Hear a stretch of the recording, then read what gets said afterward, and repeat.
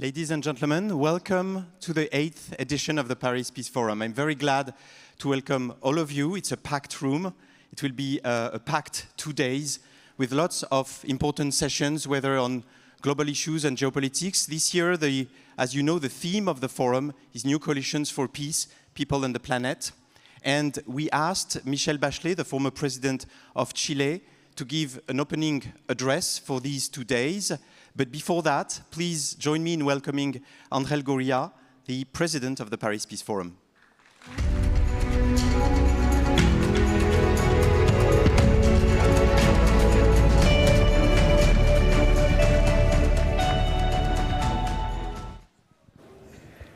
Distinguished heads of state, government, excellencies, ambassadors, ladies and gentlemen, dear friends, I am Ángel Gurría, president of the Paris Peace Forum, and it is with deep gratitude and renewed sense of purpose that I welcome you to the 8th edition of the Paris Peace Forum. For 7 years, now 7 years, looks like only yesterday, our forum has stood as a place where the dialogue meets action, and where the conviction that peace must be built, not merely wished for, continues to guide us. This year's forum carries a special resonance.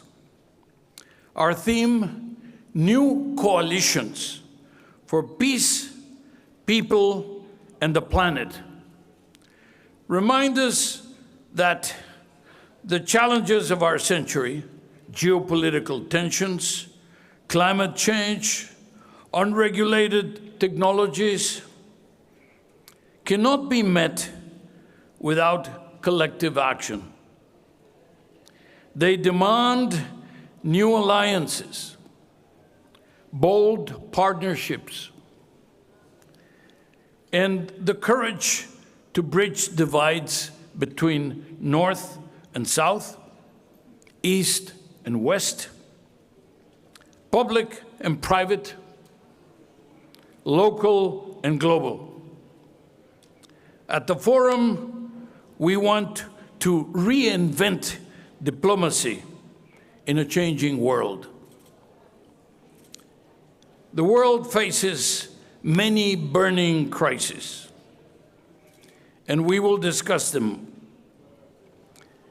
from Ukraine to the Democratic Republic of Congo, the Middle East, where the PPF has played an important role in the recognition of Palestine by France, and by bringing together civil society from Israel and Palestine to support the two-state solution last June.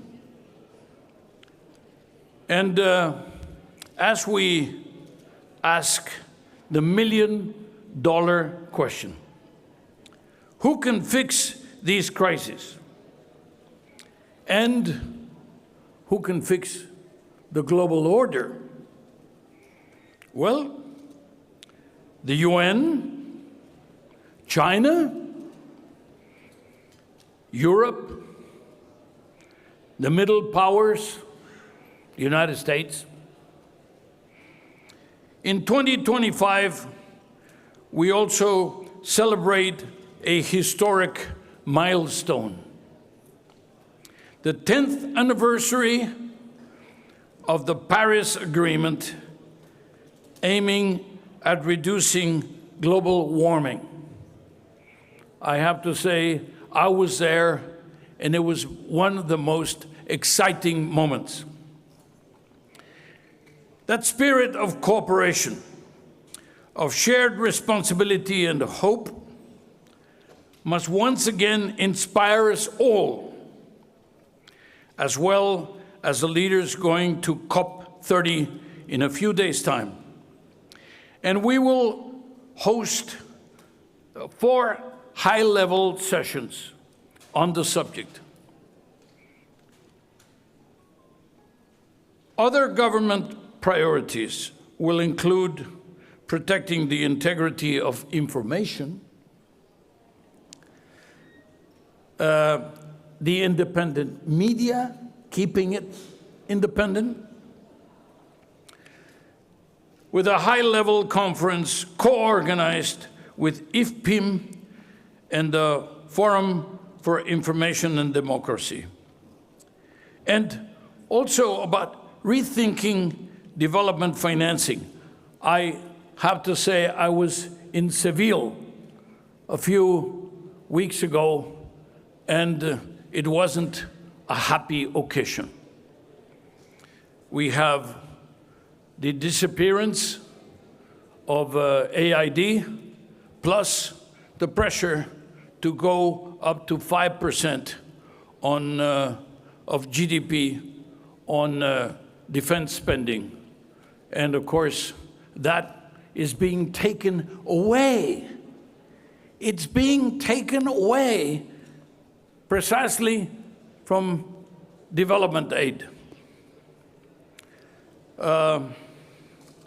I have to say that there's growing debt also as big problem. Not only growing debt, but the growing debt service burden that is burdening many countries. A multiplication of health, climate, and security crises. Let this forum be a moment of renewal, a reminder that peace is inseparable from the well-being of people and the health of our planet. The coalitions we forge here can become the foundations for a better world. I thank you for your presence, for your contributions, and welcome to the Paris Peace Forum. And now, let me invite President Bachelet, please.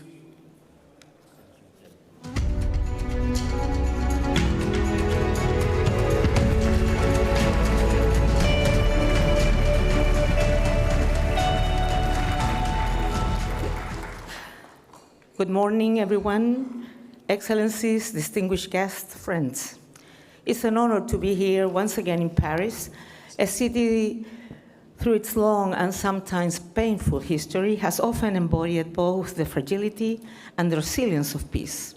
I want to thank the organizers of the Paris Peace Forum for creating this unique space where governments, civil society, youth, and the private sector gather not as competitors, but as partners to advance on shared pursuit of the more just and sustainable world. Today, we gather at a time of profound questions. We see conflicts we thought will never return. We witness communities torn apart by violence, polarization, and hate. Yet, I have always believed that even in the most difficult moments, humanity has the capacity to choose cooperation over confrontation, inclusion over isolation, and hope over despair. I come from a generation that saw firsthand what happens when human rights are denied and institutions fail to protect the vulnerable.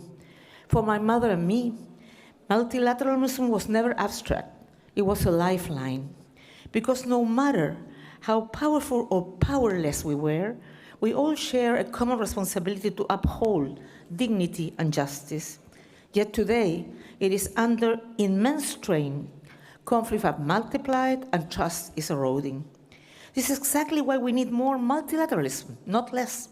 One that is open, inclusive, and rooted in today's realities. Peace, justice, and sustainability are interdependent. And this is the essence of multilateralism. a chain of pillars linking security, development, and human rights always and everywhere.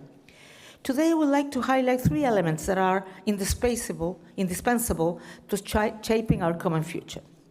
First, conflicts are more complex than ever. We witness wars playing out in cities at an acceptable cost in lives, in cyberspace, and in the minds of people.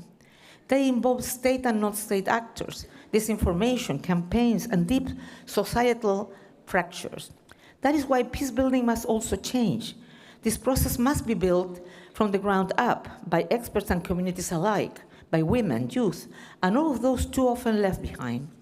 During my years as President of Chile, and later as High Commissioner for Human Rights, I learned that peace is not only the absence of conflict, but the presence of trust and dialogue.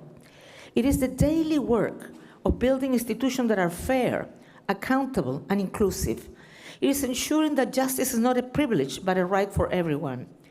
Peace requires prevention, the quiet, persistent work that may not make headlines, but builds the foundation of stable societies.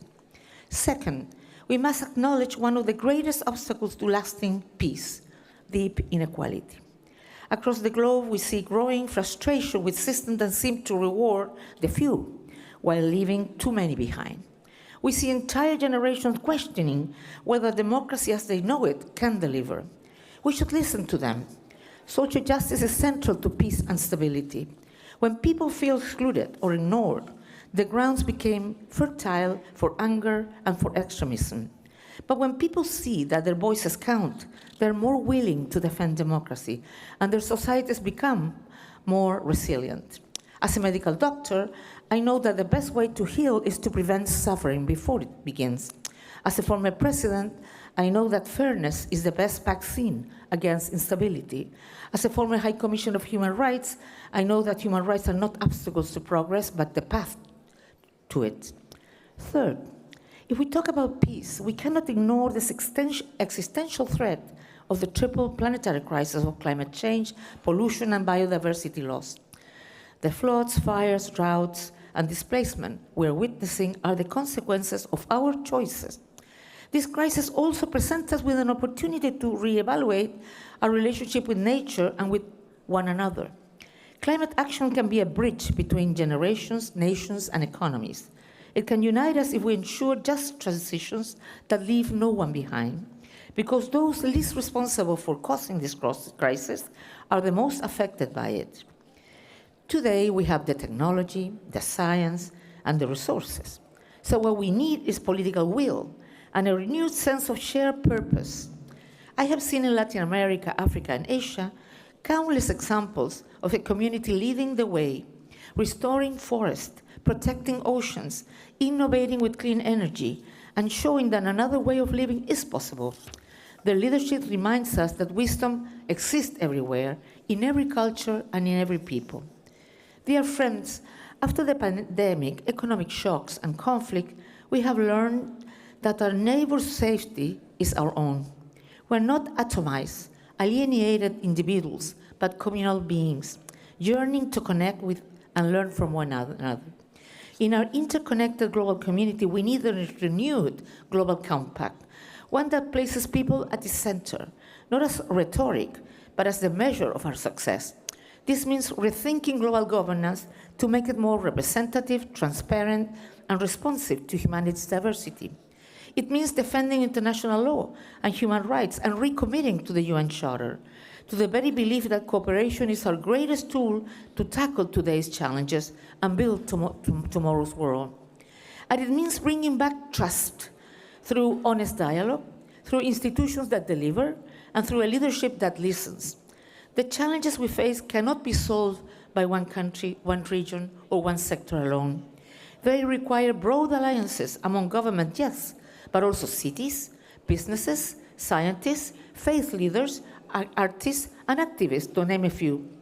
Multilateralism is the framework that allowed us to navigate turbulence without losing our direction, our common purpose. It is the understanding that sovereignty today is strengthened, not diminished, when exercised in partnership.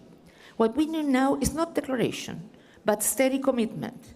Commitment to dialogue, even when it's difficult. commitment to rules, and above all, commitment to human dignity. I have seen across continents and through crisis the power of perseverance, the patient work of those who keep faith in cooperation when others turn away. That is how change happens, through the cumulative courage of those who refuse to give up on one another. Let us leave this forum with a renewed sense of purpose, to rebuild trust, to defend the principles that unite us, and to prepare institutions for the world of today, and more importantly, for the world we want tomorrow. Because peace is not just a promise, but our responsibility. Merci beaucoup.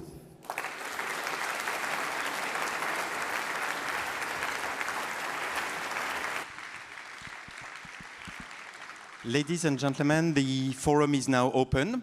So I invite you to either stay in this room where we'll have a great session momentarily on the UN, or to spread out in the two museums where we are located today, the Musée de l'Homme here and the Musée de la Marine. Lots of sessions, virtually all of them are open, so please enjoy the forum and let's make the most of it. Thank you.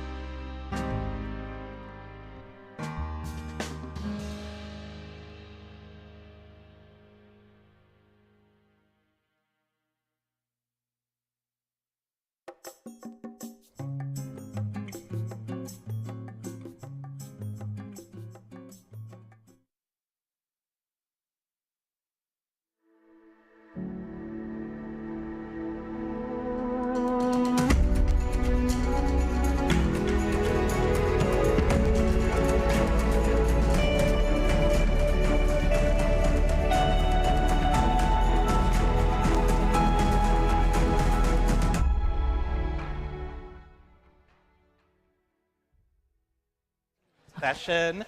I'm Tony Masilis. I'm the Chief Content Officer of G0 Media, which is a Eurasia Group company. I work for the political scientist Ian Bremmer. We heard just moments ago from the forum's president that the past 7 years since the founding of this forum, it feels like yesterday. I can tell you, if you cover geopolitics, it feels like decades, actually, and not like yesterday at all. And today, in our first session, we actually have the super easy task of spending an hour fixing the United Nations as it turns 80. So we're going to have a great panel here with us who have experience across the spectrum. They've worked in government, they've worked in civil society, they've worked in academia. And hopefully we can at least get to some place where we can begin action items on this very important topic. I want to start, though, with a little audience interaction moment. I also want to say I know some of you don't have headsets yet, so they are passing them out as we get ready to begin. As I was preparing for this segment, I thought about something that the former US ambassador to the UN and then the US Secretary of State, Madeleine Albright, said, which is, if the UN didn't exist, we would have to invent it today. I'm sort of wondering, to start on a bit of a provocative question, does anybody disagree with that? If there were no UN, would you not invent it today? Show of hands. All right, that was just a call for a headset, not a show of hand. But okay, so good news is you are in the majority, right? So globally, most people feel that the UN is necessary. However, there are also a growing number of people that feel that it's either irrelevant or ineffective. So we're going to confront those challenges. We're going to talk a little bit about that and what reform is going to look like. I want to call up a rock star panel, by the way, and as President Bachelet said backstage, with this microphone, she feels like a rock star, like Madonna's on tour. So first, we've got Michelle Bachelet, who of course is the former president of Chile, former High Commissioner for Human Rights in the United Nations, and women, UN women. Maria Fernanda Espinosa, Executive Director of GWL Voices for Change and Inclusion, the 73rd President, by the way, of the UN General Assembly, and former Minister of Foreign Affairs, Republic of Ecuador. Jim Steinberg is the Dean of the School of Advanced International Studies at Johns Hopkins University. He's also worked in government, State Department, and as National Security Advisor. And we have Marietta Jaeger, who is Deputy Director General, the Directorate General for International Partnerships at the European Commission. And last but not least at all, Henry Huiyao Wang, who is the founder and president of the Center for China and Globalization, also held many roles in policy in the Chinese government. Welcome to you all. Okay, so Madame Bachelet, I want to start with you. We have heard directly from the Secretary General back in March when he launched the UN 80 initiative, some pretty staggering statistics. 27,000 meetings in the year, over 240-ish organizations, 4,000 member state mandates coming through the Secretariat. Are we talking about process paralysis? What, from your perspective, is the biggest issue right now? Well, let me tell you, Tony, that one of the things that I had when I was High Commissioner of Human Rights is that I have thousands of meetings in presence or during the pandemic by Zoom. And you said, but we are in so many one. Is it really needed this? So what I think is not a paralysis, but what is clear, and I think that what the Secretary General has done through the UN 80 is to look at how we can not reinvent the UN. The UN needs to exist, but needs to have results in efficient and effective manner.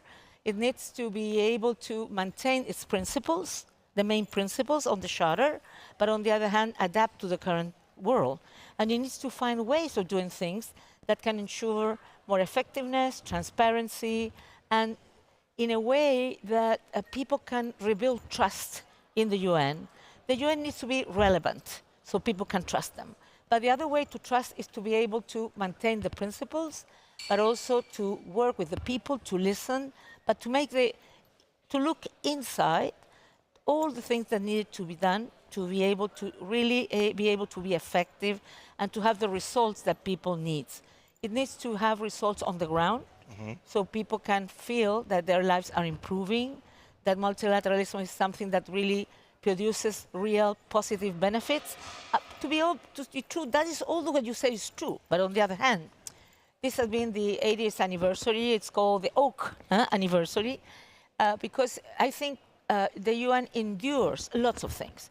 It's a space for dialogue, for agreements, for cooperation.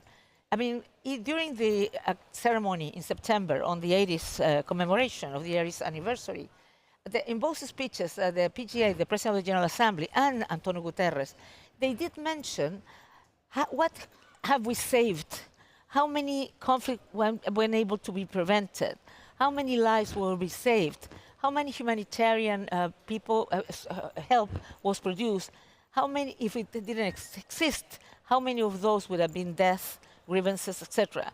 So I think the UN needs to continue, but needs to continue with improving their management, reinforce and strengthen, and adapt to the real conditions today. And I think the UN reform that the Secretary General is developing goes in that direction. Of course, afterwards, the importance is how it is implemented, because, you know, papers can accept anything. So what we need is real action. But I do believe that the world needs multilateralism. We have global challenges that we need to deal all together. No one will save itself, as I said in my opening remarks. And there are reforms. There is something, though, that needs to be reconsidered. This year have been so many summits. I mean, I'm here. On Monday, I'm going to Qatar for the social development. Then I go Abu Dhabi on Monday for an AI summit. Then I go to COP, and I just came from others, Sevilla as well, and so on. And I think it's too much, because sometimes member states don't go, and so on. And we need to be more strategic. And if I would say, to do everything we need to do, but on the other hand, we need to be better organized and organize the UN towards the people. Right. I mean, of course, you always have to have the great persons inside, but we need to ensure that the people feels that the multilateral organization, not only the UN, but in particular the UN, is a relevant one for their lives. Yeah, thank you for that. And I'm going to jump around a little to keep people on their toes. So, Jim, we heard President Bachelet say it's the Oak anniversary. I guess the question is, at this point, is this organization that was born out of the needs of World War II, literally the ashes of World War II, still a strong enough tree to stand, or do we have some problems at the roots? I think it's a great question, Henry, and it's great to be with this panel, because, you know, I think that, you know, we can focus kind of narrowly on the question of the United Nations and the specialized agencies and the procedures and process. But I think we have a deeper question about global governance that's at stake here, and how do we manage the challenges of our time. You know, you asked a very provocative question about if we didn't have the UN now, would we invent it? I don't think we would invent it in the form that it exists today. That doesn't mean we should just scrap it, but I think that the world has changed in dramatic ways, and where we need to think in a very pragmatic way about the way in which these different international challenges need to be addressed, and to recognize that there's a bit of a tension between the high ambitions and the kind of the big vision and the realities on the ground. I mean, it's most dramatic in the case of peace and security, where the Security Council itself has, and we've all known for a long time, not really the tool that's going to deal with many of these challenges, and to think much more pragmatically about this. I think we have to think about a sort of a pluralistic approach to dealing with these things. We call it, it's a great British expression, horses for courses, right? That we think about how we adapt the institutions to deal with each of the different challenges, recognizing that we need different kind of geometries to deal with all of them, and to recognize that not everybody is going to play in each case. And that's most dramatically in the case of the United States. I mean, the notion that the U.S. Is going to, you know, broadly support all of the multilateral institutions and all the UN agencies is just not going to be sustainable in the long term. You've seen our ambassador really talk about a kind of pick and choose approach to which agencies, which programs we're going to support. That's something that began a long time ago, back when I was at the State Department in the 90s, when Jesse Helms was the chairman of the Foreign Relations Committee in the Senate. But I think that's more broadly true today, that we have to recognize that we have to think about different kinds of coalitions dealing with different kinds of problems, and recognize that, as the UN has recognized and the international community has recognized, that it's not just states that have to deal with these problems, and that we need to bring different kinds of actors together, civil society, experts, the private sector, and others to deal with these challenges. We see this in public health, for example, recognizing that having to engage all kinds of different communities in addition to the formal international organizations is really important. Yeah, you know, and you talk about the picking and choosing that the United States is doing right now, but to some extent, look, there's some fairness in the need to cut down on redundancies, and the fact that, I mean, the Secretary General himself has pointed out there are several agencies that are responsible for very similar work, and they're not necessarily communicating in the right ways. Maria, you know, having been there leading the General Assembly, I'm curious what you think is needed to better serve the member states, how you're approaching UN80. Well, thank you, Tony, and bonjour Paris. It's great to be back at the Paris Peace Forum. And to answer your question is, I think that sometimes, of course, I was the president of the General Assembly, but I was also ambassador of my country to Geneva, to New York, so I know the machinery, how it works. I've never worked for the UN, but I know how it works. And I have to tell you, of course, we all complain that the UN is undergoing a deep liquidity crisis. We saw the budget cuts for this year, around 30% cuts. $3.72 billion in 2024 being reduced in 600 million. And I think, of course, and on the humanitarian budget being reduced in about 40%, especially if we look at the IOM, the Migration Organization, the World Food Program. So these are big cuts. And of course, we regret that. But this is a symptom that the system is not delivering, that the system is not responding to the people it has to serve. So it is also an opportunity and a wake-up call to do something that we need to do, which is mainstream, prioritize, rationalize, be accountable to the people we serve. And you mentioned some numbers, Tony. 27,000 meetings, no, per year. I thought I had a lot of meetings. No. 1,100 reports annually that the organization produces. 40,000 resolutions, which 80% of them have no review or sunset clauses. This is not an organization of the 21st century. I'm sorry. And sometimes when we say the word reform, I can see, because the 25 years I've been connected to the system, we've been talking about the word reform. And sometimes I see reform fatigue. You know, I see an exercise of emptying the word reform in ways that everybody says the magical word reform, but we mean different things. And here I would say I agree with the variable geometry approach. There are some profound management reforms that need to happen in a fast-track way, because these are decisions that can be made, and this is going to be fast-tracked because of lack of resources, which is good and bad, honestly. The second part of the reform is about more accountability, more transparency, and more action on the ground. And the third is an issue of a structural reform. And the structural reform, let me give you an example. And the example is, for example, the long-awaited reform of the Security Council. The long-awaited reform of the peace and security architecture. For example, what is the design that we need for a proper, well-functioning peacekeeping architecture? And perhaps, not perhaps, I'm convinced, the UN should be the capital of the world for prevention. So the prevention agenda in the organization has to be completely pushed forward. 1 ounce in prevention is worth 1 ton of response. The IMF said it, and this is a Benjamin Franklin sentence, by the way. No, but basically, $1 invested in prevention is worth $1,000 in response. So it's cost effective. And what we are, and with that I would close, to say we are living a world of high multipolarity. Many actors, many ad hoc groups, the BRICS, the G20, and all of that. But we still need a universal platform to get organized and to govern our commons. And that platform is called the United Nations 2.0, the United Nations for the 21st century. And there is a lot of homework ahead of us, but the organization is not a self-operating machine. It's a human-made organization, and the responses and the profound reforms have to be human under the right leadership.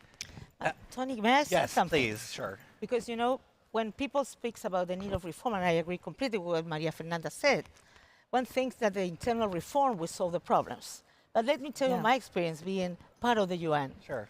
I went to be High Commissioner of Human Rights, and I saw there were so many mandates, some very old. I thought, is that necessary? And I said, let me review these mandates.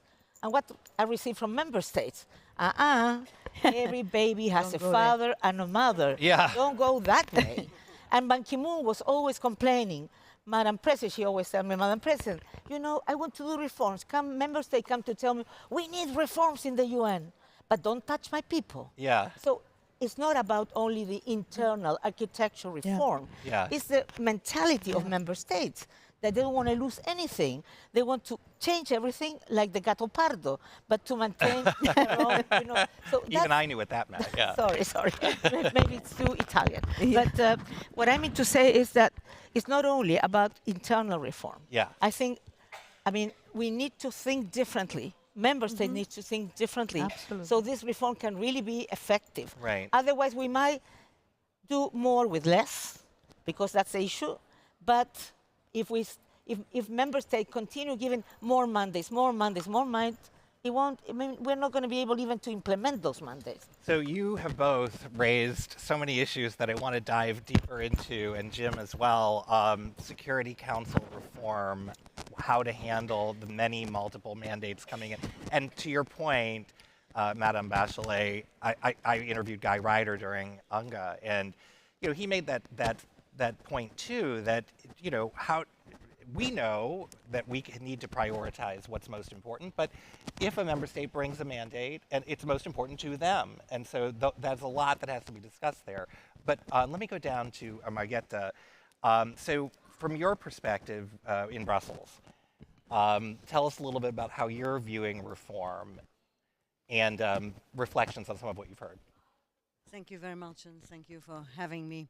As you know, the EU is fully committed to fostering really fair and effective and inclusive multilateralism, and of course value and rule-based.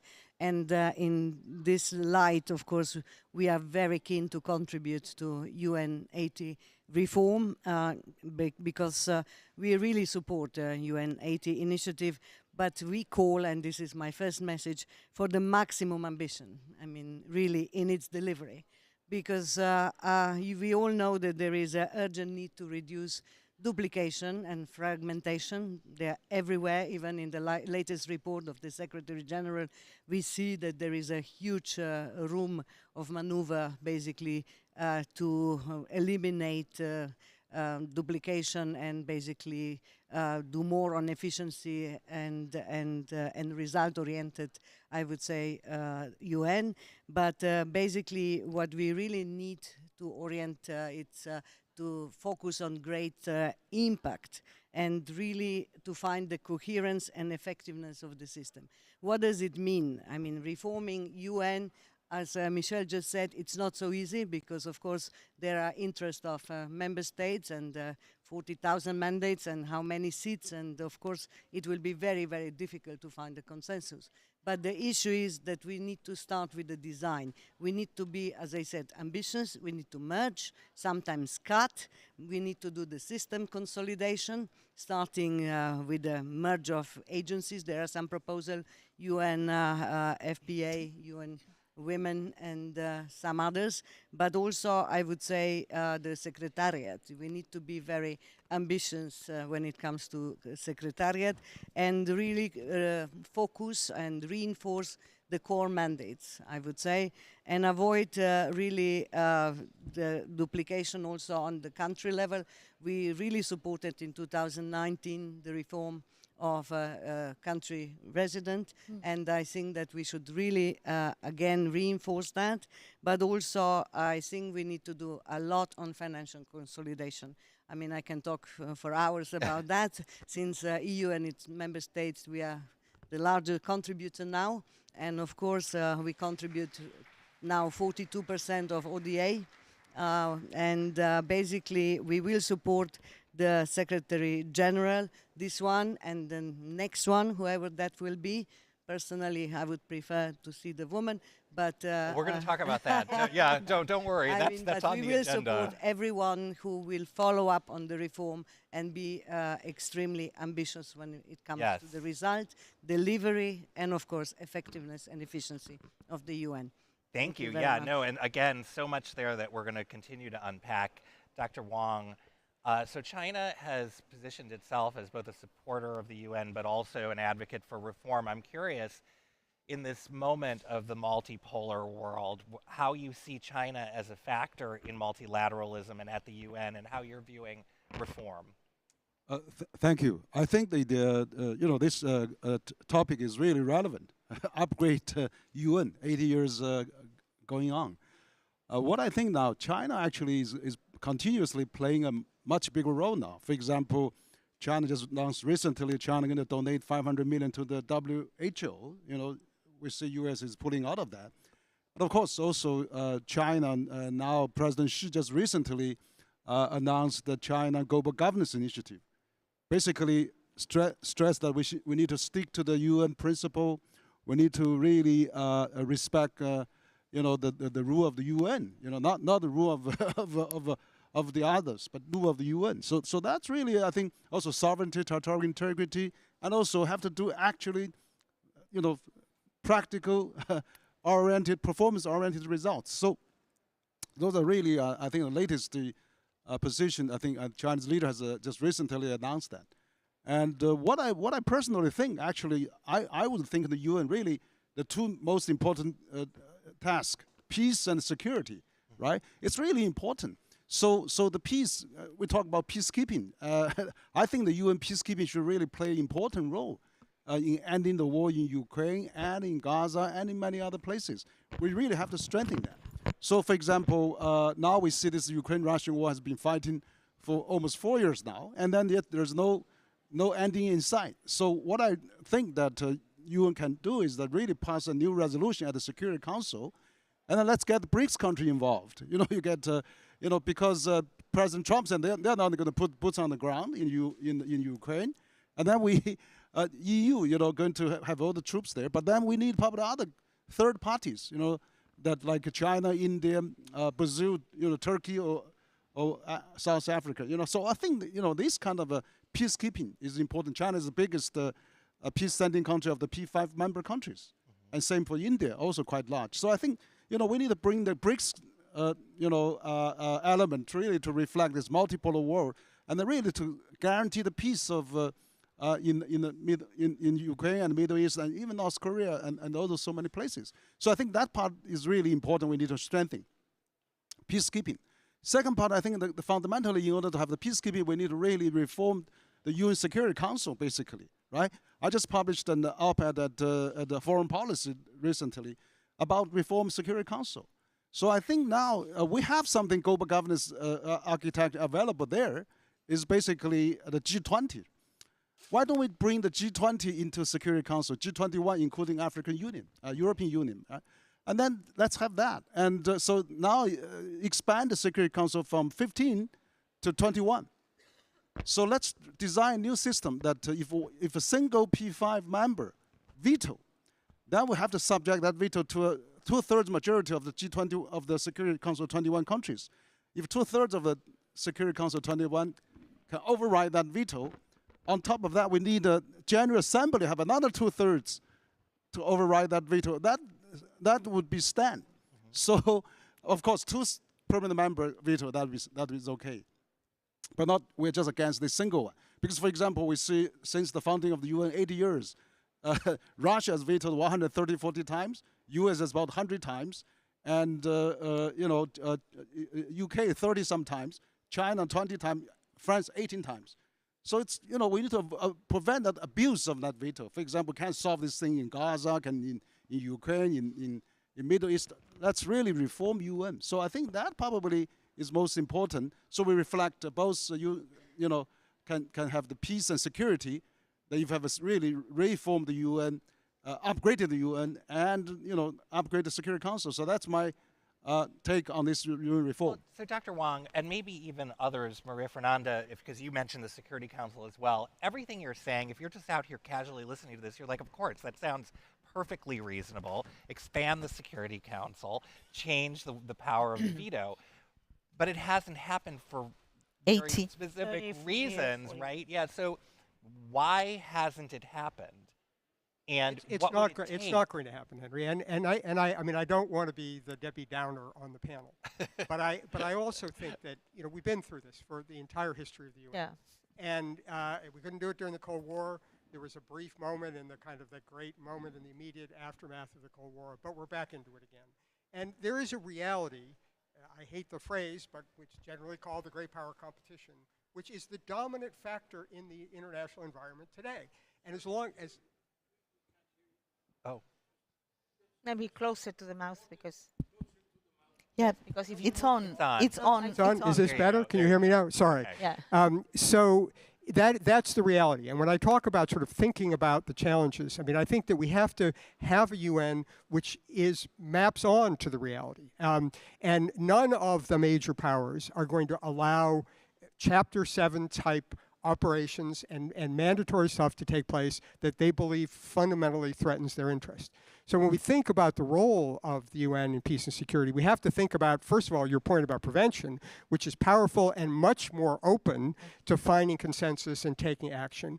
But second, to realize that there are other strategies to deal with peace and security. Most of the good work that's been done has often been done by regional organizations, for example, and we need to think about that. We've always had Chapter 8, and we've always thought that that was an important part of it, but we have to recognize that there's an abstraction about this conversation that when people get to sitting in the Situation Room or in Zhongnanhai or in the Kremlin, that this is not going to be a reality. So I think it's important for us all to sort of understand that piece of the architecture and to work with it, and rather than to sort of put this tension in which people say, well, we've got to reform the Security Council, it's not being reformed, so this is a failure. We're setting ourselves up for failure if that becomes the definition. Rather, we have to think about how do we take the world as it is and build the structures and institutions that can work with those realities. Mm-hmm. I want to turn back to humanitarian aid cuts for just a second and actually ask you, Madame Bachelet, and others who want to weigh in. So we're already in a position where voluntary contributions are down, and that, by the way, didn't start with the Trump administration. That's been an ongoing trend over the past several years. Also, we know in general, in terms of percentage of donated contributions from member states and globally, and the part that goes to humanitarian aid in the global GDP is minuscule to begin with. So now when we start cutting more programs, right, what kind of real world consequences will that have, and what concerns you most? Well, if we have been said that prevention is essential, and if you don't, if you underfund certain areas, one is humanitarian, but the other is human rights. Human rights received right now, before the cutting, less than 1% of all the regular budget of the UN. And it's one of the 3 pillars, peace and security, development, and human rights. And we know is that if we ensure that the rights of the people can be guaranteed, you will have less conflicts. I mean, we see big conflicts, but people usually doesn't see the conflict that you have every weekend between herders and farmers because of lack of enough water or enough soil, and hundreds of deaf people there. And then you need to go with humanitarian action. But if you can prevent the conflict from happening, ensuring an adequate and regulated access to some of these things, you could prevent a lot of things. People talking about migration and its consequences. Well, if we are able to work much more on the roots of the causes why people migrate, we might have, and migration is linked to health issues, food insecurity, conflict. I'm talking not only migration, but also internal displaced people. There's lots, millions of them, and this will be increasing. The lack of humanitarian action as well, linked to other, I would say, cut of fundings for issues like sexual and reproductive services, will mean many probably will increase maternal mortality or child mortality. So there's so many issues: food insecurity, hunger, and of course, after that, more conflict. So instead of preventing, we will be causing probably huge consequences that we will have to face with less, an organization with less resources to be able to deal with that. So I think sometimes some of the decisions are not very strategic. They seem like in the short term, very good, but in the long term and medium term will produce bigger consequences. That will, so we're talking about peace and security, yes, but we're doing a lot of things that will make us have to have more confrontations, more conflicts, and more, I would say, humankind grievances. So I know, and probably the typical donors, today they are confronted to the need to support Ukraine in the war. So many traditional donors have cut funds, not just now, before as well. When I was High Commissioner, they also cut some funds on this side. But we need to understand that if we do not finance certain issues, we're going to provoke more consequences and more conflicts. And that's not the way to look at the international issues, because we will be producing more problems. And I'm sure that will happen. And they're all interlinked, intertwined. Right. So, Jim, to pick up on that for just a second. So, look, what Madame Bachelet is saying about, the world is facing, compounding crises, which is true. We've had, the past 5 years, let's face it, have been probably the most consequential of my lifetime, at least, looking at pandemic, into the war in Ukraine, into Gaza, into political polarization rising, right? So yes, that's part of the equation, that money, we don't have that much money to go around, and so we have to pick and choose. But there is also the political moment and the polarization to confront. And the fact that a lot of what she just said, gender, migration, all of those things are trigger words for some people right now. So are we living in a finite moment of a political blip, or has there been a tectonic shift that's going to impact how we approach multilateralism? It's a great question, Henry, and there's a very important and really interesting poll that just came out from the Chicago Council on Global Affairs, looking at American attitudes here. And what it points to is exactly what you're talking about, which is the polarization, which is it is still true that a majority of Americans, for example, support the UN and actually believe that the US should do more with the UN, even if it means compromising from the positions we want. But if you break it down into Democrats, independents, and Republicans, the difference is startling. I just happen to bring the numbers with me. So while 2/3 agree that we should do more, the numbers consist of 83% of Democrats believe that, but only 40% of Republicans believe it. And among the so-called MAGA Republicans, more than 2/3 do not believe the United States should work with the UN if it means having to compromise a US position. So it is that polarization. And I think that the key to this, at least from the US perspective, is really not to make the best the enemy of the good. To think about those things where we can get people to see that there is an alignment, that there's a shared set of interests, and not expect to sort of immediately overcome the polarization. And I think that is really the secret of success here, is to work where the glass is half full. where there is a sense that there are things that needed to be done, and don't hit the trigger issues that you talk about. You know, I can agree with many people on the importance of gender, for example, in dealing with these. There's no doubt, as both as a former policymaker and as a scholar, I know that is the case. But making that case to a domestic audience in the United States is hard. But dealing with issues like disease is something where there is a broad set of support. So it's recognizing those places where you can overcome the polarization. I think that's the place to start. Yeah, I mean, by the way, we're going to get to the gender question in a bigger way.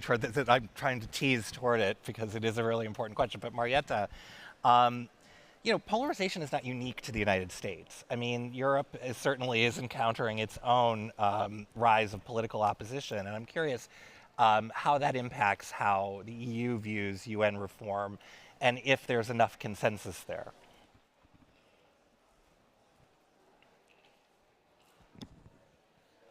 That's a very good question, I would say as well. I mean, we all know that we are all fully aware that we are facing huge geopolitical and geoeconomic challenges, no? I would say on all continents, and unfortunately in some more in others. So I believe that European Union, when it comes to the decision making, especially on sustainable development in the area that I cover, I mean, for example, I can tell you that when it comes to new financial perspective that we are going to negotiate now, I mean, we propose as a Commission increased budget for development and humanitarian aid.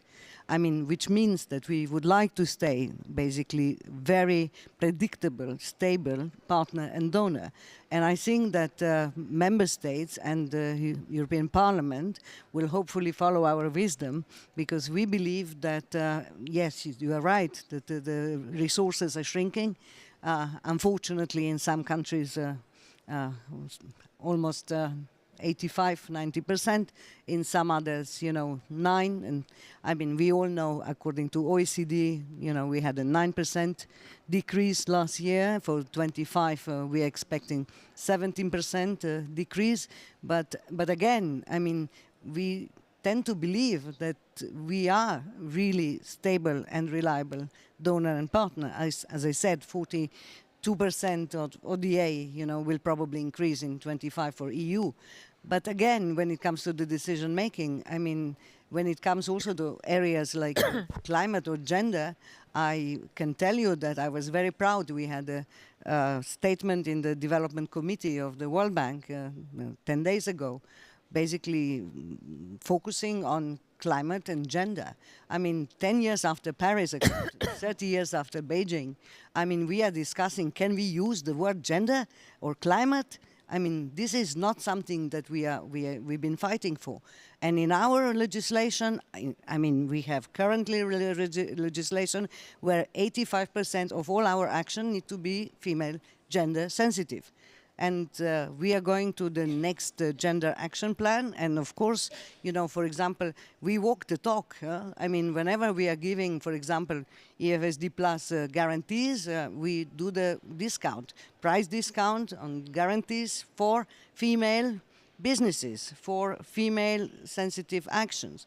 And climate is a pillar of our global gateway strategy that basically want to bring investments and private sector into the occasion, because it's clear, and no one is mentioning private sector, I mean, that we will not be able to do it alone with the public money. And here, I mean, again, I agree with you, it's all in alignment. It's a shared interest, and basically building public trust and confidence in our action, in multilateralism, that basically increase accountability and efficiency. And we will only achieve that with the concrete results. Thank you very much. Yeah, thank you. And actually, let's stay on that theme of public and private. I don't know, Maria Fernanda, if you might want to weigh in on this. It's multi-stakeholder approach is sort of the buzzword you hear at every one of these conferences. And I think we all know what that means, which is a more diverse set of people having a seat at the table. Ultimately, private sector is what we're talking about. So how can we move forward with better relationships between the private sector and both multilateral organizations, but also individual governments? Well, I think your question, Tony, is a question about agency. Because basically, when we say, and the UN should do this and that these are the ideas, and reform the Security Council, who has to do that? Who are the agents of change? And that's, I think we understand that the United Nations is an intergovernmental platform. Therefore, any reform or any transformation has to be owned politically by member states. What Michelle was saying, when you talk about reform, everybody, oh no, my little, resolution on this and that, and no sunset clauses and all of that. So I think that we have reached a moment where we have to think about the common good, and this is not naive. We have to think. Multilateralism is a word that is very difficult to pronounce, but it translates very easily. It's collective action and international cooperation. There are things in the world of today that require universal agreement to govern our commons. The atmosphere, for example, the high seas, for example, health security. And who are the actors? Of course, the political ownership and the leadership of member states, it's without doubt. Of course, the guidance and the technical traction from the Secretariat, the executive, but also society. Everybody says multilateralism is in crisis, but this is the time in my almost 30 years of experience where I see the most vibrant movement outside of the UN thinking about alternatives, proposals, a new financing compact for the UN, because we cannot leave, the problem. No, alignment, prioritize, rationalize, and a new financial compact. I agree with you where the private sector has a say. But let's be clear, when we say the private sector, it cannot be an ad hoc situation. Oh, we need that, call the private sector. No, we are coming up with a resolution, put and others, including the private sector. It should not be a phrase.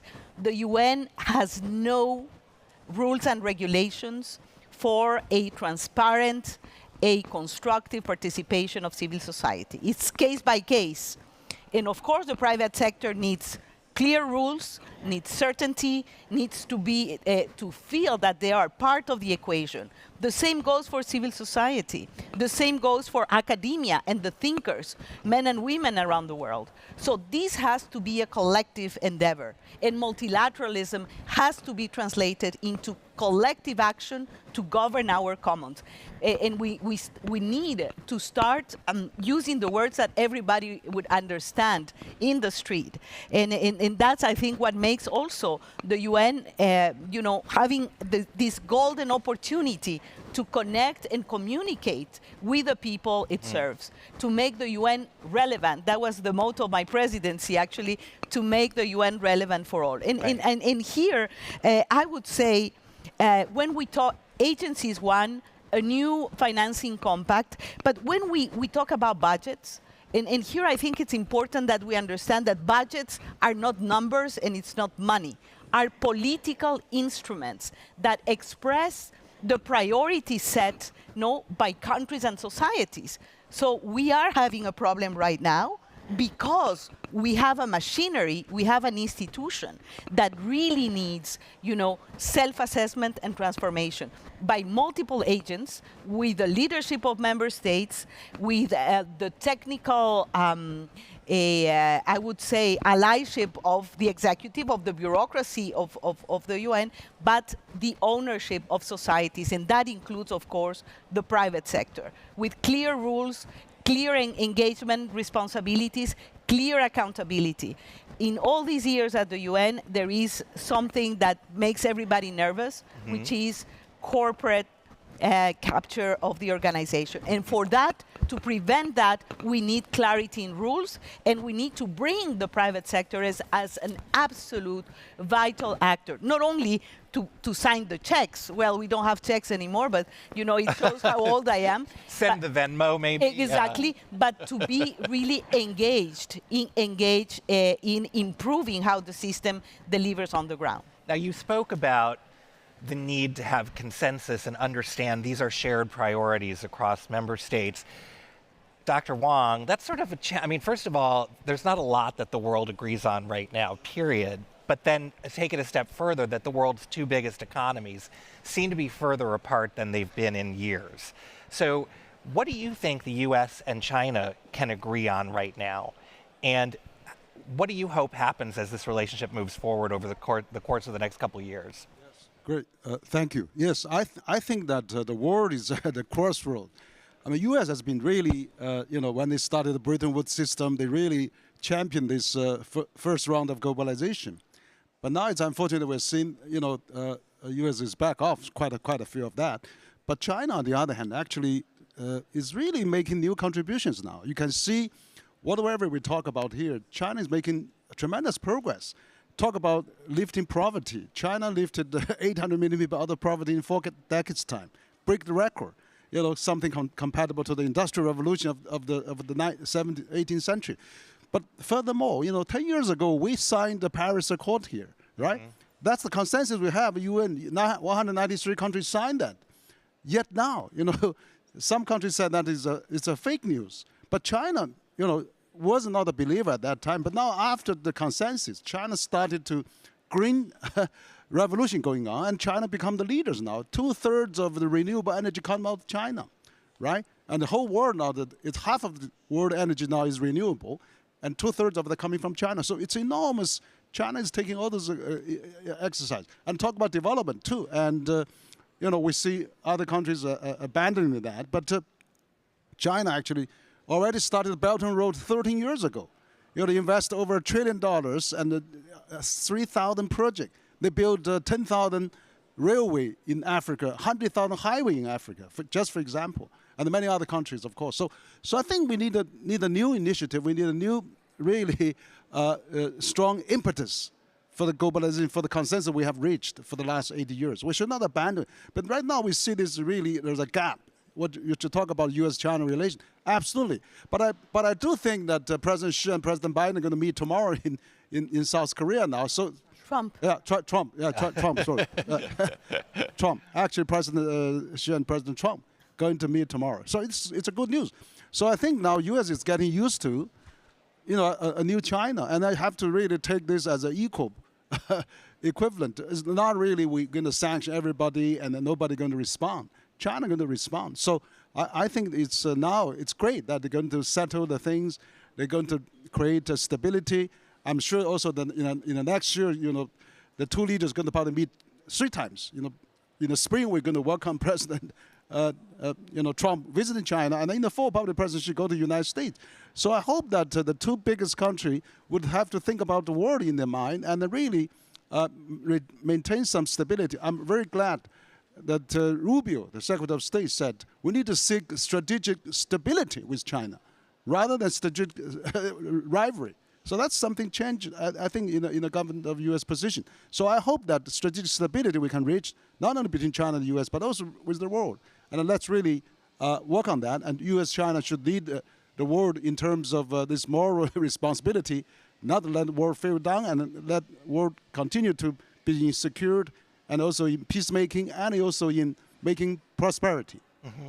Jim, before we move to just a couple of final questions, the theme of this forum being new coalitions for peace and people and planet, new coalitions implies that the existing ones have failed, right? Or at very least are evolving. And we've heard, as we talk about new regional agreements and the rise of China in these multilateral organizations, is American leadership over? Is this just a temporary blip? And to what extent do you think it matters at this point on the global stage? I do think it matters a lot. But I think we have to be realistic about the extent of American leadership. I mean, I mentioned these poll numbers because there is still quite a strong level of support among the American people for cooperating internationally. I mean, I think people, you see some of the radical statements that are coming from members of Congress and like, and I think you get a false impression about where the American people are. They understand that we're connected. They understand that these problems, but what they want, and I keep using the word, it is a pragmatic approach, is to recognize that there are only so far we can go. And so if the United States is not going to be the global provider of public goods in the way Henry talked about that it did in the immediate aftermath of World War II, that's just a reality. That's not going to happen.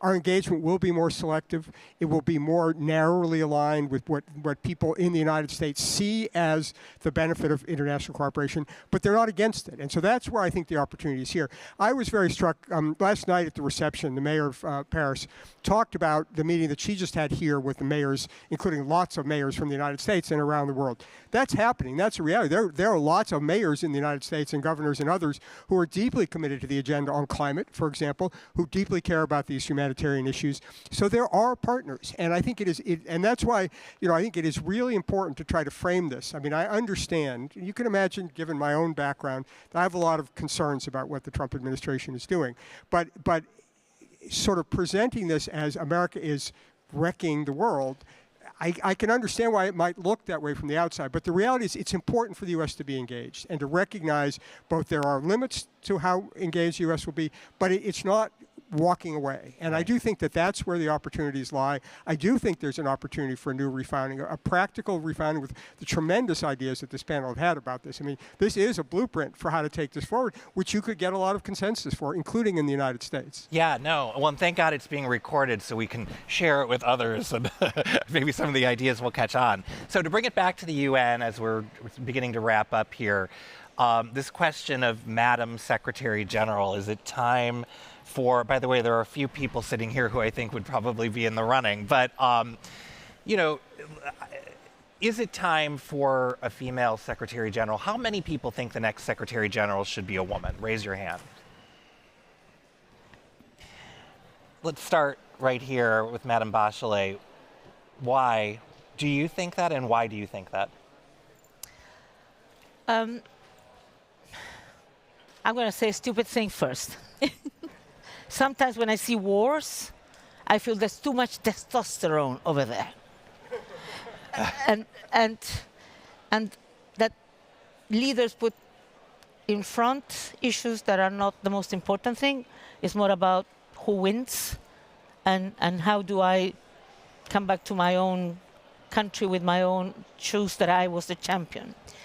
No, I think it will be a time for a women Secretary General. First of all, because I believe that even though it's tricky, because situations are very complex, and some people are saying we shouldn't speak about gender, and some people are thinking, even in the EU, if we need to stop talking about human rights, because that could make some people mad. I don't agree with it. Of course, for example, you could stop talking about gender, and you can speak about women's empowerment, women's rights, same rights and opportunities, but human rights, not to speak about that, I think it will be a great mistake, because it's one of the foundations of the UN, it's one of the foundations of human dignity and justice and respect. Having said that, there's never been a woman Secretary General. And women, we cannot say that every woman is the same. We have different kinds of women. No? We can see Margaret Thatcher and we can see Jacinda Ardern. I mean, I'm talking there's different kinds of leadership. Yeah. Some have a very strong leadership in one direction. Some of them have what we call empathetic leadership. But I feel that's the kind of leadership we need in the world, in the countries. Empathetic doesn't mean sympathetic. It means that you can put yourself in the shoes of the other, so you can understand the problem, and you can try to find through dialogue, through negotiations, through innovation of ways, new strategies, how you can solve problems. And particularly women are very good at those issues. Call for some like soft power. I don't think they're soft, it's just another kind of leadership. But also because women believe a lot in prevention, a lot of more comprehensive way of looking at things. I think women should have the opportunity. Would I say to my best friend, run for Secretary General? Would you say it to yourself? I will run for Secretary General. So that's fact.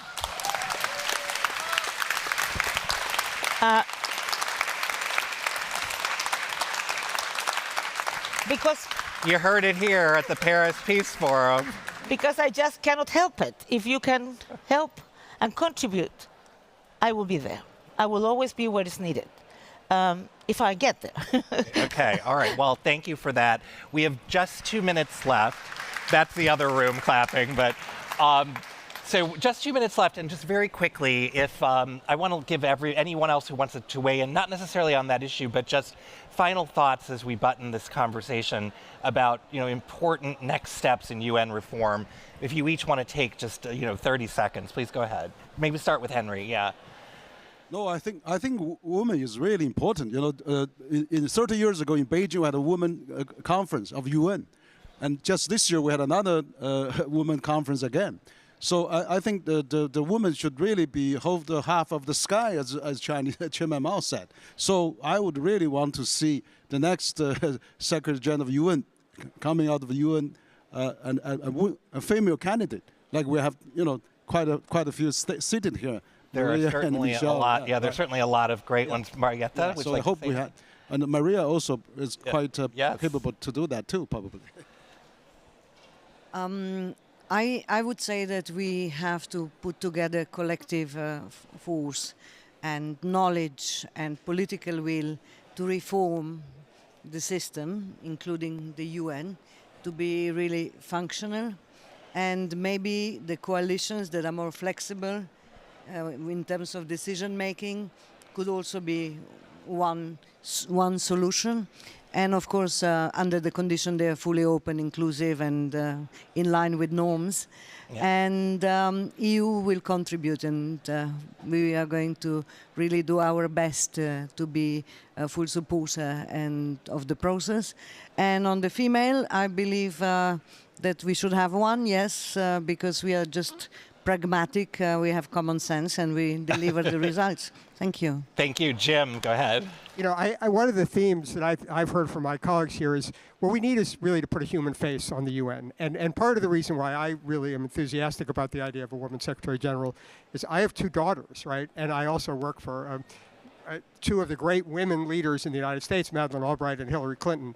And I think part of it is what a woman and a woman's perspective brings, but it's also the human face and the ability to talk to people as people.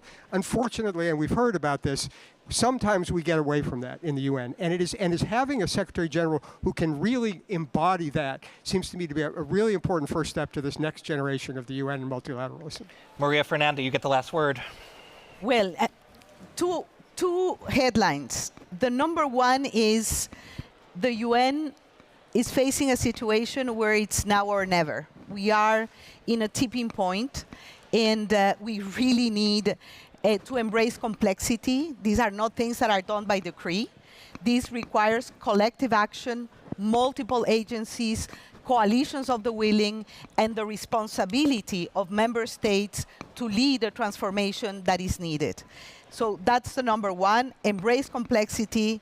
This is complicated, but it's not impossible. And we have a responsibility as citizens, as heads of state, as public servants, et cetera, as civil society, as private sector. So it is an endeavor for all of us.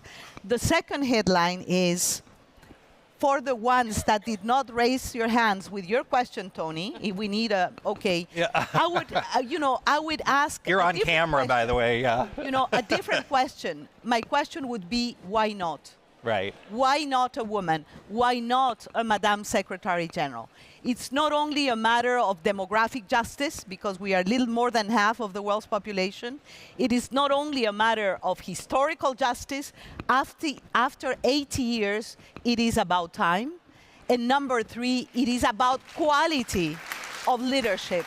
Yeah. If you need something to be transformed and change profoundly, you need a woman leading. Thank you, thank you, thank you. Michelle Bachelet, Maria Fernanda Espinoza, Jim Steinberg, Marietta Jager, and Dr. Henry Wang. Thank you all, and thanks everybody for being here this morning.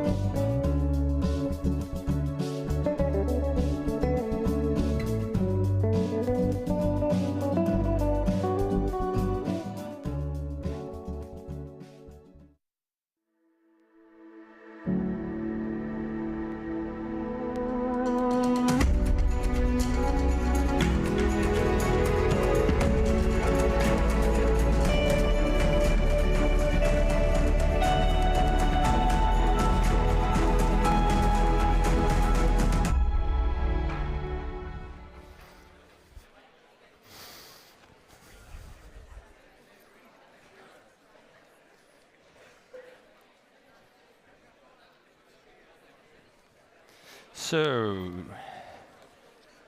let's have a look. Testing, testing. English channel, testing. 1, 2, 3, 1, 2, 3. Testing, testing. Testing, testing. Testing, 1, 2, 3. Are we good to go? Ladies and gentlemen, good morning. It is a pleasure to be with you to discuss in a silent audience. This is my first time ever having the pleasure of moderating a silent audience. So it's an experiment for me, but I'm sure it's also an experiment for you. My name is Bob Dane. I am the head of the security unit of the Klingendahl Institute, and I'm just checking with the colleagues if we're good with the sound. Yes?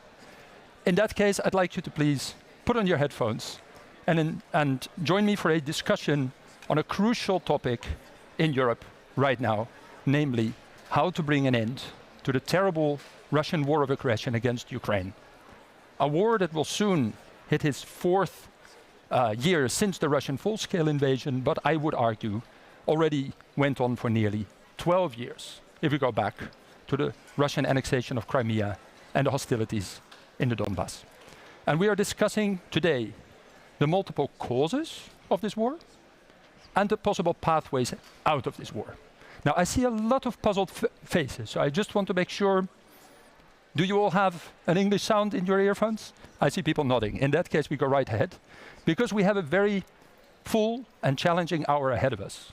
We have no less than 4 speakers, and myself as a moderator that you have to contend with. But we would like very much to start this discussion with a short statement from Kiev by the Deputy Minister of Foreign Affairs, Alexander Mishchenko, who will first address the audience. So I'd like to first, before we move to the panel, ask your attention for the Deputy Foreign Minister. If you could please connect the Zoom. Yeah. Minister, we will wait. We will do the Foreign Minister from Ukraine first. Yeah, please, just so it goes well. Yes, thanks a lot. Good morning, everyone. Your Excellencies, distinguished participants of the forum and guests, dear friends, on behalf of the Minister of Foreign Affairs of Ukraine, Andrei Sybiga, I welcome all participants of Paris Peace Forum, initiative launched by President of the French Republic, Emmanuel Macron. This forum has become a vital platform for shaping collective responses to the most pressing global challenges, those that define the future of peace, stability, and sustainable prosperity. I am grateful that the forum continued to devote a dedicated panel to Ukraine. A just and lasting peace depends on 2 key factors: the political will to defend peace without appeasement, and the complex architecture of building the true peace. Analysis and experts play a crucial role in this process, as shown by the international expert group at the Klingendahl Institute established to implement point 10 of Vladimir Zelensky peace formula. Thank you, Mr. Dean, for your and your team's important work. Peace for Ukraine is an issue we must address if we truly aim to restore global peace and security. I wish to express my sincere gratitude to France for its steadfast leadership in promoting dialogue, peace, and multilateral cooperation. It is important to retain Ukraine high on the global agenda.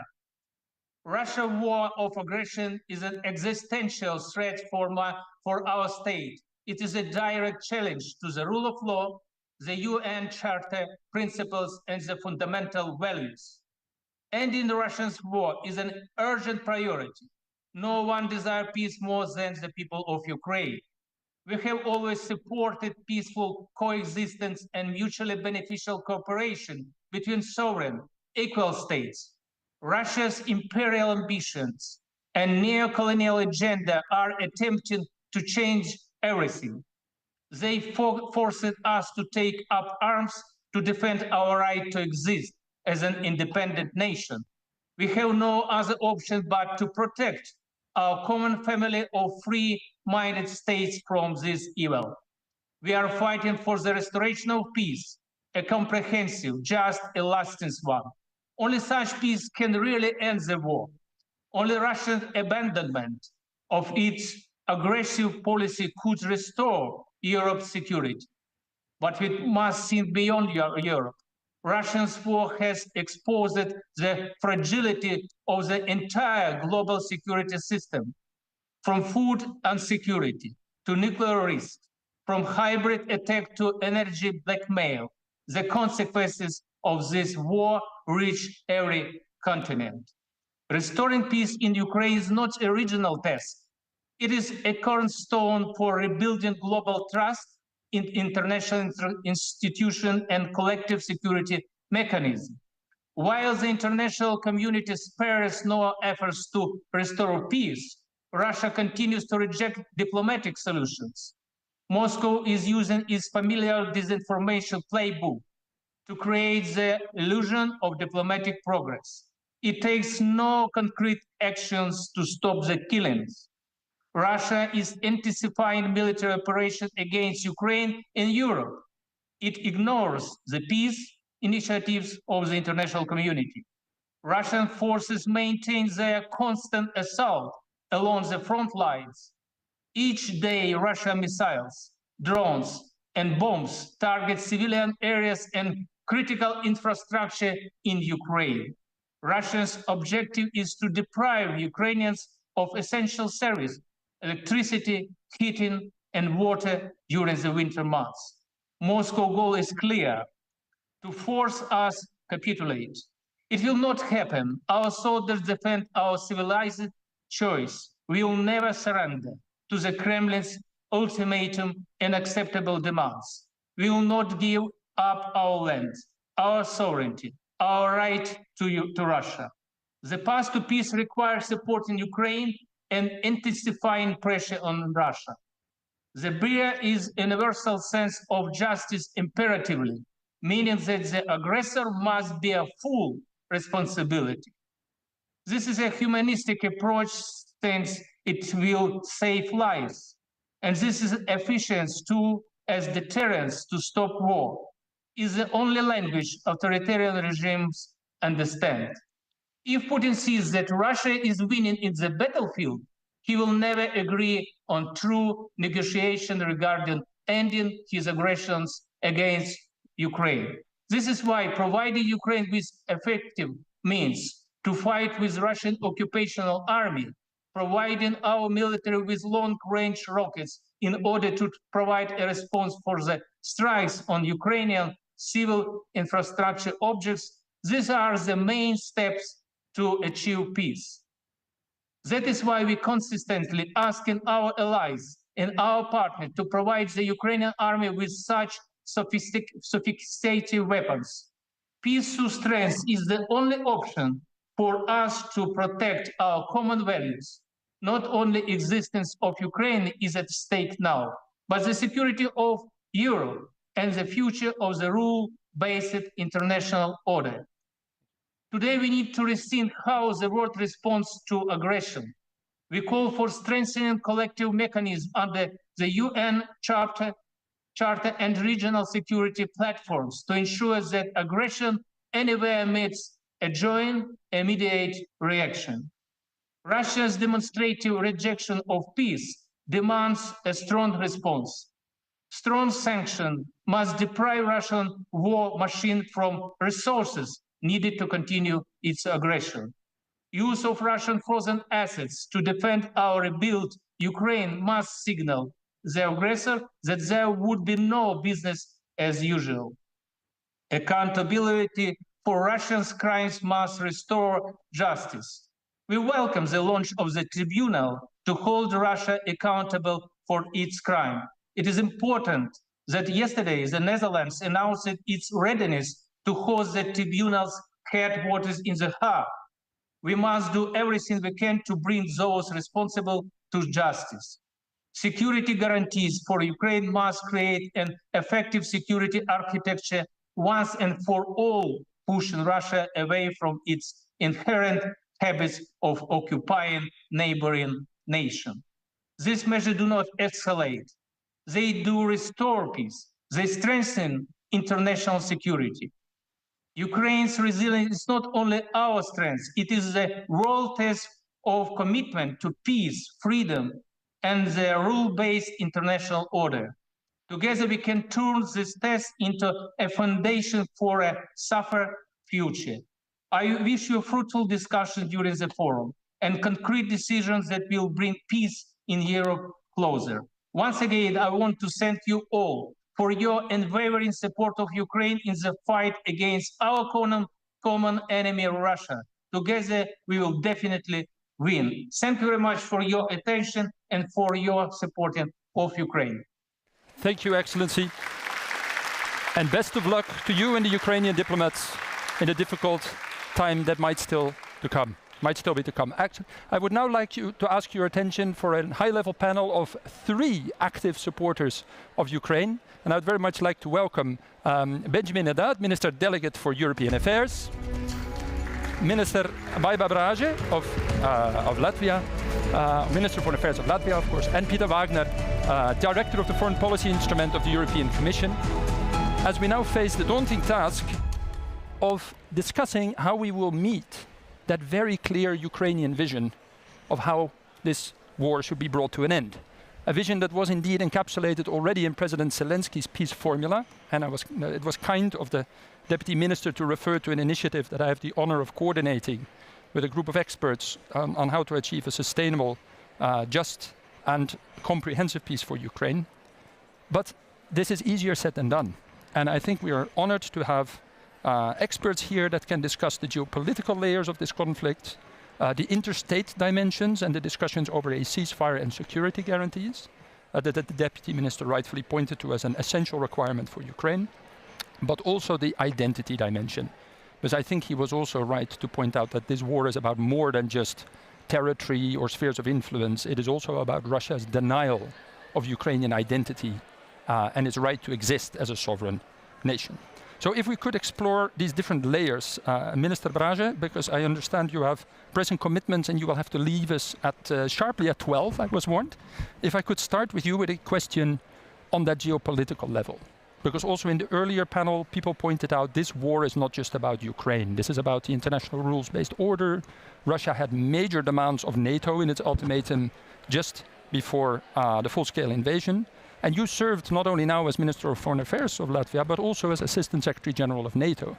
And I would very much appreciate your point of view on these broad Russian demands that would also affect Latvian security, because they want to discuss things like force postures and NATO's deployments. Do you even see this as realistic to come with this Russia to a new European security architecture? Excellency, the floor is yours. I think we can discuss these questions a whole day and it won't be enough if we want to be serious, so I'll just give a very short version. First of all, thanks to the organizers for having me, and thanks to the French government for supporting such an important event here. And I think one good point of departure would be reading the French National Strategic Review of 25, which very ably summarizes the significance of the Russian war.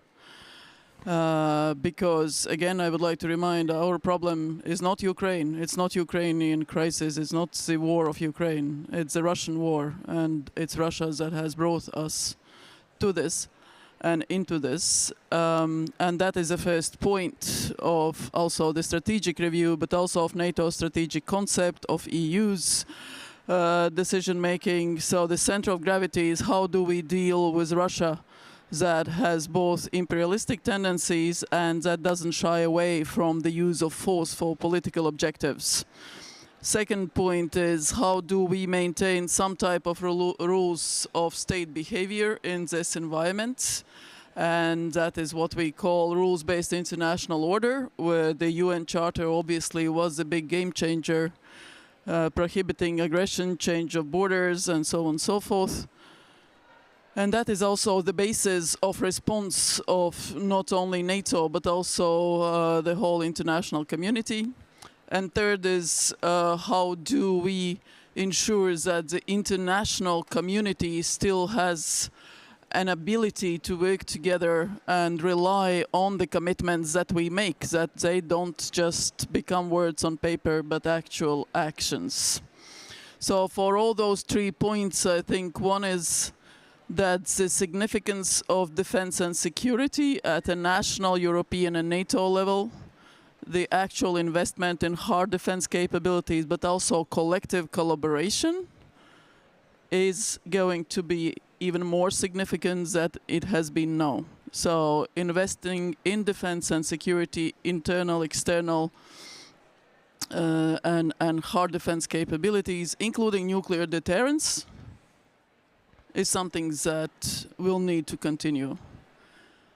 Second point, supporting Ukraine, and supporting Ukraine ever more throughout this winter, because Russians have not been able to achieve breakage of the front, and they won't be able to achieve it. They are pushing hard in various places, but the front line is not breaking, and it won't break. But making sure that Ukraine has the ability to defend herself throughout this winter, in the situation when Russian economy is showing ever more deeper signs of recession, data is actually quite something. If you look at the latest, actually this week's publication of Finnish Central Bank of the Buffett Institute, the deterioration of the Russian economy is faster than predicted, plus the losses on the battlefield is more significant than they were. 1.2 million soldiers killed, wounded in action on the Russian side. So maintaining that Ukrainian ability to defend herself is the second big pillar on which we work. And in Latvian case, together with military aid, humanitarian, energy, and so on and so forth, we give around 1% of GDP to Ukraine, and we will continue doing so. So we slightly change for this winter. We will give more resources to the priority Ukraine list, meaning buying US weapons because they are there and they make a difference on the battlefield. But we also give national capabilities, medical, energy, and so on and so forth. But the third big pillar is the weakening of Russia further. Mm-hmm. And there is no other recipe for returning Russia to peace, both internally, because there is no one indication that any instrument of power within Russia, whether it's political, economy, private sector, religion, media, whatever, there is not one instrument of power that is oriented towards peace. So to actually have any security architecture, that is the first precondition. So, and that means both further restrictive measures that are called sanctions in popular language. It means also political isolation, not letting Russia to be elected in leading international organizations. It's also wide international engagement with our partners across the globe, but also denying Russia money, technology, and partnerships in principle. Mm-hmm. So these three big points will need to continue, and they require work, and it's constantly changing. There is nothing permanent about it, so it's constantly changing, adjusting, and seeing what is happening both on the battlefield but also in the Russian economy on the Ukrainian side, and so on and so forth. Yeah.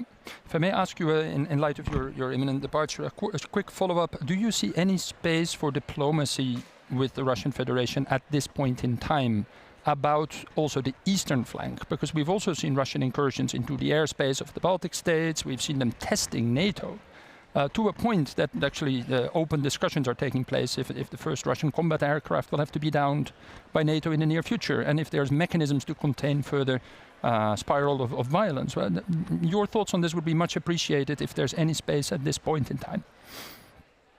Okay, so Russian warfare doctrine is one. It's not like purely conventional, or then there's somehow separate sub-conventional or hybrid methods. It's one warfare doctrine where they try to achieve certain political objectives.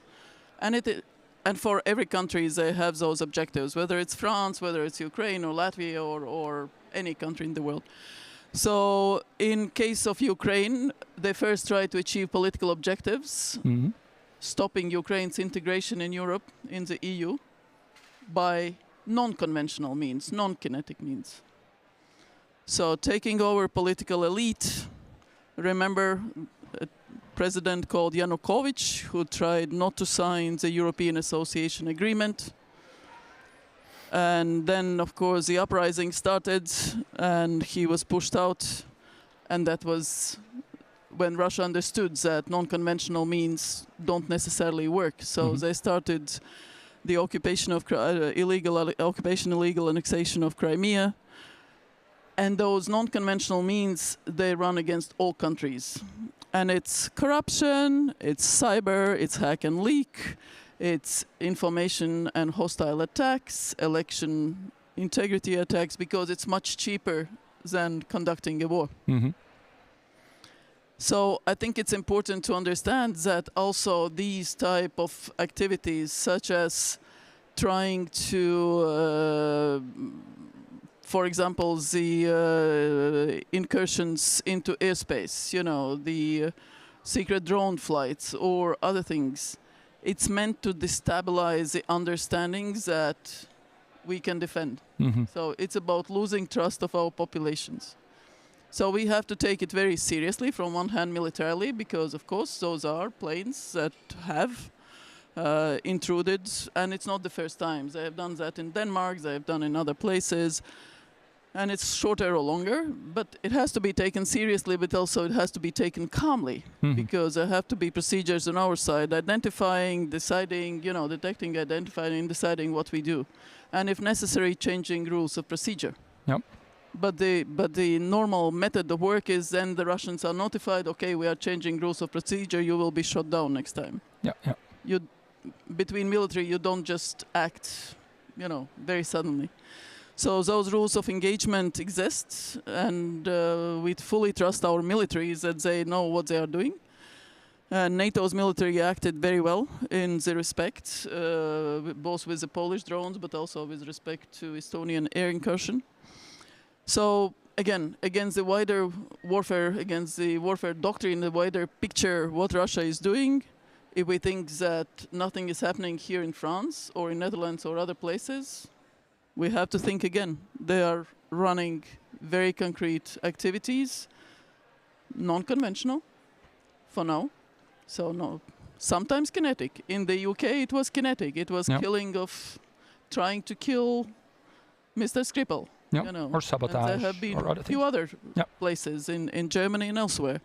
So these methods have been there since Russia was established and since Soviet Union was established. So it's part of the existence of that country, and we have to take it seriously.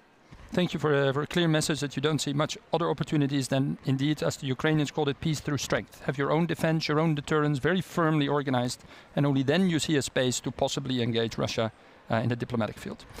Minister Haddad, if I can turn to you, not only are you the Minister Delegate for European Affairs, and as such you've been very active in successive French administrations to act on the diplomatic stage, but also when you were a Member of Parliament, you were the chair of the Ukraine-France Friendship Group in the Parliament, and you've long supported Ukraine very actively and warned that the European security and the Ukrainian security are inextricably linked.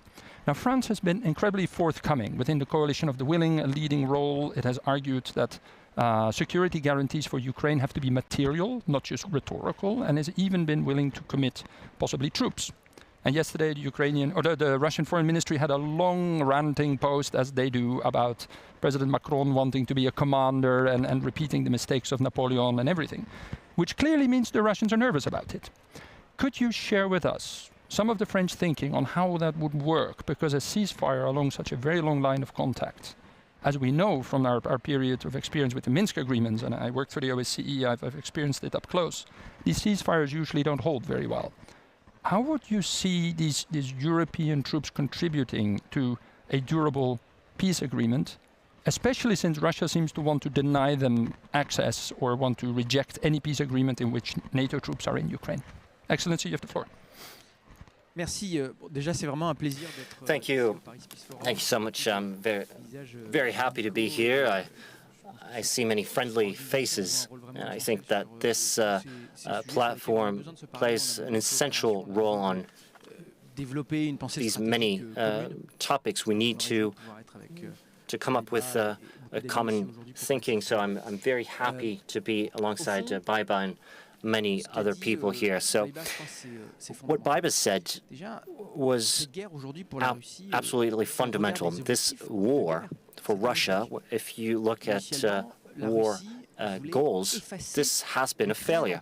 Russia wanted to erase Ukraine as an independent state, and we keep seeing this goal in the maximalist demands of Mr. Putin when negotiating.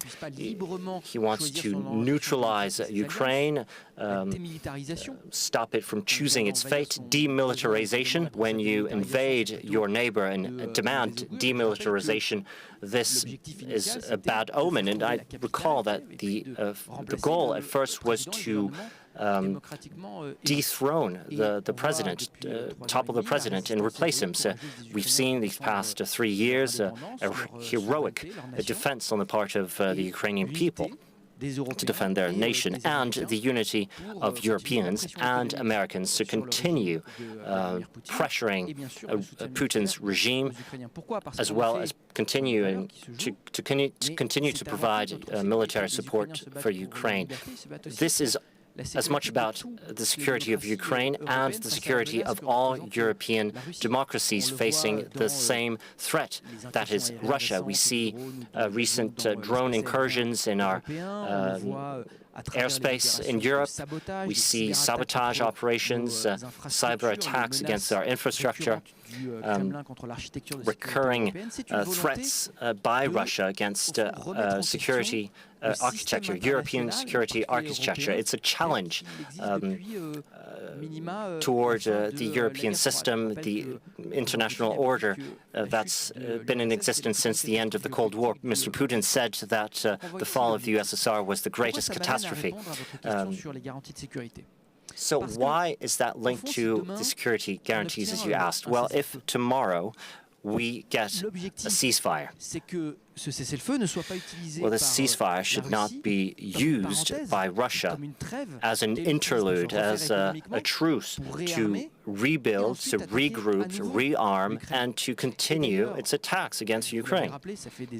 And as you stressed, I've been going to Ukraine for many years. The first time I went was to support the Euromaidan revolution in 2014. Ukrainians know their history.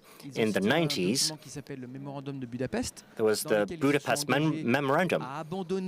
There was a commitment by Ukraine to give up its nuclear program inherited from the USSR in exchange of recognition of their security guarantees and borders. This was violated by Russia, who signed it. And in 2015, we had the Minsk Agreement, the Minsk processes after the Crimean annexation and the first military operations in the Donbass. Russia violated dozens of times these documents before the annexation, before the start of the war in February 2022. So the end goal is to end the war today, but to bring peace back on the European continent. We need to deter Russia. We need to relearn the language of peace that we have forgotten as we've yielded this place to the U.S. We need to know how to deter. First, we need to continue to support Ukraine. The first guarantee is a robust, strong, independent military. So all the work we're carrying out with the European Commission, the SAFE plan, 150 billion euros to invest in military capacities. We're bringing together the European and Ukrainian defense capabilities. There are opportunities when it comes to innovation, drones, especially in Ukraine. This is also worthwhile for us. This is the first guarantee. And then second guarantee, this is what we just mentioned within the coalition of the willing. This is the coalition that was started by France and UK, but it also there also is Canada, Japan. This is to provide European contingencies, not soldiers, of course, but they would be deployed in strategic points in Ukraine to send a strong message, deterrence message of deterrence. We see the world changing. If there's a ceasefire, we will not go back to the dividends of peace and carelessness of the past decades. We see that tensions are rising, tariffs being applied by the US, people wondering about the future of American guarantees. This is the time for Europeans to be the master of their own security, and this is important as well. And I'd like to end on this after the Ukrainian minister and after Madame Brejche said, but of course we need to achieve a ceasefire, but there's one country that refuses to achieve this ceasefire and to negotiate in good faith, Russia. And I wanted to stress this because a year ago, 6 months ago, we heard, no, this will be solved in 24 hours. Well, what I see is that we're aligned with the US, with the Ukrainians. We say in concert that we want a diplomatic process, we want a ceasefire. The only odd man out is Mr. Putin. He continues to escalate, continues to bombard Ukraine, he continues to issue maximalist demands, and to end this war, we first need to increase pressure on Russia. We just adopted the 19th package of sanctions in coordination with the US, of course. Sanctions were announced by the Trump administration. This will put maximum pressure on the energy sector, Rosneft and others. They continue to generate a lot of resources for the military effort. And we continue our work to support Ukraine. We'll talk about how we use frozen assets that are now on the European continent. This needs to continue to achieve negotiations and bring durable peace. But this will, we will need a strong commitment by Europeans and allies. Thank you so much. Minister Brejche, I promised you that you would be able to leave on time, and I don't want to cause a major diplomatic incident with Latvian diplomacy. Would you like to have a closing remark before you go? Yeah. It's not a closing remark. And, this is also not like we agree on everything all the time, but I think on the very basics we do agree, and I highly appreciate President Macron's and the French leadership in really drawing especially Europeans together, but also beyond. We have in the coalition of the willing, we have Australians and Japanese are joining and others, so it's countries around the world who feel very disturbed by what Russia is doing. And also at the UN. We will be on the UN Security Council from 1st January, and I have spoken in the last 2 years since I'm minister, not yet 2 years, but 1.5 years, to many African, Asian and other ministers. You know, what do they think of the situation? To listen. And to tell you frankly, none of them feels comfortable with Russia violating the borders of a neighboring country.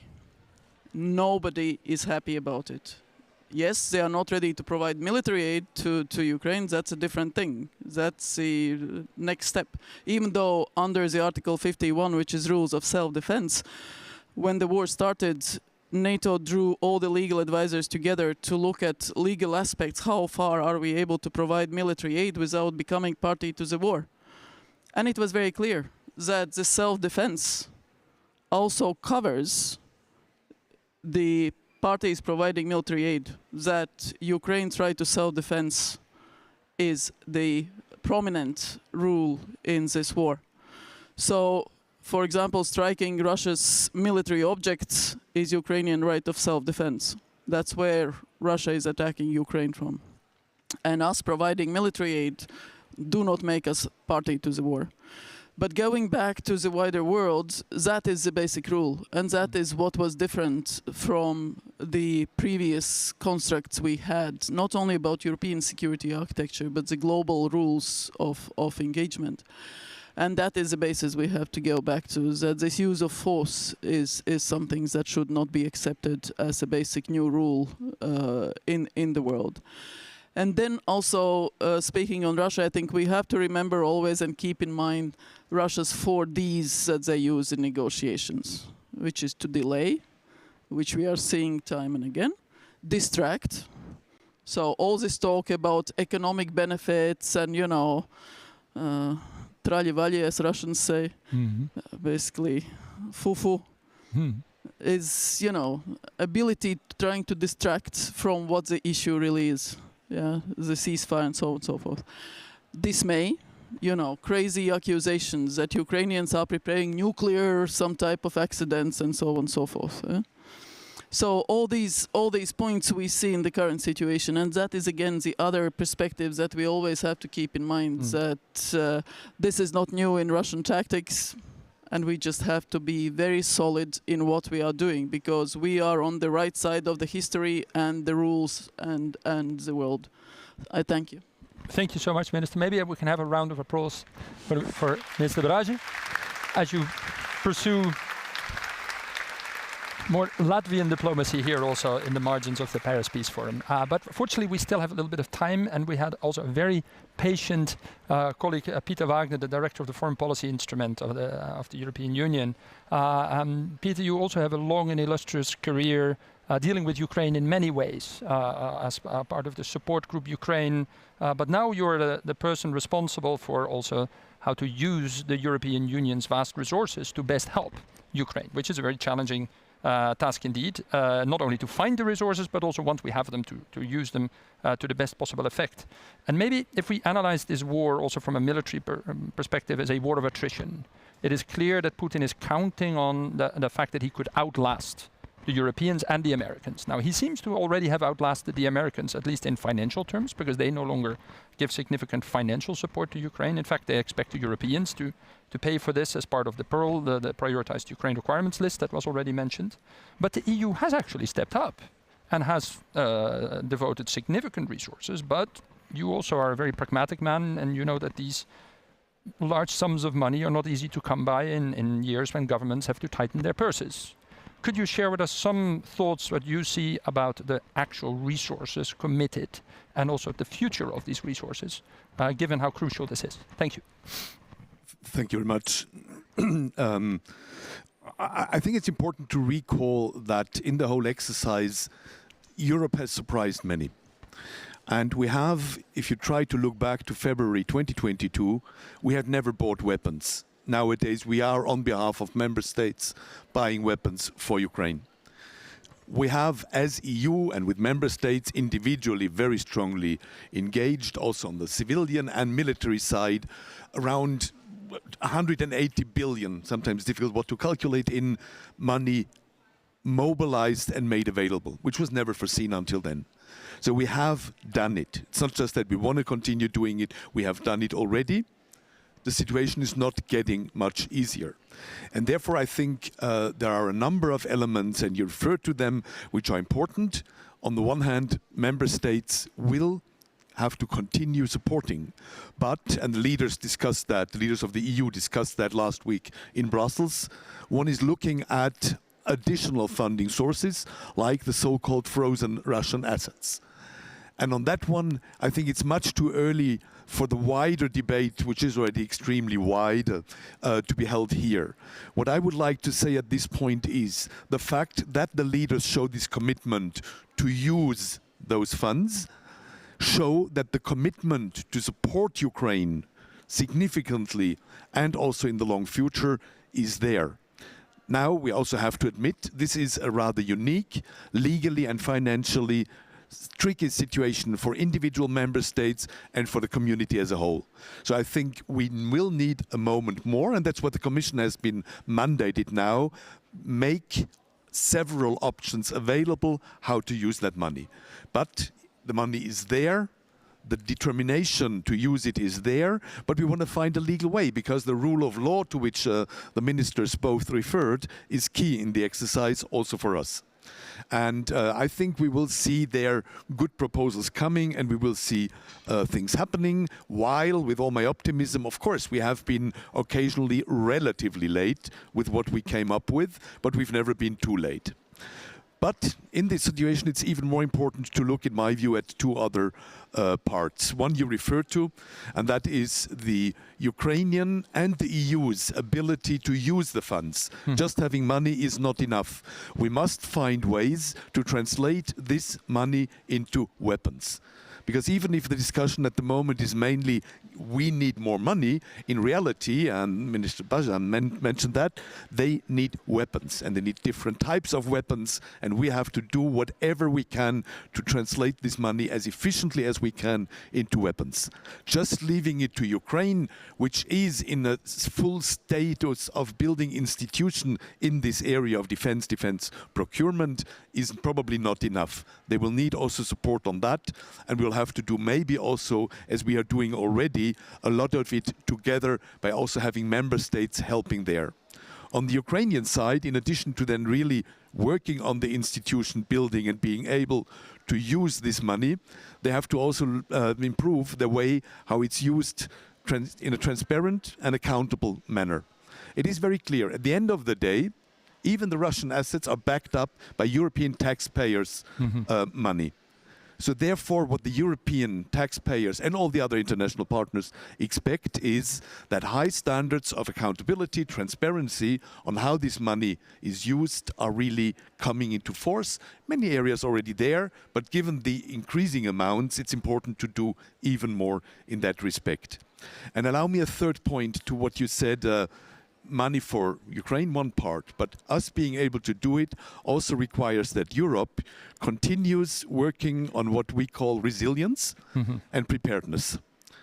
Our societies have also moved a lot in the understanding of what is this war about, that this is not just some Russians moving slightly further west, that this is really also by now a war which you can say has reached EU territory.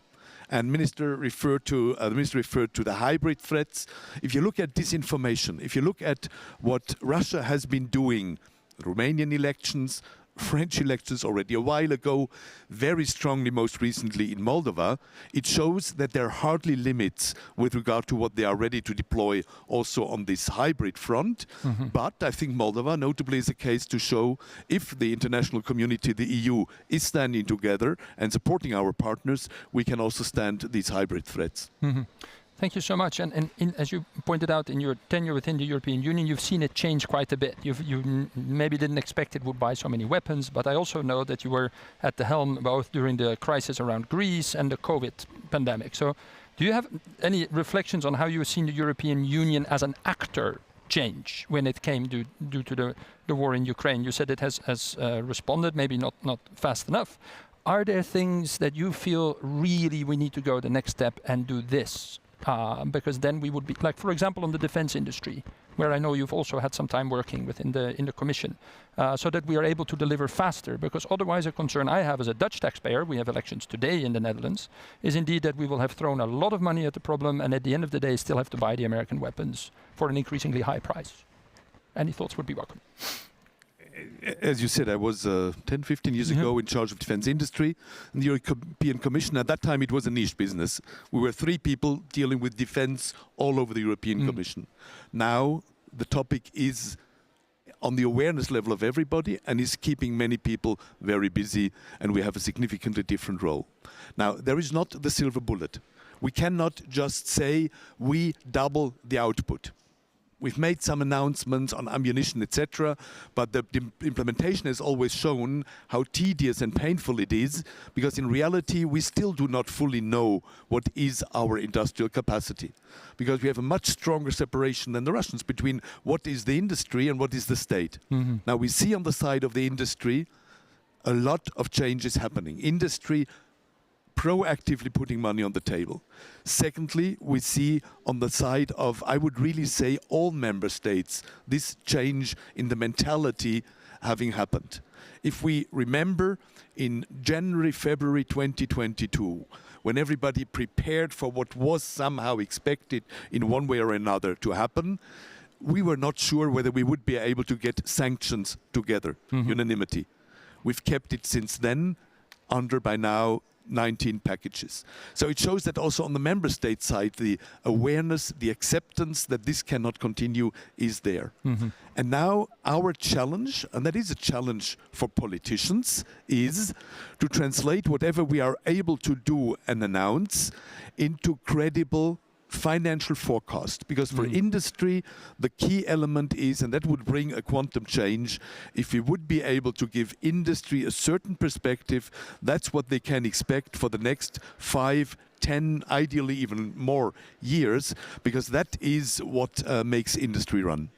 Thank you. So it is, and that would not only be a signal to the European defense industry, but also to Russia, that you are not going to win this by outlasting us, which I think is one of their theories of victory. Minister Delegate Haddad, if I can come back to you, prior to joining French politics, you were also a think tanker, and of course, as one, I very much appreciate having a chance to exchange thoughts, and you wrote a book about Paradis Perdu, the change in, that you've seen during the first Trump administration. You mentioned that the Americans thought that President Trump thought he could end the war in 24 hours. He didn't. It is, of course, an incredibly complex war to negotiate, as he has found out. But still, the Americans play a crucial role. And they also play a crucial role since they are effectively the only ones negotiating with the Russian Federation. And I know that President Macron has tried it in the past, direct contact with President Putin. It hasn't always worked out. I did work in Georgia in 2008. I've seen previous French presidents negotiate deals. I've seen President Hollande negotiate the Minsk agreements. But at least in these moments, Europe was very present at the table. And I also remember the Munich Security Conference, where actually General Kellogg said very clearly, Europe doesn't have to be at the table. Now, I can only assume that as a Frenchman, and to me as a Dutchman, that grates on our nerves. This is a war inside Europe. How would you see the possibility for Europe to manifest some actorness in its relations to the Russian Federation, even though it's very difficult to negotiate with them in the first place? Do you see any opportunities for Europe to cease its reliance on President Trump to do all the direct talks with the Russians? Thank you.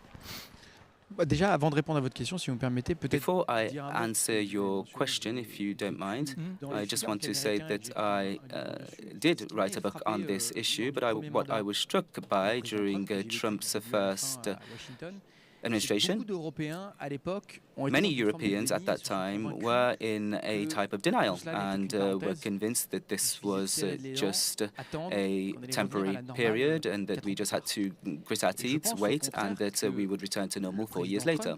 And I think that actually, on the contrary, President Trump is a catalyzer of pre-existing tendencies, whether it may be the shift towards Asia, which was already announced by the Obama administration, and was perhaps less probable a few years back. But now this is a bipartisan issue, whether it be protectionism that we've also experienced and witnessed through the Biden administration. And what conclusions must we draw from this? Americans have allies, we have a shared history, we can see this on the topic of Ukraine. But I believe that we must also be able to take charge of our own security, reduce our expenditure on energy, technology, but also military. We should also have the means to protect our critical industries faced with this trade pressure and unfair competition. And this is what we're trying to do with the president since the speech at La Sorbonne in 2017. And I would also add to that I'm convinced that this is what it will enable us to reinvent the transatlantic relationship in a way that is more balanced, that is based on partnership, which is more mature for both sides. Now, as it relates to your question about diplomacy, for us, this has never been a taboo subject. The president did have a diplomatic dialogue with President Putin, and in fact, it was President Putin that closed down this relationship. President Macron went to Kiev just a few days before the war, and it was Russia that chose the path of aggression. Just a few weeks ago, there was also a telephone call between the two leaders to talk about Iran after the Israeli and American strikes. But they also discussed Ukraine. So, the question is, what are the conditions of this diplomatic relationship?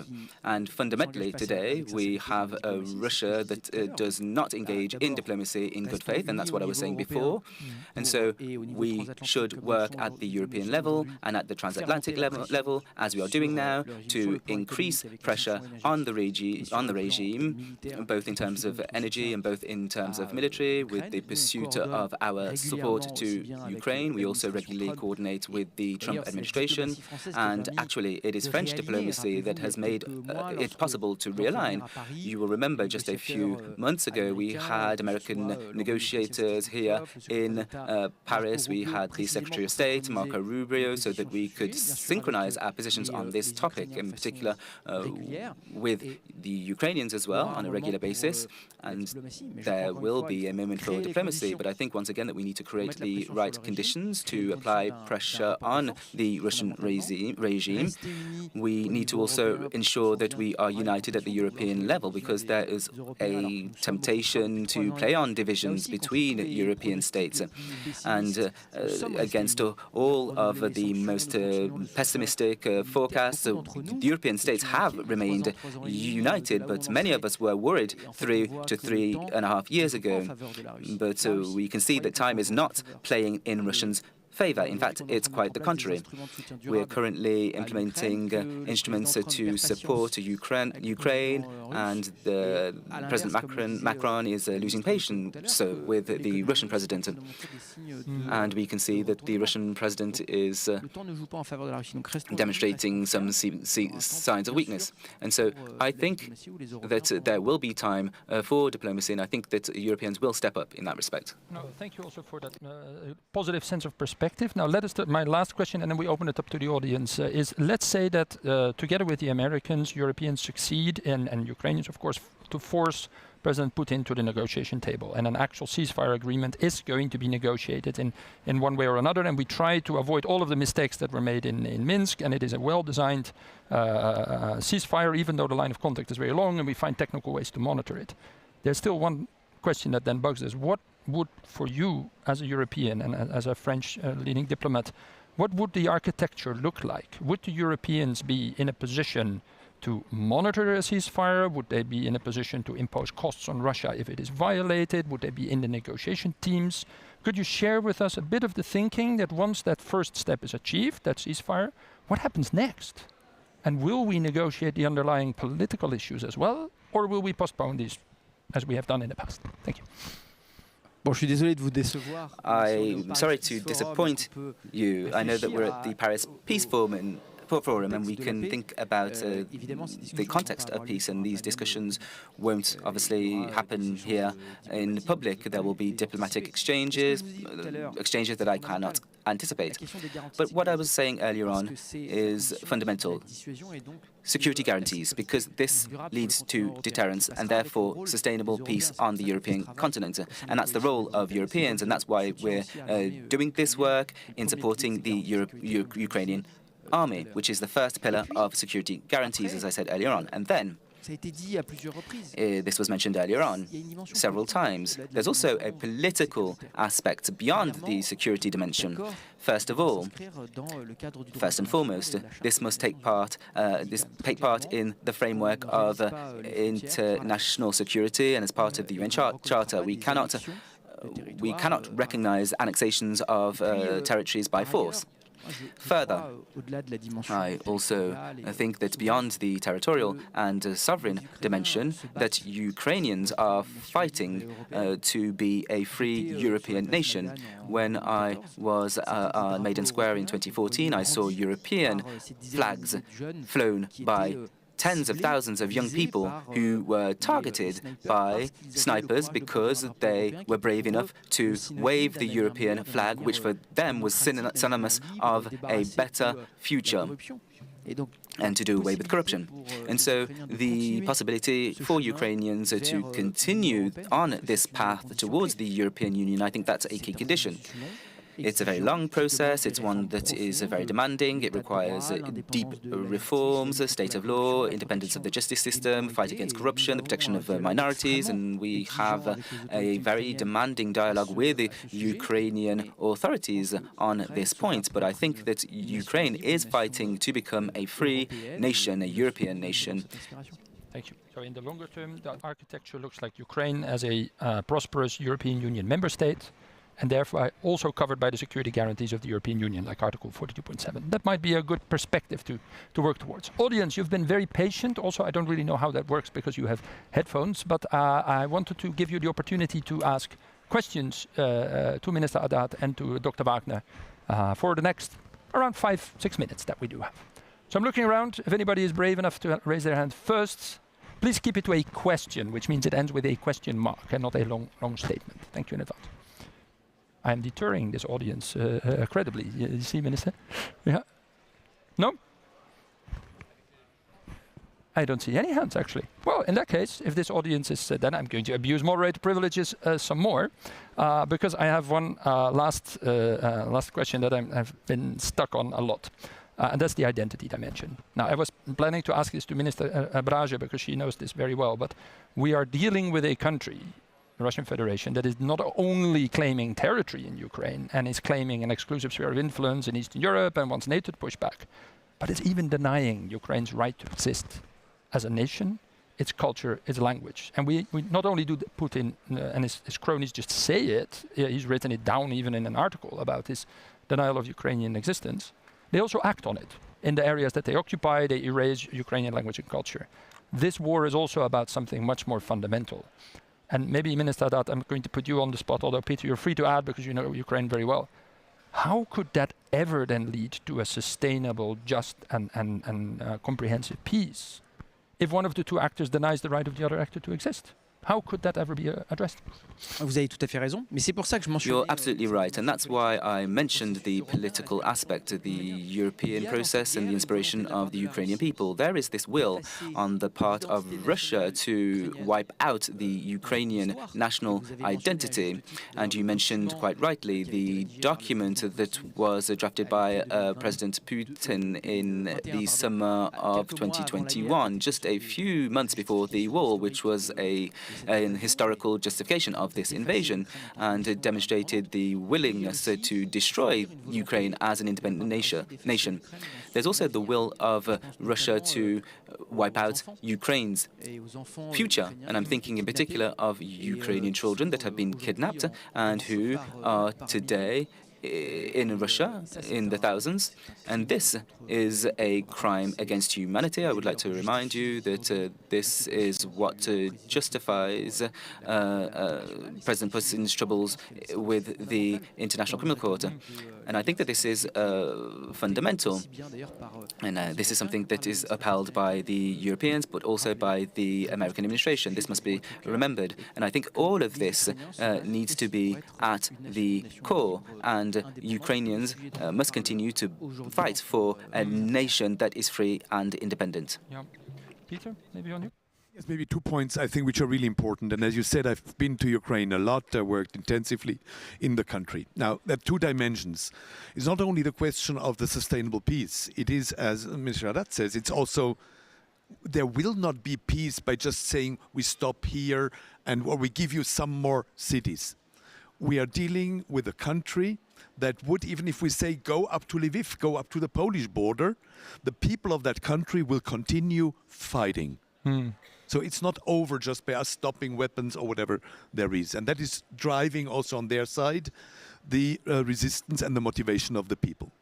Secondly, and it is very often exactly the same people who are driving the reforms, and the people who, I would say, the most manifest and publicly visible with the revolution of dignity, as they call it, the Euromaidan, whatever the words show already a lot around it, who have made it very clear to the world and as a majority to themselves and all their neighbors that they don't want to live the way Russia lives. They want to live the way one lives in Europe. And I would always be prudent to talk about liberal democracy, whatever. They don't want to live the Swedish way. They don't want to live the German way, the Portuguese, whatever way. They want to live a Ukrainian way as a European way of life. They are a genuinely European nation. And that's what, with all their culture and their motivation you're seeing, we very often look at them as a monolithic bloc, look at all the ethnic and other minorities that you have in the country. You had cities where 100 years ago the majority of the people were not of Ukrainian but Greek origin, or in other parts Romanian origin or whatever. And that is the wealth that they're bringing to it. And that is what will really continue making that country move and drive towards Europe. Thank you, Peter. I also hope that translates into the neighboring countries of Ukraine, including Hungary and Romania, using these national minorities as a bridge that facilitates European integration and not, as we've seen in the Western Balkans, as an obstacle to further negotiations. I have a remark from the audience or a question, and you are also immediately the last one. So the first and the last one. Honor and microphone is yours. Bonjour, je suis politologue ukrainien. I am a Ukrainian politologist. My shirt is making obvious what I believe. I am delighted with what has been said in your solidarity. I have one simple question. Is the international community ready to accept that Ukraine needs to win the war? We talk about the end of the war, but we never talk about the victory. God knows that war ends with a victory and peace arrives afterwards. The only guarantee of security for Ukrainians is our victory, and this is the one thing we have in mind. As a political specialist, I see a lot of conferences, and I believe that this is not always in the minds of everyone. No, thank you so much. And as now I will just abuse moderator privileges by answering your question myself. And I know the International Coalition for Ukrainian Victory quite well, and you have amazing colleagues. And I've seen President Zelensky wear that same shirt on TV once when he was giving his speech. And I have to admit, I mean, at least it's very honest. As a Dutchman, I like it because it's the Ukrainian theory of victory that ends with a weakened and, if you ask some Ukrainians, collapsed and dismembered and decolonized Russia. Right? This is the vision of a victory that is very clear in a Ukrainian mind. It is not commonly shared across Europe. I have to be honest. I did some research, if you want. You can read my paper on After Putin, the Deluge. And one of the findings of it was the closer you are to Russia, the less concerned you are about instability in Russia, which I always found paradoxical. So a Latvian will not mind Russia collapsing at all. Somebody in Germany already is much more concerned about it. Somebody in the United States is imminently concerned about it. And I've heard some Americans refer to this as a catastrophic Ukrainian victory. And I think you've pointed out where the last thing, and then we will have to wrap it up, is that the views of what a real Ukrainian victory would look like diverge widely among Ukraine and its supporters. And as long as that is the case, the European Union and the European leaders don't really do what they say they would do, namely whatever it takes for as long as it takes. They do whatever it takes for as long as it takes, as long as they can afford it, and it doesn't get too messy inside Russia. And Russia knows it. So I would like to conclude on this not entirely optimistic note, but anyway, to thank you for your time, for being with us in this panel about this war that really needs to be brought to an end. And I hope that in the next Paris Peace Forum, we have a slightly more optimistic outlook and a robust ceasefire agreement. Thank you all for your time. Yeah.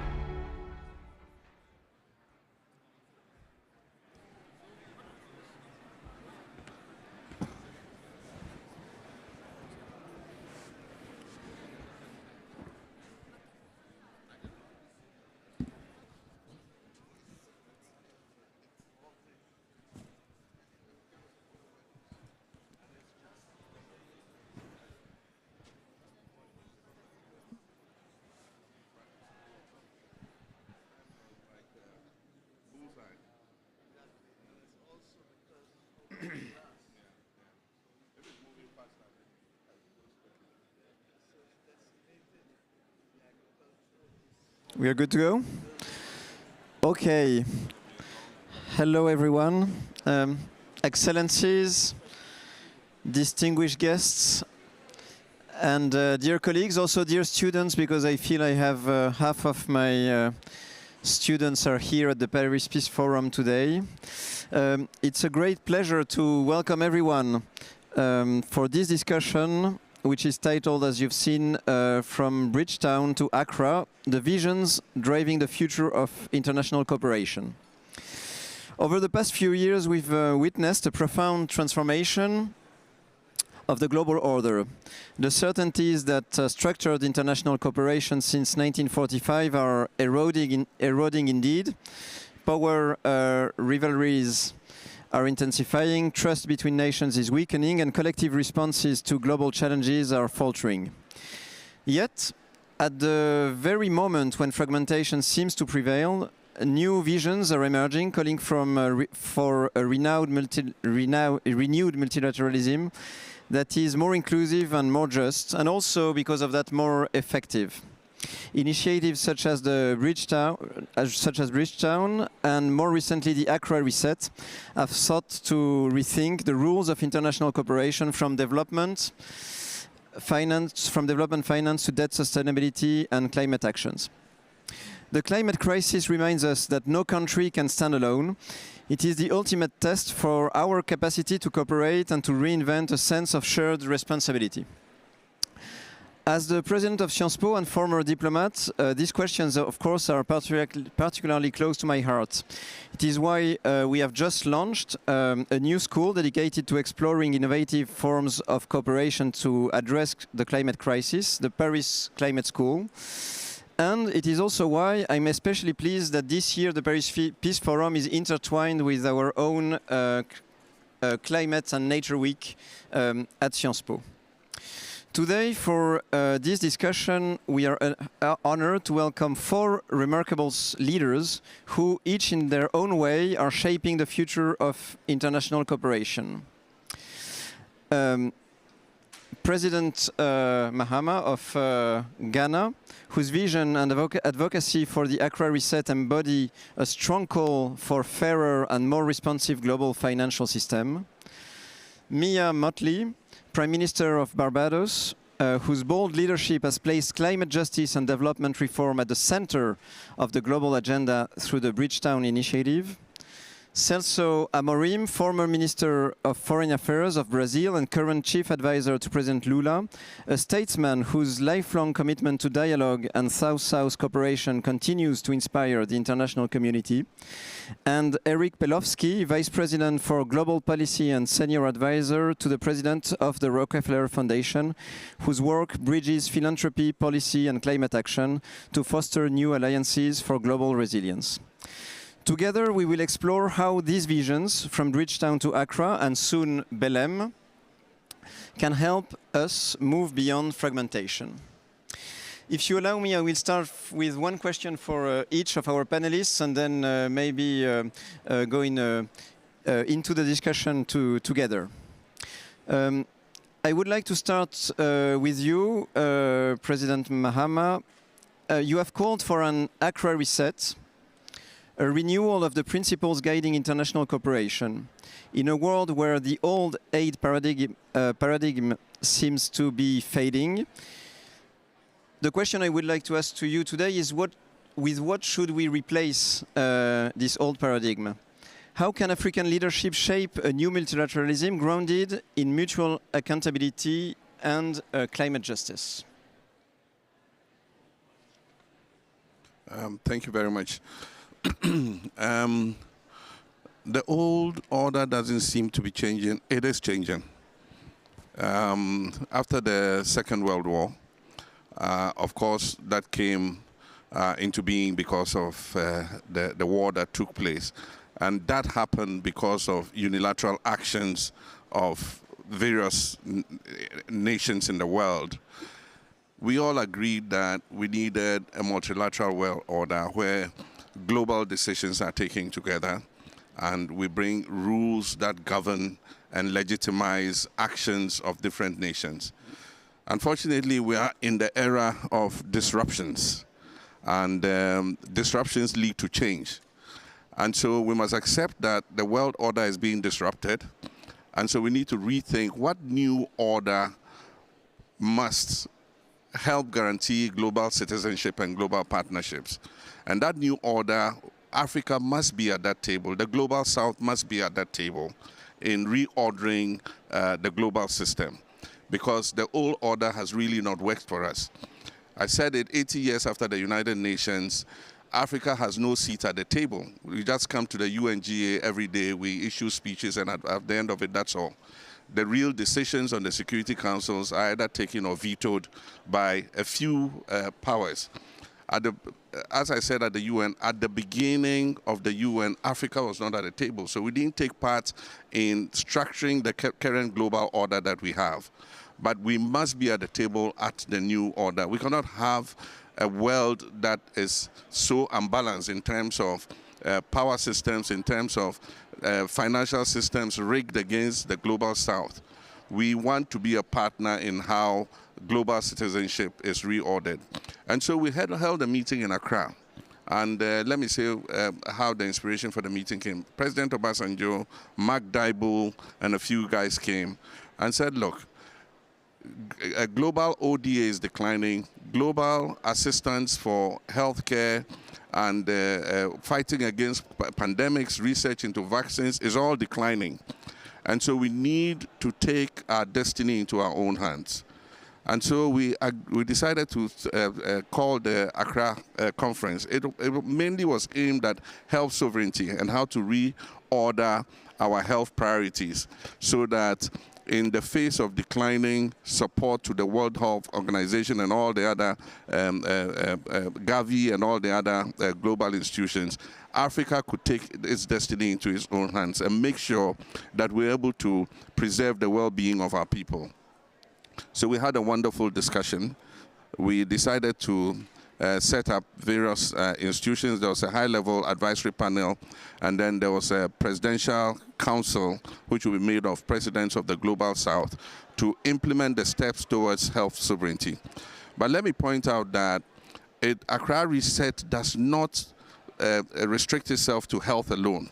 It looks at other areas like climate resilience, food security and nutrition, and also the global financial systems, issues of debt. And so, in a way, there's a connection between Accra and Bridgetown, because many of these issues were raised in Bridgetown. And so that's why we begin to say from Bridgetown to Accra, because we've come some way since Bridgetown, and we need to re-emphasize that in the reordering of things, we must take our destiny into our own hands. One of the comparative advantages Africa has is natural resources, and yet we are just an exporter of raw materials whose prices are determined in the global north, and an importer of finished products whose prices are determined in the global north. And so what we're saying is we need value addition. We need those resources to be processed in Africa so that the growing youthful populations can have opportunities to look up to and be able to build a prosperous life for themselves. A lot depends on us too. We must provide good leadership. We must provide democracy. We must provide good governance. We must respect human rights. We must stop the conflict. And so it's not anything that we think somebody else must do. We ourselves must contribute to the reset of the global order. Thank you so much, President. And of course, you...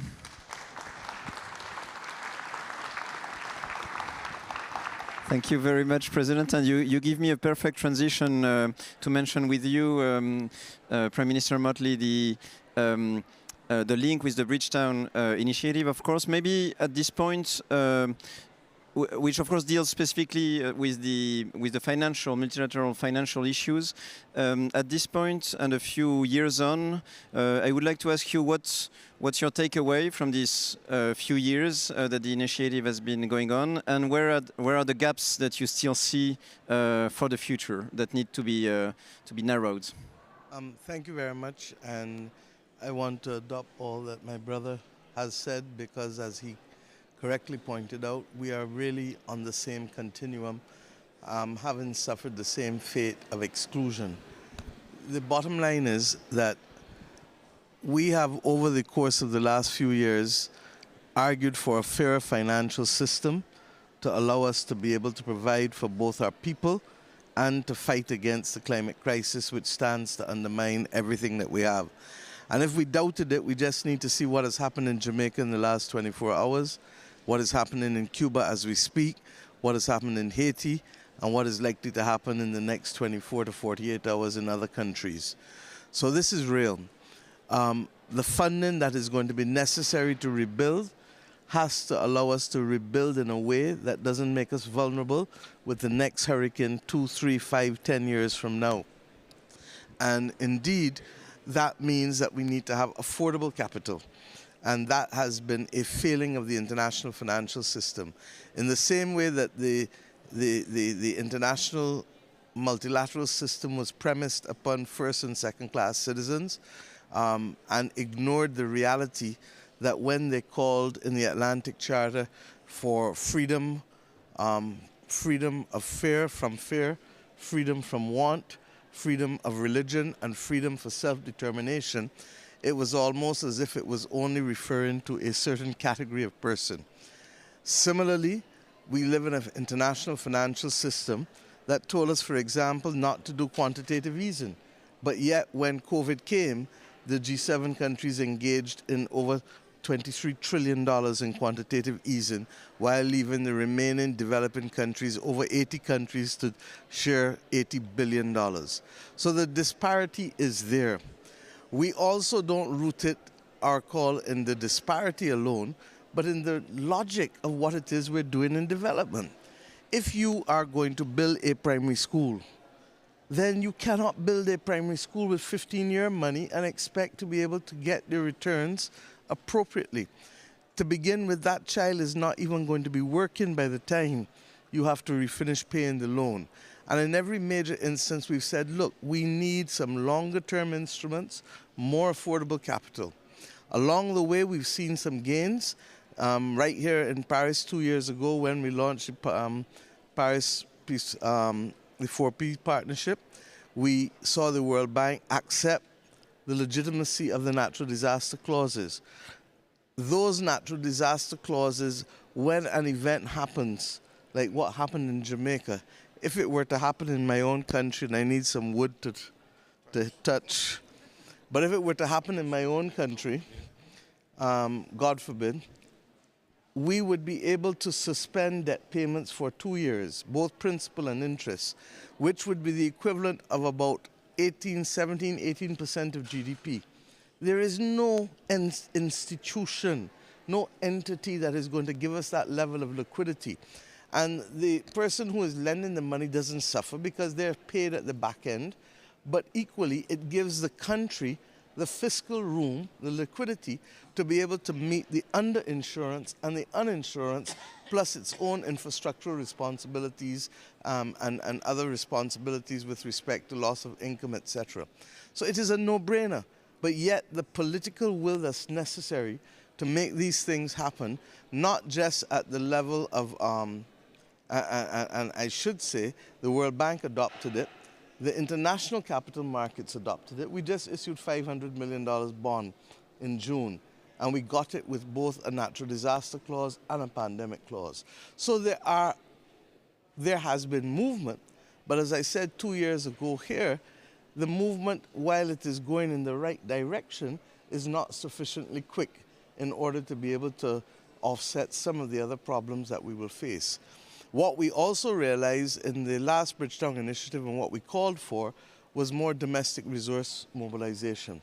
And to that extent, we're not asking anybody to do that which we're not prepared to do for ourselves. In our own case, we changed the catastrophe fund into a resilience and regeneration fund, and every single employee contributes 0.25% of their earnings. Every self-employed person, the same thing. And every employer matches, and there is no cap to what that contribution is. And then the government used the metric of 0.35% of GDP as an annual contribution to put into that fund. Now, this is against the backdrop of a crisis that we did not create, but we are finding ways to do our own mobilization while at the same time particularly given the judgments of the Inter-American Commission on Human Rights and the International Court of Justice in recent times, recognizing that there is a legal basis for reparations or damages or whatever you want to call it.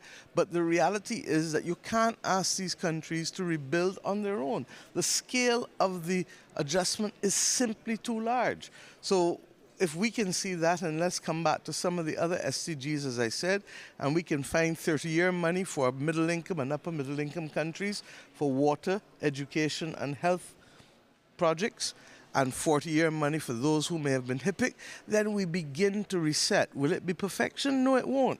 But it will at least start to level the playing field to give our countries a chance. If you want to stop seeing migration, if you want to stop seeing conflict, if you want to stop seeing the inequity that has led to all of the dissatisfaction globally, these are the essential actions that are necessary to allow people to live in the countries in which they're born or in the ones in which they choose to be able to do so without being forced to find a living elsewhere.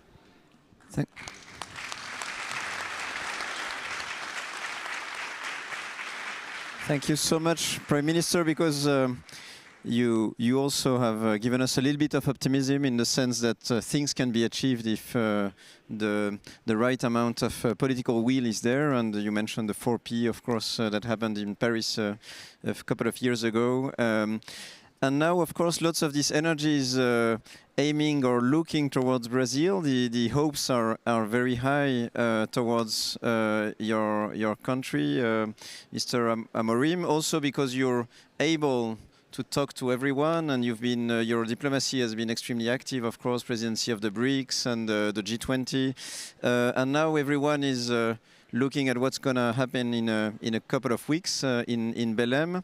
And so I wanted to ask you very simply if we can be optimistic, and what goals you think, what targets you feel will be achieved at Belém. What are your hopes for Belém?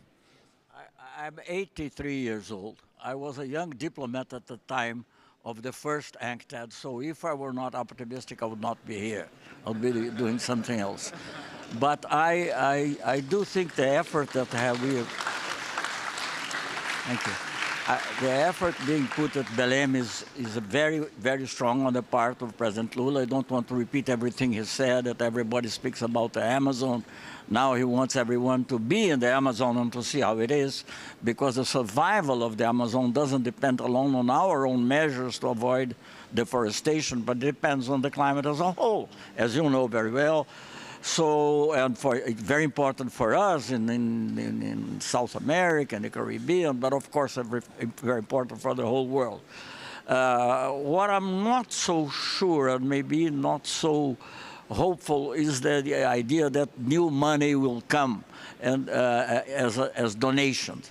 It should be, but you know, I've gone through too many of these experiences and noticed, for instance, if I take Copenhagen, which was COP15 in Copenhagen, and people promised that would be $100 billion every year, and of course, that never happened. Maybe it's about to happen sometime.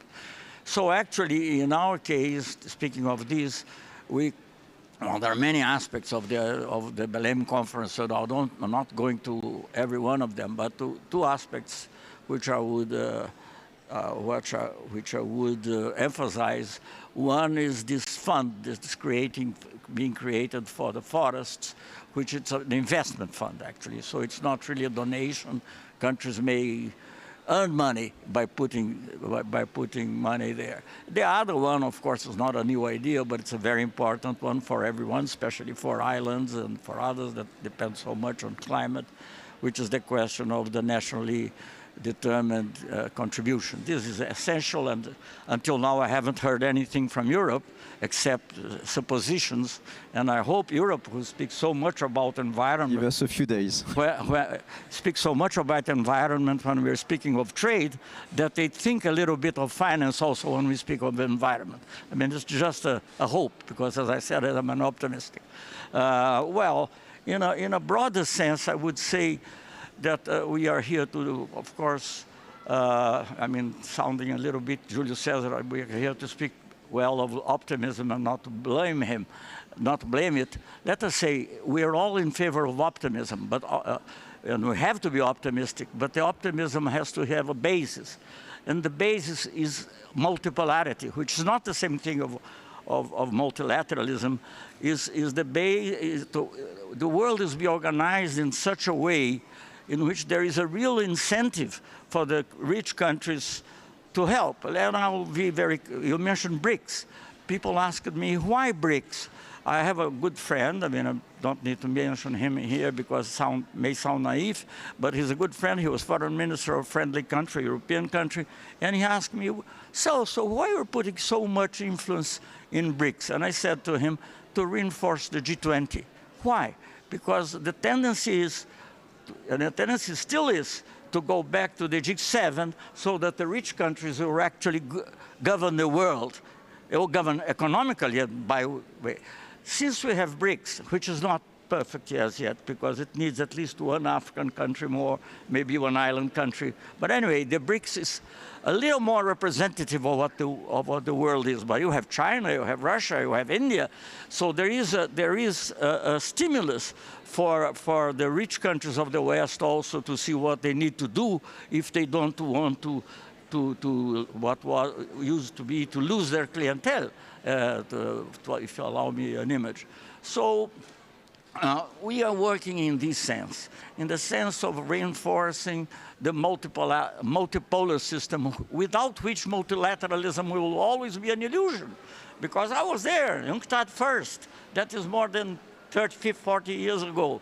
And nothing happened. It was trade and development, but never happened. Now, all the effort, all the emphasis of developed countries was on trade. Now we are seeing the multilateral trade system also being destroyed. So we have to show that we have some strength so that we can look eye in the eye. And if you ask me for a favor, I'll say, okay, I'll give that. But what do we want? What will you give me? And that's how we should do. Not asking always as a big favor. We have to be, I mean, people are so interested, for instance, in rare earths. Many of developing countries are rich in rare earth, but you won't have it for free. We will have it if you do what you have to do for us as well. That's the simple thing, but I agree with everything that was said by my, if they allow my, not in age, but in status, eldest brothers. Thank you. Thank you.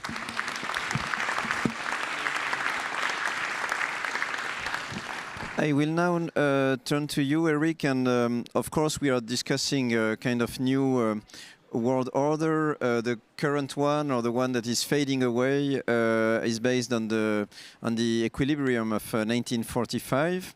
I won't ask you about the US government position in that regard, but we know that lots of these structures are governmental, but also non-governmental institutions that have been developed over the decades after 45. As myself, as a university president, I see how much higher education worldwide has been at the international level structured around US universities after starting in the 50s, I guess.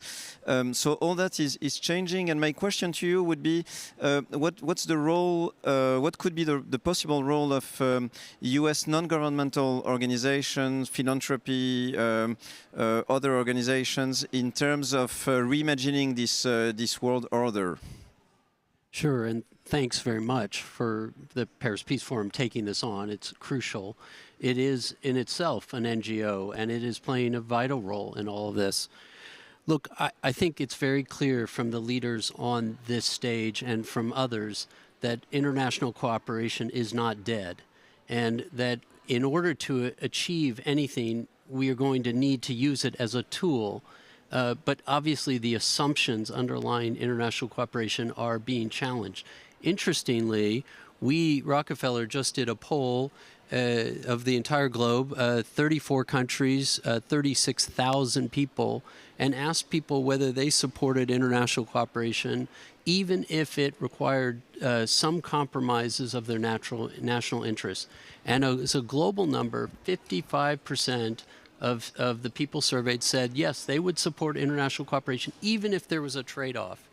And so that gives you some context. Interesting, the U.S. was even higher. The U.S. was 61%. And that tells you that whatever the politicians are saying about international cooperation, there is broader support, but it's very thin. And we need to be thoughtful about how we act in this environment. So you asked us what we can do. I want to be very clear about what else people said about international cooperation. They said that they are in favor of international cooperation if it delivers 30 points more. They are willing to support it even more broadly if it delivers direct results to their country, and 15 to 18% more if it's effective. They're not focused on cost. They're focused on do something, make it work.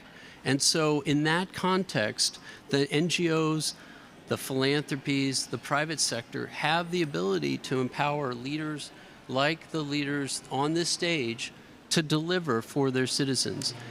You know, we talked about Bridgetown, we talked about Accra Reset. The climate resilient debt clauses, very important, delivered here in Paris as a first step. Another thing that was part of the Bridgetown was some of the reforms to the MDBs on their capital adequacy. And those changes were supported by lots of studies done by both governments and by philanthropies, saying that there was more money in the MDBs, in the multilateral banks, that could be put out in the world to drive development. And so those are some of the ways in which non-governments can play at this table in a supporting, in a helping role. New ideas, helping others develop innovations, building these coalitions. Part of the work that we've done, whether supporting the Prime Minister Motley or supporting the President of Ghana, has been to reach out and support the coalitions that are being built. This is the subject of this very convening.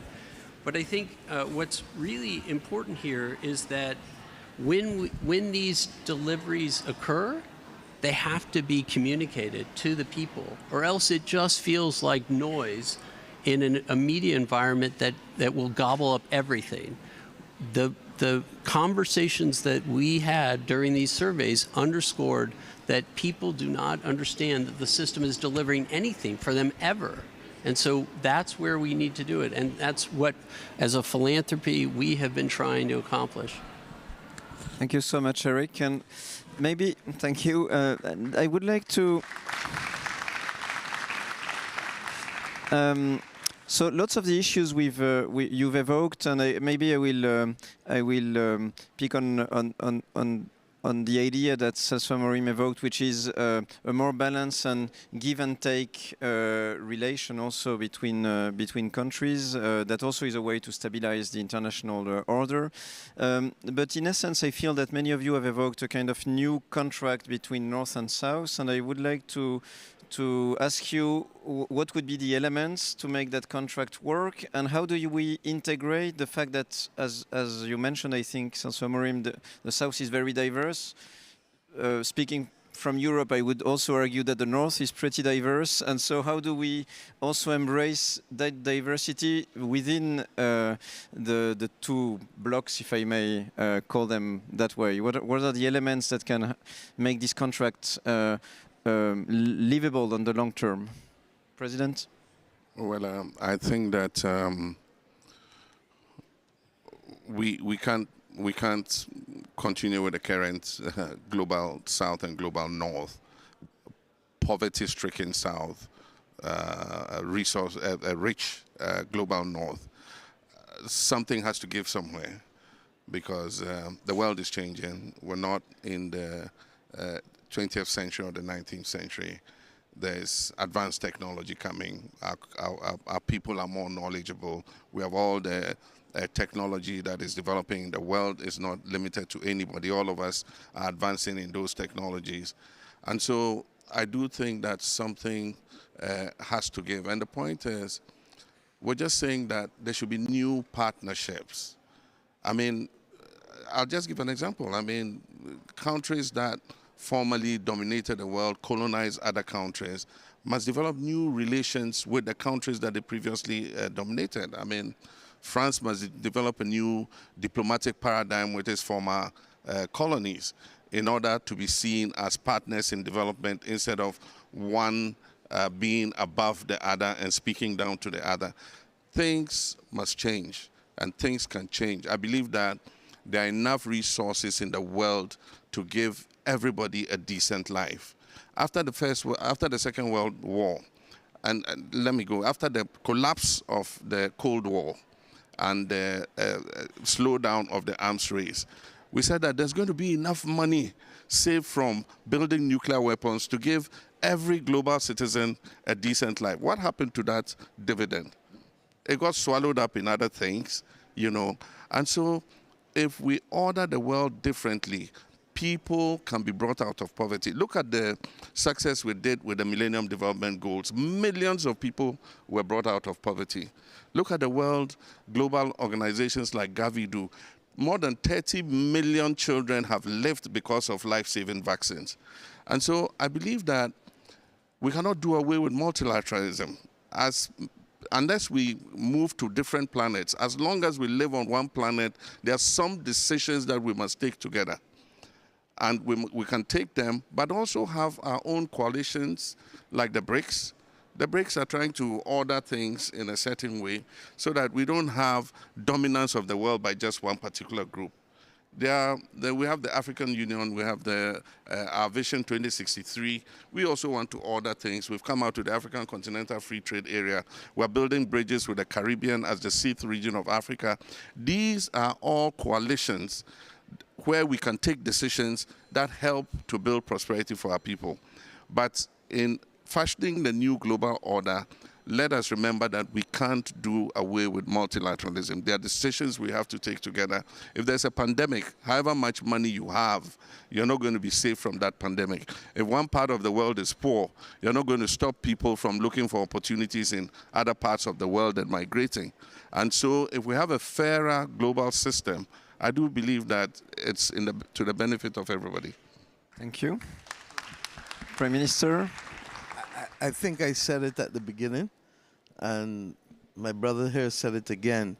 Unless there is fairness attaching itself to our political affairs, we're going to find ourselves back into difficulties again. And, you know, when the European Union met with CELAC, countries of Latin America and Caribbean, last year, I think it was, Celso may remember, the then Chancellor in Germany made the point that the time had come for value added to be put in place rather than the extraction of commodities from the countries of the South. These can't just be words. These have to be real actions. And the truth is that when we start to look, and I make this point all the time, we've done a wonderful job in the COPs of being able to talk about our commitments, and maybe not so wonderful as we come up with the NDCs because of countries retreating. But we've basically over the years said, okay, we're committing to this, to that, to this, and the headlines take it, the cameras take it, and we go away beating our chests. For the last 7-8 years, I've been saying, look, we have a real problem between capacity and commitment. And it comes back down to the fact that small countries like mine are then threatened by the fact that they, one, may not be able to get access to battery storage because our orders are too small, or the price of batteries has been so high that it then leads to an inordinately high price for the sale of electricity to consumers that makes the very project unviable from the time you start. Now, Eric knows exactly what I mean because they've been working with us trying to see how with what we launched, was it in Dubai, with IKEA and the Bezos Foundation, trying to see how we could solve that problem. But the problem is much, much deeper. And that's why today I'm saying, look, if we really want to get serious, let us have, first of all, buy some time by having a global methane agreement, because methane, if we can get to near zero, can in fact help us reverse temperatures by 0.5 degree. And secondly, if we do that, then we can start to look seriously at decarbonizing technology at scale that will allow countries like Ghana and Guyana and all of the new countries, my own country, all of those, who have had to look at the potential of ignoring resources that are naturally there, that other countries have used to finance their development and finance their way to net zero. In the absence of a level playing field, you are going to get problems. And it is that absence of that level playing field that is causing us the greatest problem. And when you add now to that, that the world is taking on very much a 19th century frame that we thought we had gone past 80 years ago, even if we were not full players at the table at that time. What we're now fighting for is not just simply to be included in the system, but you're fighting against new forms of colonization that potentially, in the absence of a rules-based order, will make it seem as though we are watching children in a kindergarten playground. And those who are mightier and larger will dominate over those who cannot because of their lack of size or lack of force. Thank you. Thank you. Yes, please. Oh, okay. Well, first I would like to mention something that was not mentioned yet here, which is South-South cooperation.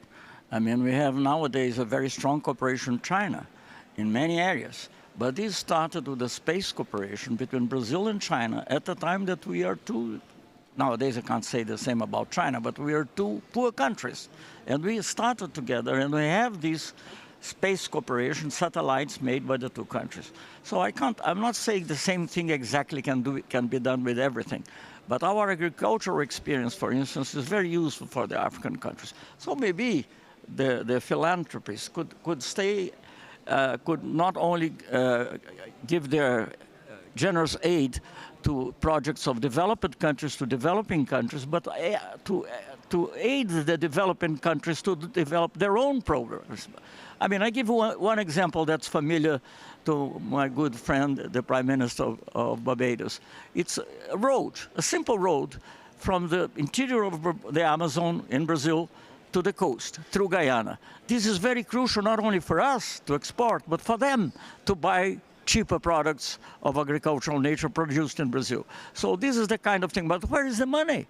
Well, the money is there because nobody in the rich countries is getting anything from that. So the money doesn't appear. So this is one example. The other thing that I would say, because it was not mentioned here, it's not possible to think about development, finance, and even environment without thinking of the war crisis in the whole world. We had the genocide in Palestine. We have the war between Russia and Ukraine in Europe, and you have a threat of the use of force against Venezuela in South America. All this takes away our energy, our capacity to think new things. So, I mean, let us not believe that we are in a world that we can just write in the blackboard what we should have, and then that will appear. It's not like that. France, for instance, is spending, I believe, 5% of its budget in defense. Well, will they put the money it's needed for the new the nationally determined commitments? Will it accept the Mercosur European Union agreement as it is, as it was negotiated for more than 25 years? Oh, these are the questions I would like to be answered. Thank you. I'm not a French diplomat anymore, and I'm just a moderator here, so I won't answer these questions, but there are valid ones, I guess. But I think the underlying question here, as you all mentioned, in fact, is also a question of resources and solidarity. And because of the pace of the effects of climate change now, we are now in a situation, if you compare it even to that of my generation 20 years ago, you could feel that the adaptation issues would be for later on, and they are now actual very short-term real-life issues, as you very well know in Barbados, but also in the north, frankly, in France, in other places.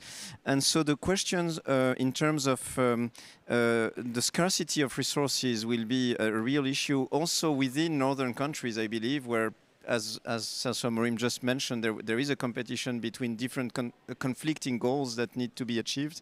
And so we have now 1 minute, but I wanted to ask you, Eric, how do we deal and how do we leverage, how do we deal with these competing needs in terms of resources, and what's the role of philanthropy there?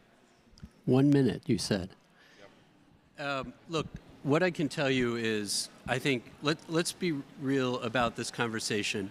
3.4 billion people live in countries where their government is spending money, more money on debt service than on health or education.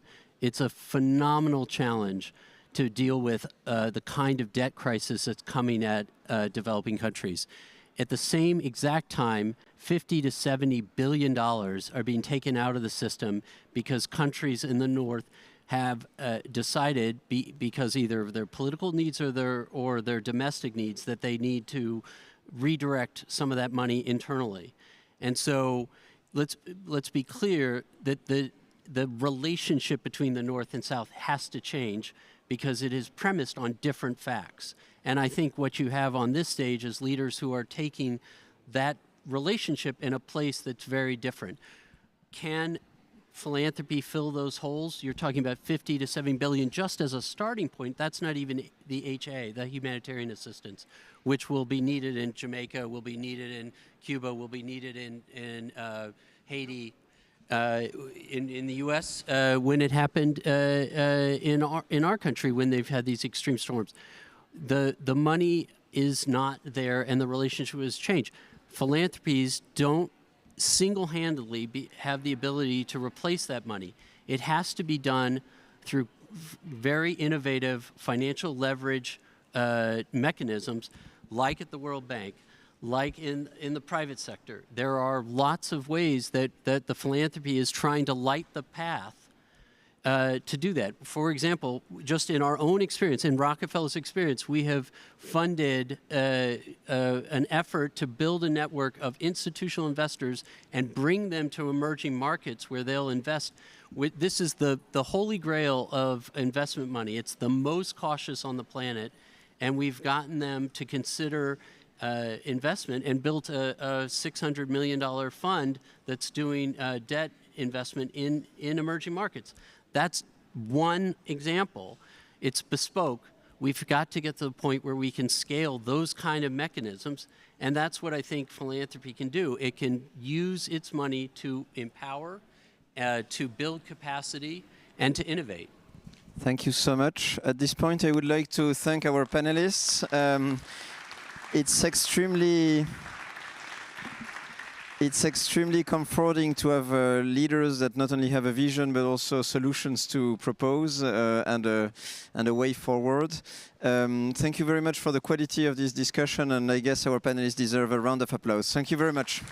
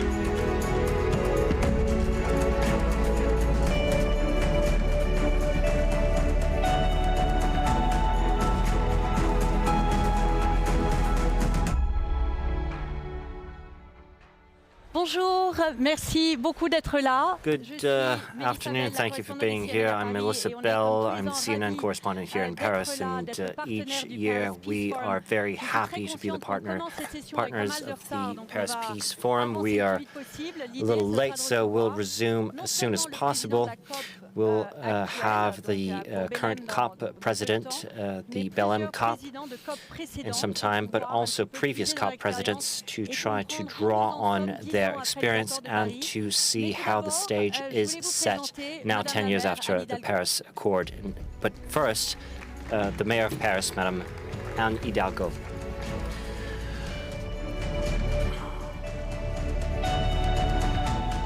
Excellence. Excellencies. Excellencies. Ça marche? D'accord. Excellences, mesdames Excellencies, ladies and gentlemen. It's not working.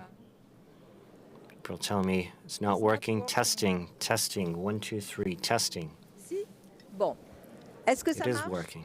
D'accord. Is it très working well? bien. Eh bien, Very good. Excellences, Excellencies, messieurs les présidents des COP, très chers COP presidents, chairpersons, very dear Laurent Fabius, President of COP21, the Paris COP, previous COP presidents, future COP presidents.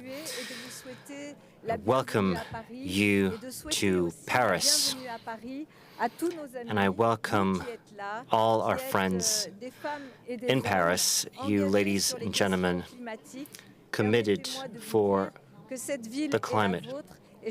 This is your city, and I hope that you will find inspiration and joie de vivre here in Paris in such a confused world. I'd like to thank President Ángel Gurría, president of this Paris Peace Forum, as well as all organizers, give us the opportunity to speak with each other and under the aegis of the French presidency about the key topics around peace in the world.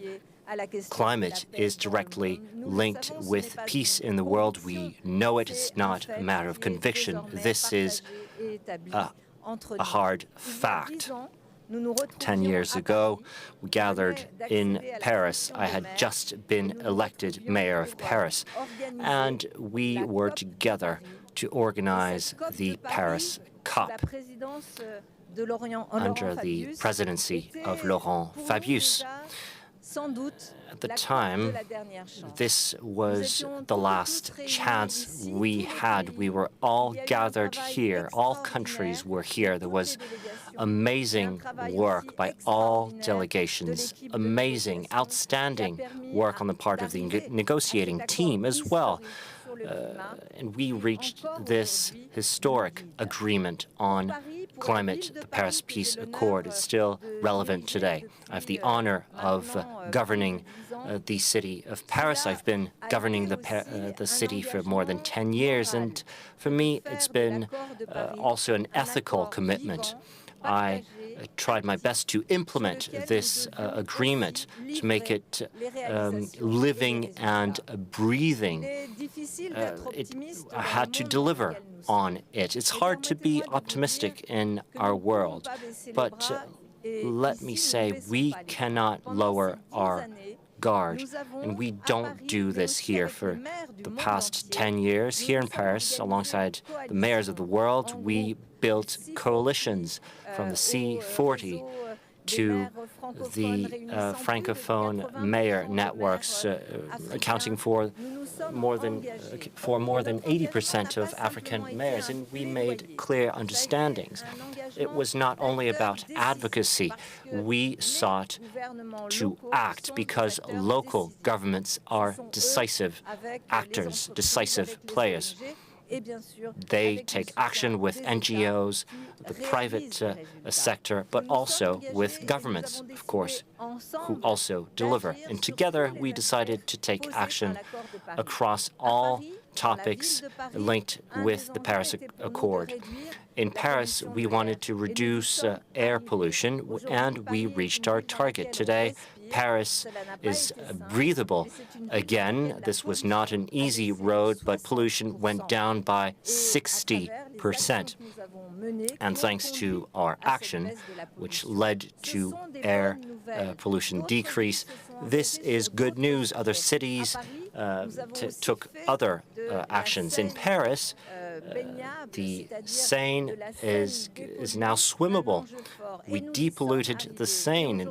We reached again this goal, and this river is now testimony to how a city can adapt to higher temperatures. And this summer, more than 100,000 people swam in the Seine river for free.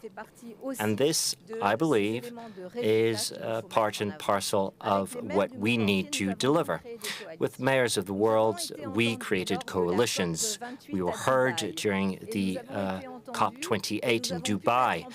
Our voice was heard. We implemented an initiative, CHUMP, under the aegis of Mr. Bloomberg. We created a multilateral, multi-tiered initiative.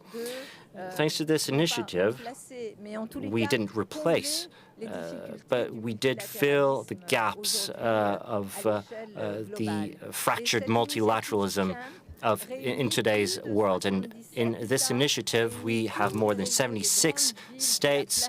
We have city networks, and of course, scientists who are here to help us move along and deliver. I'll conclude from Paris to Belém. This is what we should set our mind on. How should we take action to implement? The temperature has continued to climb up since the Paris Agreement. Yes, it's true, but without it, we'd already been at +5 degrees today. We shouldn't be happy about the results. I'm not, but let's be conscious of the fact that we should not be skeptical. We should see the glass half full. And I'd like to commend here the president of the Belém COP. We pin all our hopes on this COP. It will take place in Brazil. Brazil is one of the leaders on the planet. It's a voice we need. It's a strong voice. And around this president, there will be heads of states and governments, the UN, NGOs, and companies and local authorities. And together, they will implement or set the goals and implement them over the next 10 years, showing that we think about future generations, but also the fact that we think that the rights of future generations are a matter of today. So all hail the Paris COP. It delivered such an amazing result, and viva the future Belém COP and the future Belém Agreement. Bravo, Madame la Maire. Merci beaucoup. Thank you very much, Madame Mayor. Thank you very much. To pick up now on what was just said by the Mayor of Paris, I have the very great pleasure of introducing our very distinguished panel of the current head or president of COP and so many former presidents of COP. Please do come up. We're going to look at the very tangible ways that the Paris Accords will now be considered and can be built on. Thank you.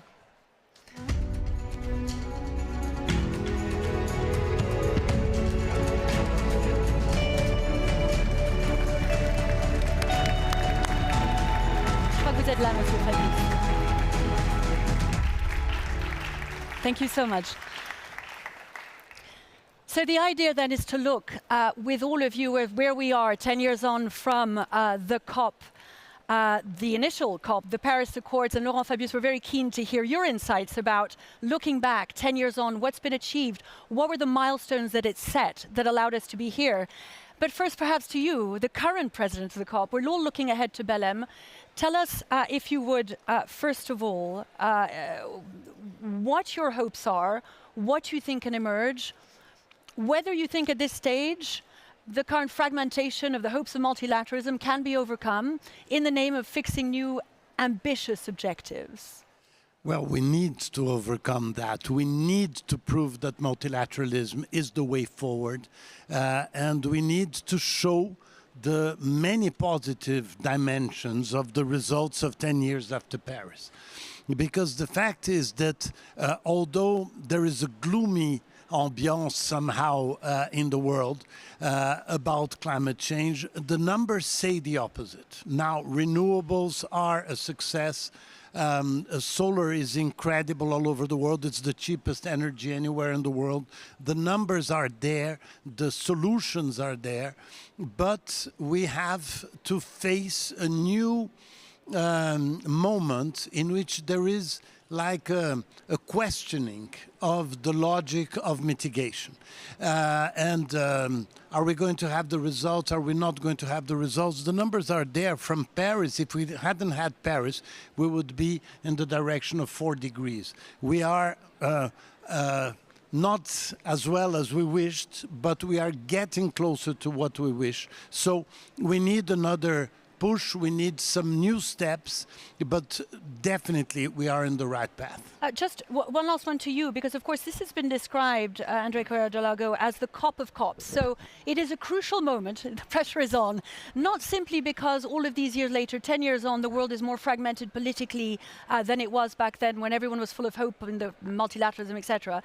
But also the urgency is so much greater. We're seeing it, we're living it, the heat, I mean. Yes, I think that science became more and more precise as the years went by.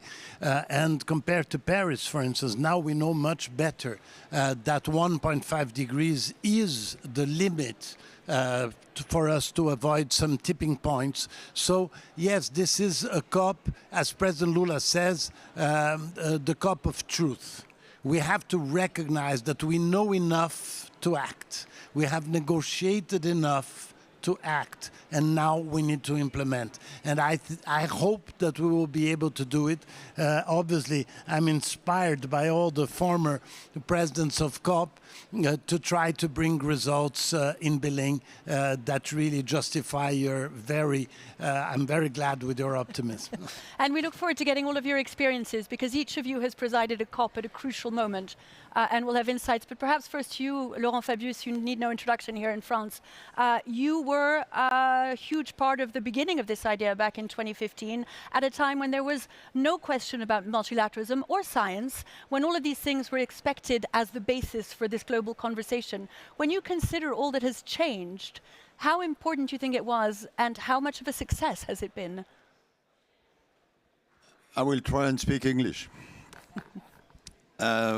In fact, I remember 2 years before Paris, France was the only candidate, which means that it was not so easy. And when France was appointed as the future host of the COP, the delegates came to me and said, "Good luck, Mr. Fabius." And I have always that in my mind. We work together because at that time we were able to work together. And I always say that the Paris success is due to the conjunction of 3 S: science, society, and states.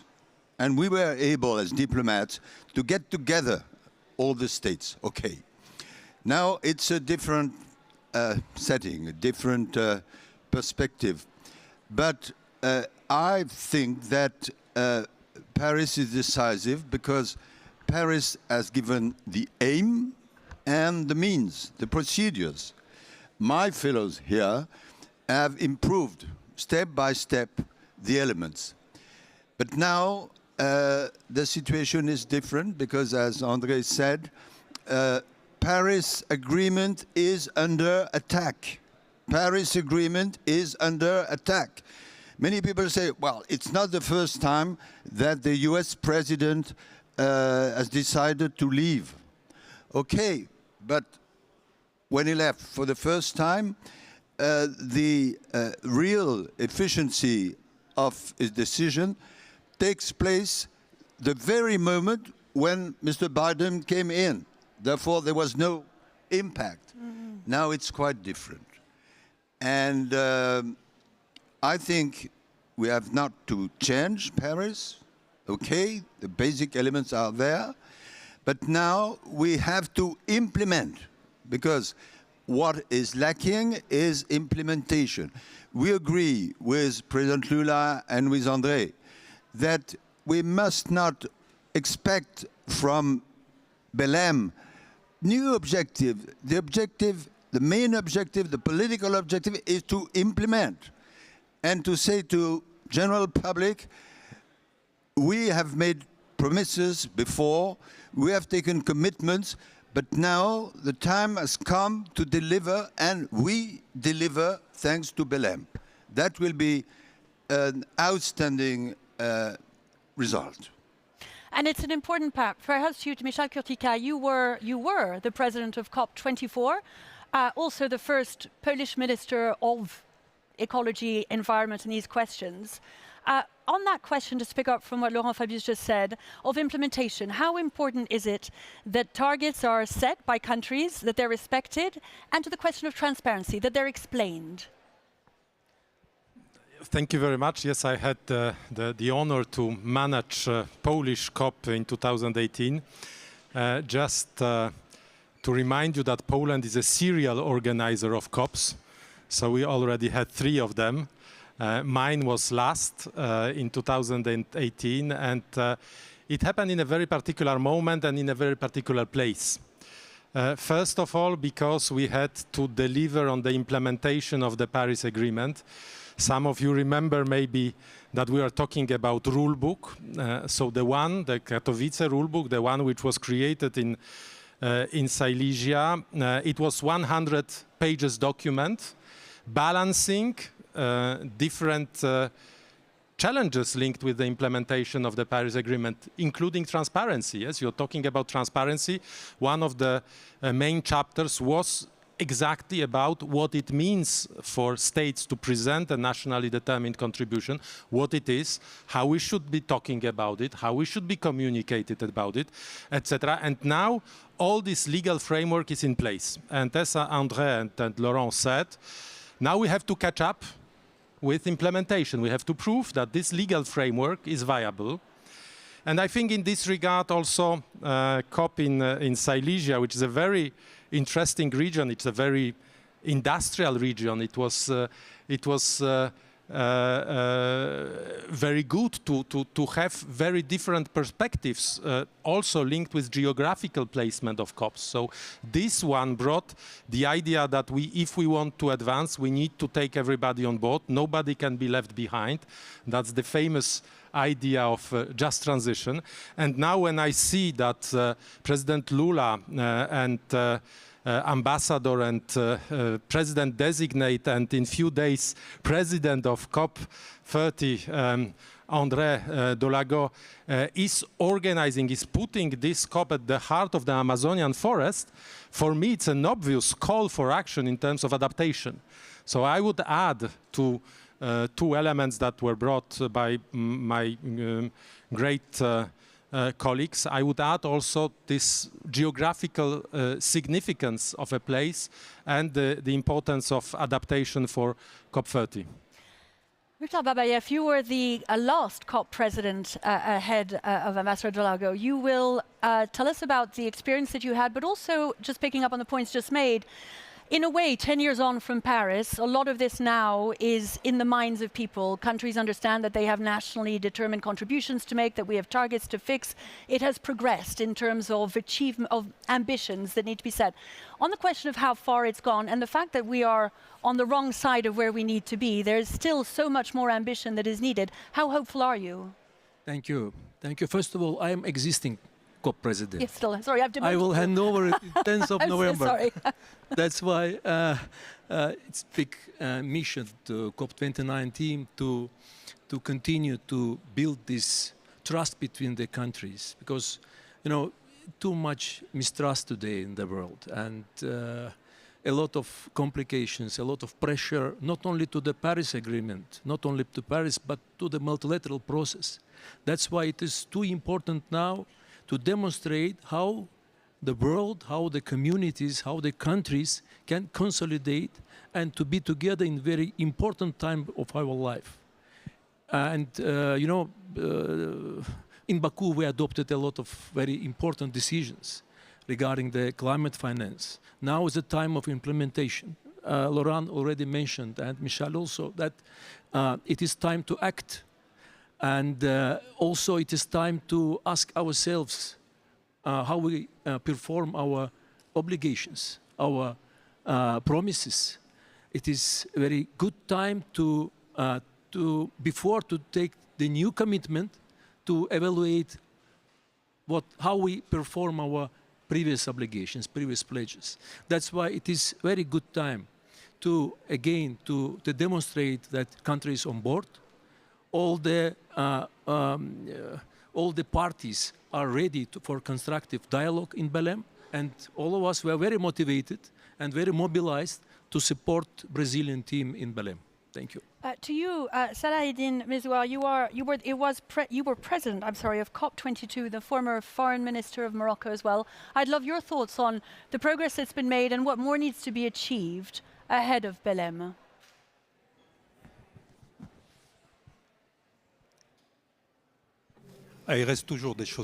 There are always things that remain to be done. I apologize, I speak French. Just to mix things up a little bit. There are always things that remain to be done. Because we must not forget that the Paris Agreement, its success was already a challenge. To implement it is a challenge multiplied by 1,000, I'd say. Because the principles have been established, but there are many things that states and countries need to agree on. So, over the 10-year period, many beautiful things have been accomplished. We have to recognize this. Each of the COPs have managed in their own way a certain amount of things, and that there is an accumulation. The only thing that we always come back to is the cadence. The cadence is not adapted with the speed of climate change and the commitments taken in Paris. We are on a different path.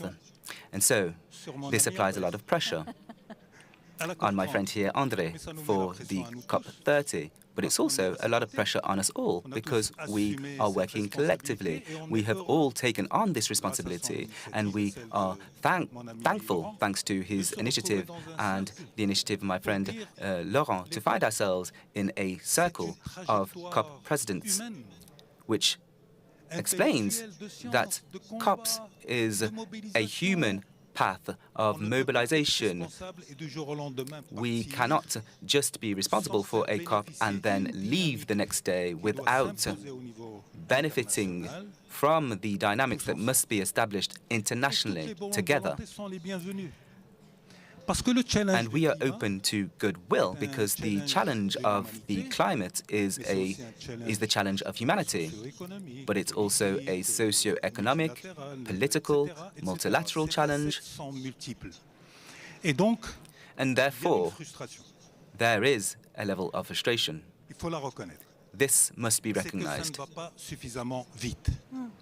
The thing is, things are not going quick enough. When you go to the different regions in the world, there is more frustration than satisfaction. This is a clear observation. Why? Because those who are paying for the degradation of the climate are not those who caused it. So this notion of climate justice or injustice will remain an equation that will be raised throughout all COPs, between COPs, and this will continue. The second fundamental aspect is equity.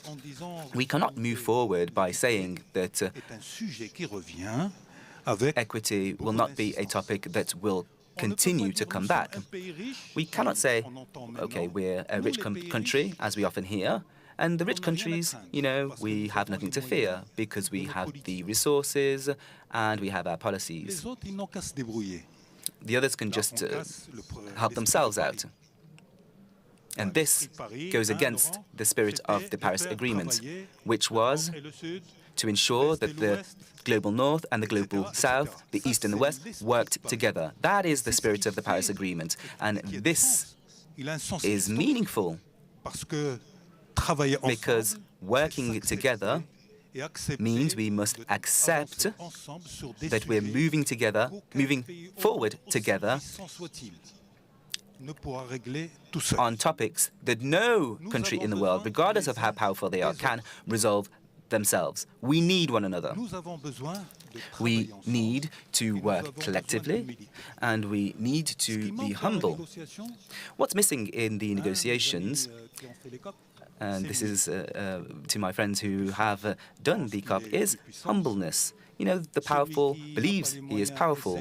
Those who don't have the resources try to accept and just to take what they can. And then there are others who say, well, we have time and we're going to build and we're going to counteract. But no negotiation can work on this basis. If you establish principles and you draw up criteria, good sense means that there must be commitment.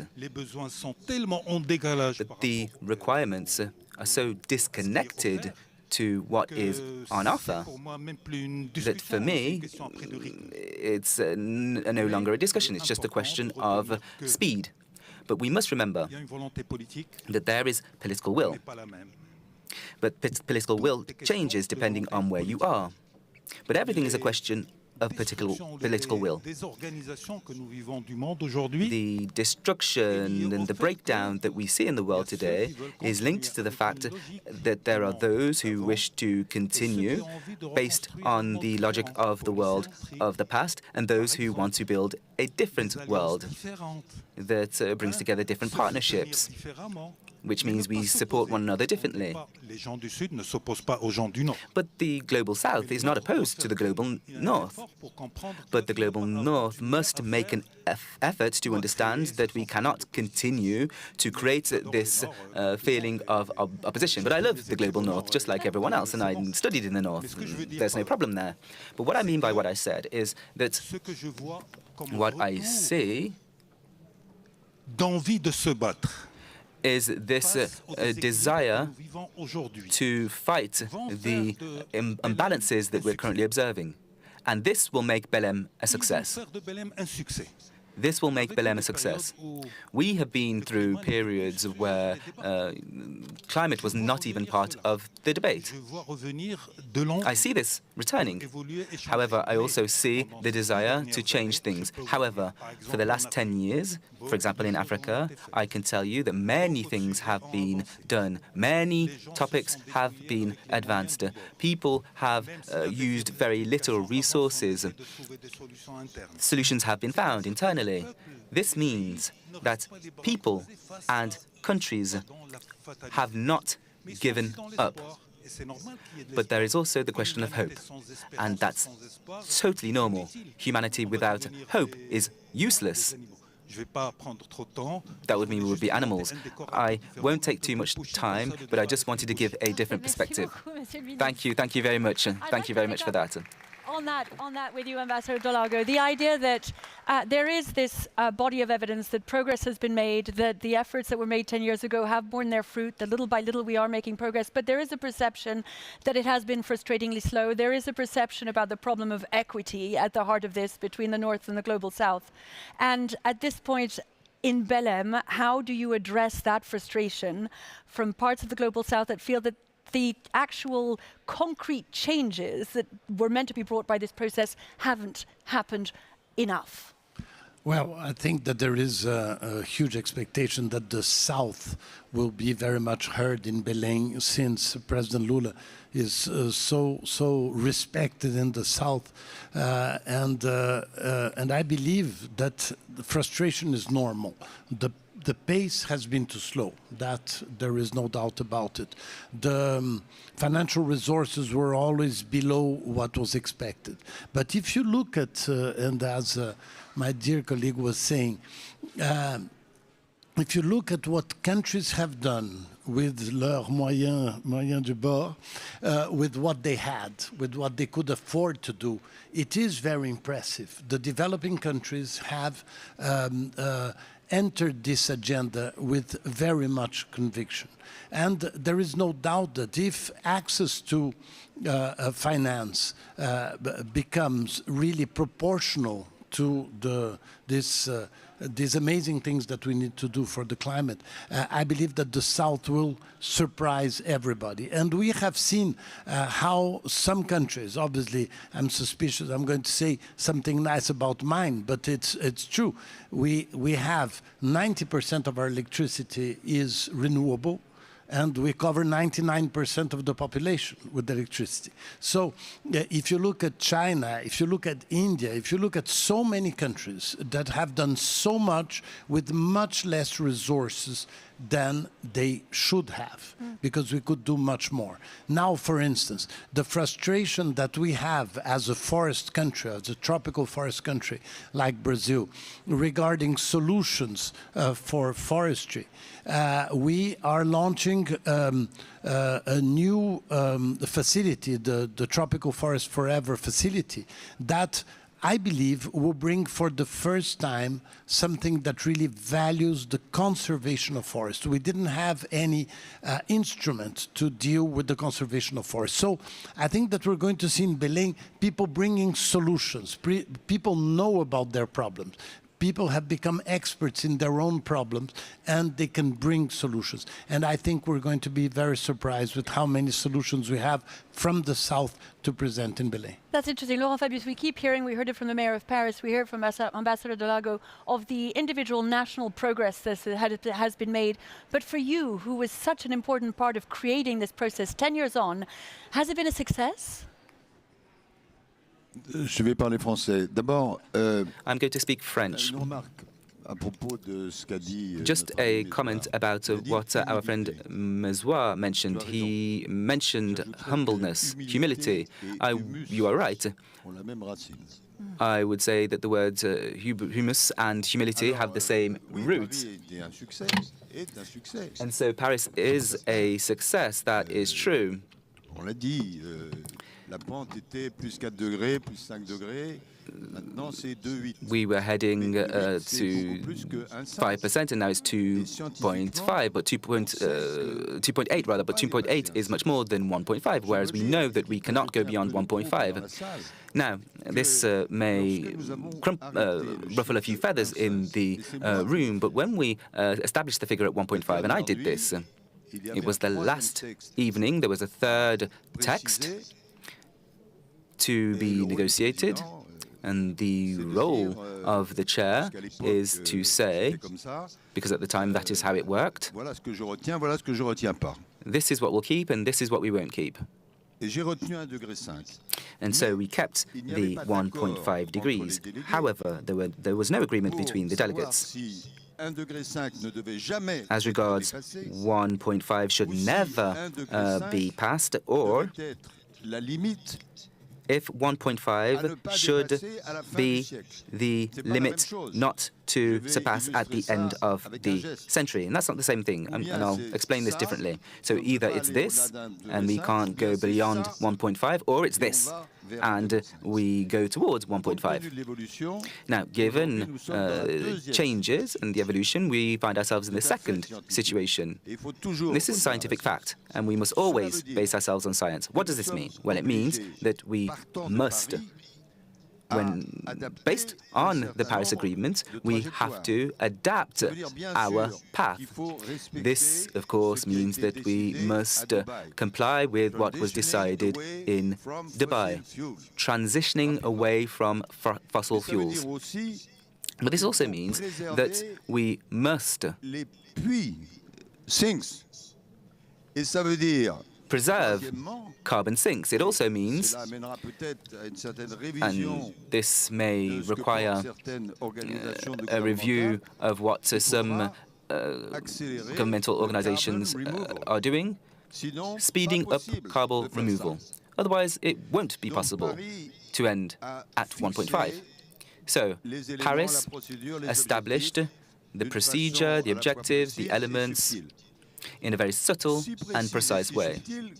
In fact, so precise and so subtle that there is now a new element that has been decided by the ICJ. That is to say that these are not just simple decisions that were taken, but rather these are legally binding decisions. This means that states can be challenged if they don't make the necessary efforts to comply with these objectives. And obviously, much work remains to be done. And the Belém COP will enable us to continue this work based on what was decided in Paris and over the course of successive COPs. And I've always been very surprised by the fact that even with COVID, which was extremely serious, but in the end, if you think about it, a lot less serious than the evolution of the climate. How is it possible that in just a few months we were able to find a vaccine and find hundreds of billions? But with climate change, there is no vaccine, and we have not found the necessary funds. I think there's a clear difference. With COVID, you know, if we didn't take action, then this would lead to death. With climate change, the prospect is not more optimistic. It's just further away from us. People do not feel directly concerned. So it's the responsibility of governments, NGOs, and local communities, and the public, and companies to explain, as Michael Bloomberg said, that the climate issue is not just something that is going to happen in the long term. It's long term, medium term, and short term. And the short term means we must start now. Next question.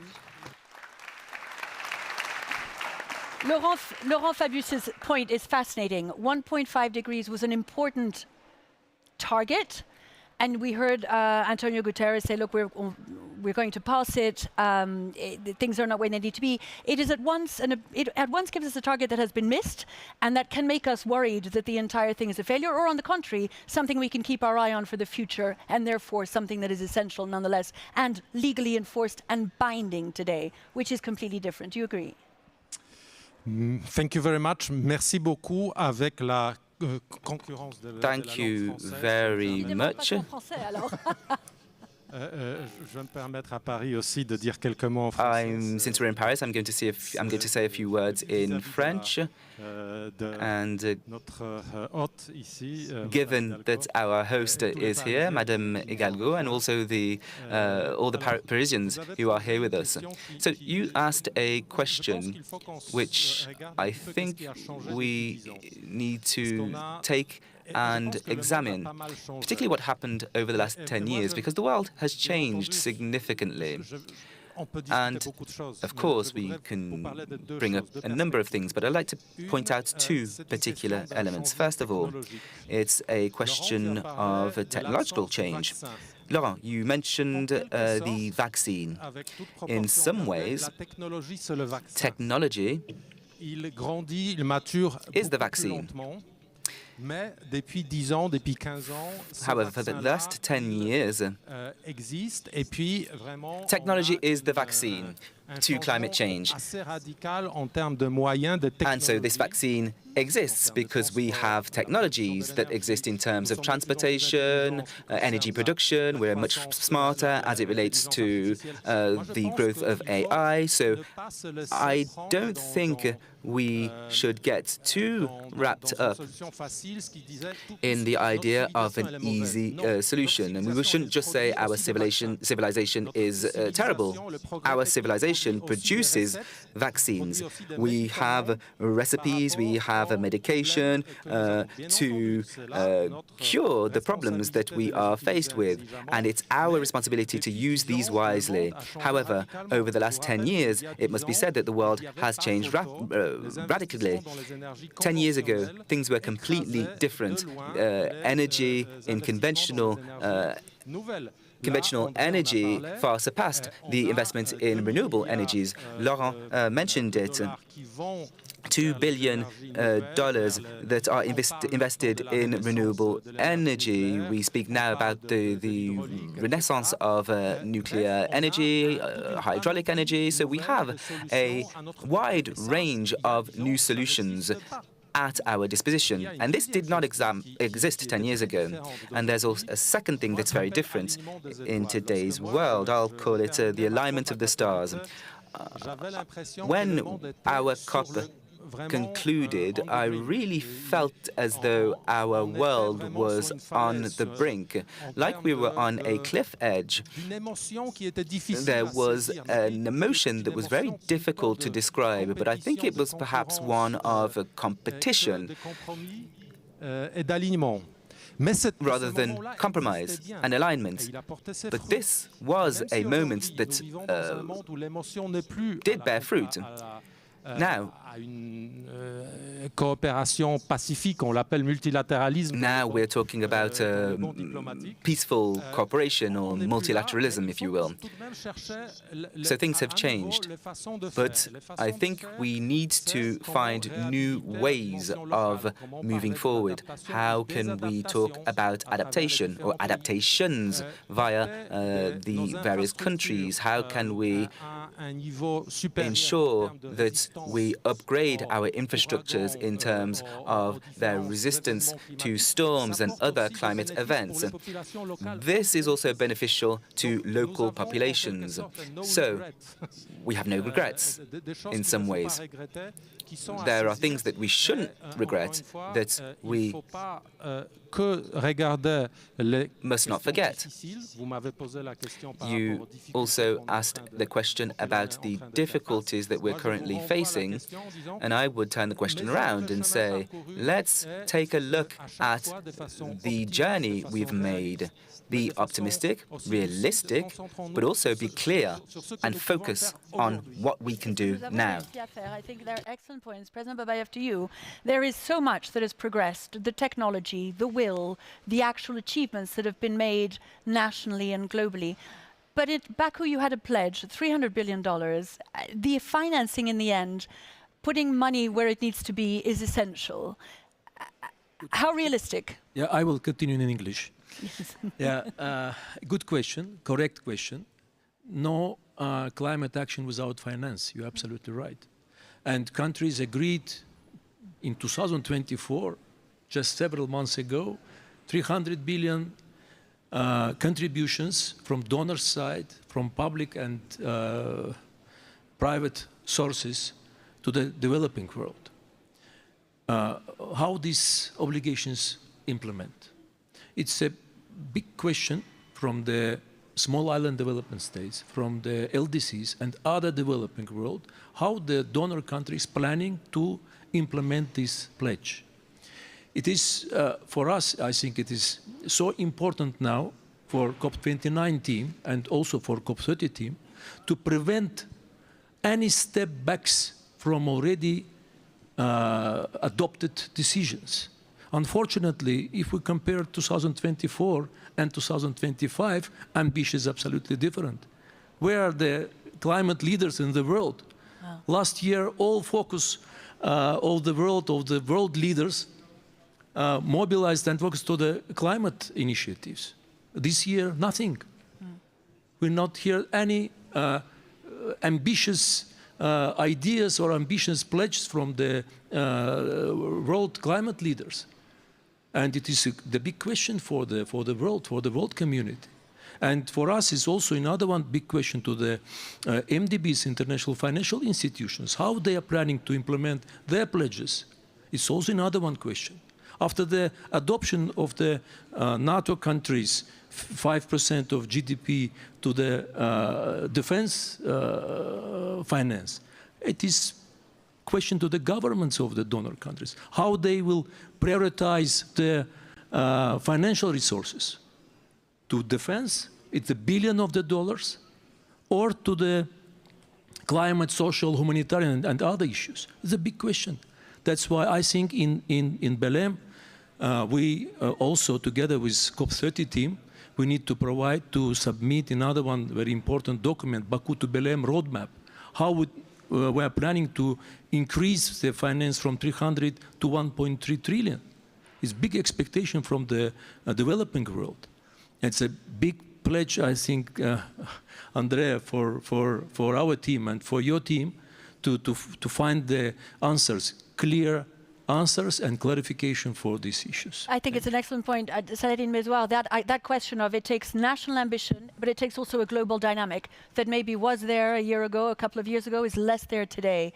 How does Belém deal with that? And how can it, comment contrer finalement cet énorme changement de dynamique? How can we counter this change of dynamic globally? This is a great question. And it is at the core of the debate we've had within the circle. And there are worries, certainly. Worries for many countries, because some of them are tired of some things. With new objectives, new goals, you can do it two ways. You can show that you're the champion, you can show that you're the best, but when you're respectful to the country, if you want to arrive to 10, 15, 20, you can commit to that, and then you condition the rest. If you have finances, if you have aid, if you have help, then you follow through with your commitments, otherwise you don't. So I believe that there were countries hesitating, but I believe there will be surprises. Now, just a few things. I would like to say something about what Laurent said about COVID and how resources was mobilized. COVID meant death, but it also was about getting rid of politicians. About climate change, there are people who die as well, but not at the same places. People who die other places. A lot of indigenous people are suffering, a lot of populations in the deserts. Death is also present, and grievances are present. However, there is short term and there is mid and long term. I'm a dreamer, and I want a collective impulse, but I'm a lucid dreamer. I believe that humanity has a lot of surprises in its pocket. We have impulses, we have ideas. With Laurent, I keep this idea that the Paris Agreement needs to be held with all the strength we can muster, even if there are some belatedness, there are some late implementations, because when you think in terms of geopolitics and geostrategy, you see that the world is not reassuring in terms of cooperation, solidarity, etc. So you need to hold on to what can unite humanity. And the one thing that can unite humanity is climate. We have stories to tell, beautiful stories to tell. I'm a dreamer, as I said, a lucid dreamer. And I believe that each and every one of us has the ability to see transitions, to see great transitions, some as a constraint, as a restraint, and that's heavy. But when you think that this transition is an opportunity, climate change is an opportunity for change. It is an opportunity for change over scales of humanity, humanism, the youth that will change the world differently. So we have to keep all of this in mind and keep fighting, because I believe that we have the capacity to move forward together. With this optimistic trend, Thanks to the Belém conference, you have these nationally determined contributions. Only a fraction of the countries have so far delivered them. There is concretely less and less, it seems, political will to make this happen. How do you counteract that? How do you ensure that Belém becomes a success by clinging on to the idea, the principles, what's at the heart of Paris, without losing to the despair of the facts that there appear to be less and less political will to make it happen? Yes, I think that in that sense, we need civil society to be more active than ever. And I think we have many surprising allies, because I think that, for instance, in business, you have some sectors that are extremely keen to support this agenda. The other day we were discussing, for instance, insurance companies. Insurance companies are now big supporters because they are suffering the consequences of climate change, and so many others. But I think that we have to turn the discussion into the positive aspects, because unfortunately the tragedies that we are seeing, and yesterday and today in the Caribbean, these stories are very sad stories, but we have to insist on the answers that we are finding to some of those challenges. And I believe that this is the story that we have to tell, because people, I'm told, are very tired of listening to sad stories about climate. And humanity has adapted to many circumstances. I think that this is another opportunity in which we can see that we can adapt to a new reality, and we need a new economy. But if civil society is not convinced of that, it's very difficult, because the governments are fearful at the moment, because there are immediate challenges that they are needing to address. So I'm an optimist, not in the elegant way as you, my dear, but I'm Brazilian. You know, you cannot be Brazilian and not be optimistic. So I have to be optimistic. If not, I lose my passport. So, so that's it. Thank you. So the climate debate, no doubt, and it's true that you only have to switch on the news to realize that, to your point, what people are watching, despite what their governments think and say and do, is that it's time to act. Thank you so much to all of us for being with us today and for that optimistic take on the future. Thank you. Thank you.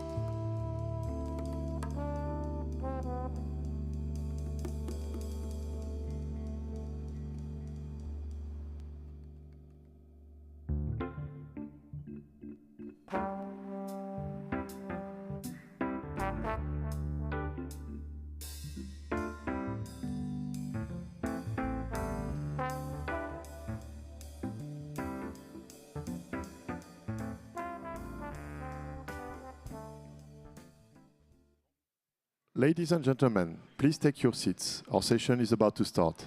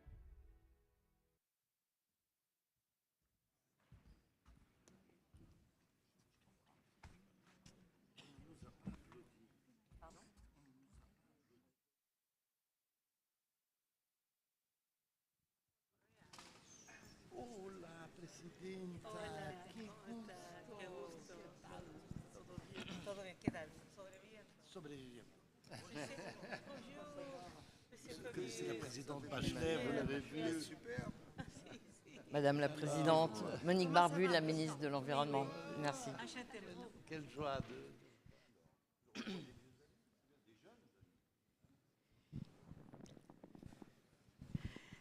Bonjour à tous, je me présente, je suis Monique Barbu. Good evening. Let me introduce myself. My name is Monique Barbu. I'm the Minister for Ecological Transition in France. And I am delighted to moderate this panel for the closing event of the day. We will be starting with a panel with both presidents that count a lot for us. The COP21 president, Laurent Fabius, and Mr. Andrea Correa de Lago, who will have a heavy task, who will be the president of COP30. Of course, 10 years after the Paris Agreement, we wanted to have this event here, and you are both evidence that multilateralism exists and that it is bringing hope.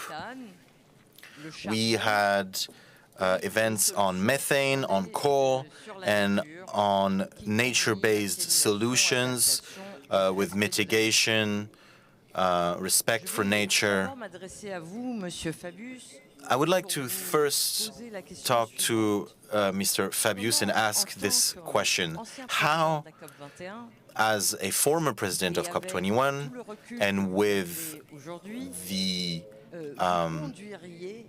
the wisdom you have a posteriori, how will you conduct discussion, how would you conduct discussion to phasing out coal, mitigating new gases like methane and other topics that are more in between economic development, protection of biodiversity, and climate? So what would you advise, given your experience in these negotiations? Thank you very much. Good evening. I am delighted to be here with you, and especially with my friend André, who will have the heavy duty to be president of COP30 in Belém. Maybe you don't know it, but one of the great initiatives that was taken by the Brazilian presidents was to create this circle of COP presidents. You gathered under your aegis the entirety of all presidents of the COPs since COP21 in Paris. This was an excellent idea, except that you asked me to be the president of this circle of presidents. That maybe was not such a great idea. I don't want to give any piece of advice. André knows perfectly the topics at hand. He followed through and very closely all the COPs. And his president has a concept of what Belém COPs needs to be, with a wider vision, and I support this vision entirely, that we need to be in continuity with the Paris Agreement. The Paris Agreement is about the climate, but it is a symbol for multilateralism, for development, and for peace. Now, before I answer this question, one of the main things that I can say is this: multilateralism is at the core of this. No one needs to be under any kind of illusion. The Paris Agreement is under attack. It is under attack. Sometimes it is an offhand attack. Sometimes it is an attack right in the face. Sometimes it is by quitting it that it is under attack. And some even ask others to leave the Paris Agreement. So it's not like everyone believes that the Paris Agreement is a great thing. It is under attack because it gives us keys, it gives us goals, it gives us processes, and because it is a symbol for multilateralism, for research, for development, for peace, and preservation of law. That's what's at stake beyond the climate, idea. Now, you've mentioned a couple of issues, and I would like to come back on one of them, methane.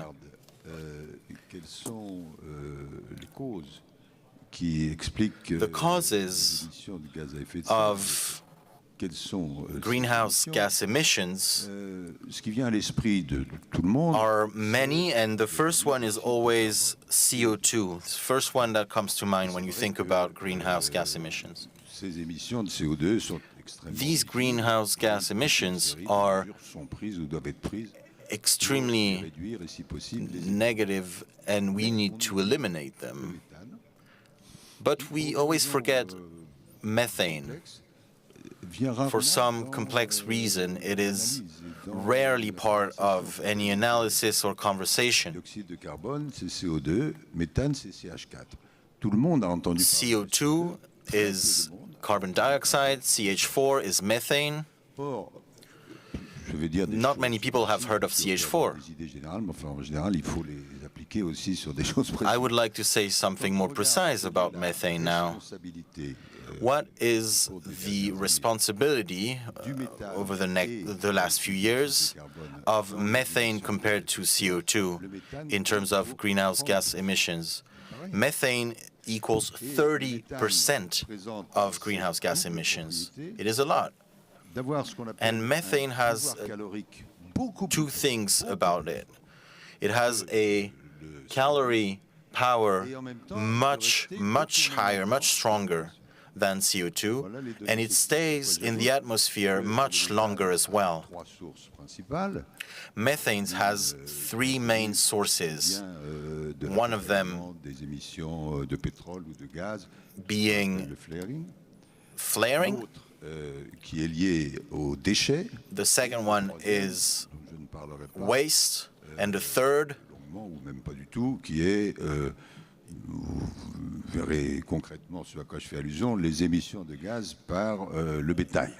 Is cows that you probably know about, which is another issue. I hope it will be resolved thanks to technological progress, but it poses great problems in countries such as India, for example. For the first two cases, 30% of methane, 30% of greenhouse gas emissions are concentrated in the oil and gas industry, as well as waste management industries. And the last technical point, if we manage to mitigate these methane emissions, it has a considerable impact on the possibilities of reducing temperatures. Figures do not lie in that case. We are in 2025, whether you think of 2040 or by 2050, we could diminish the temperature increase by 0.3 to 0.5 degrees Celsius, of course. We have talked about 1.5 degrees Celsius. If we manage to diminish this evolution perspective by 0.3 or 0.5, it changes everything. So the question now is, what can we do? A few things have been done already. France and other countries have participated in some measures with the methane pledge that gathers many countries and has great results, but it's not enough. Another idea that was presented by the Prime Minister, Mia Mottley, that we will listen to later. Now, this international protocol that she proposes is not easy to implement, and it can only function if the oil and gas industry also put some efforts.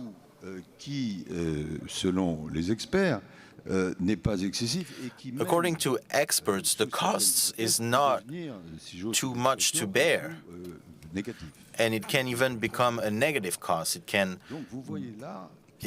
be profitable even. This is a gold mine.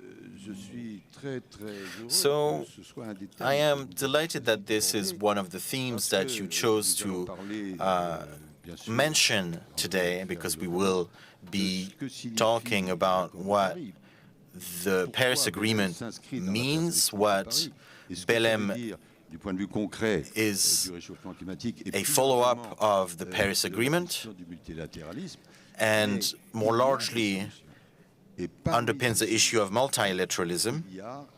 There are solutions, and among these solutions, diminishing methane emissions. And I believe that in Belém, this question will be on the table. Thank you, Mr. Fabius. I believe that your advocacy was extremely concrete and based off of data that some of us know, but not everyone necessarily knows about. So now I would like to turn to Mr. Dolago with a question.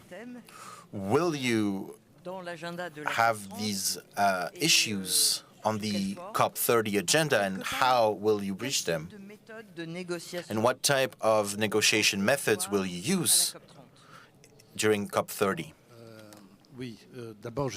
Of course, I agree with everything that Laurent was saying. I believe that it is crucial, and thank you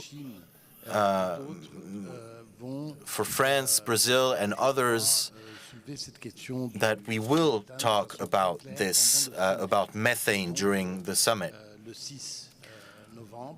On the 6th of November, as well as during the rest of the COP,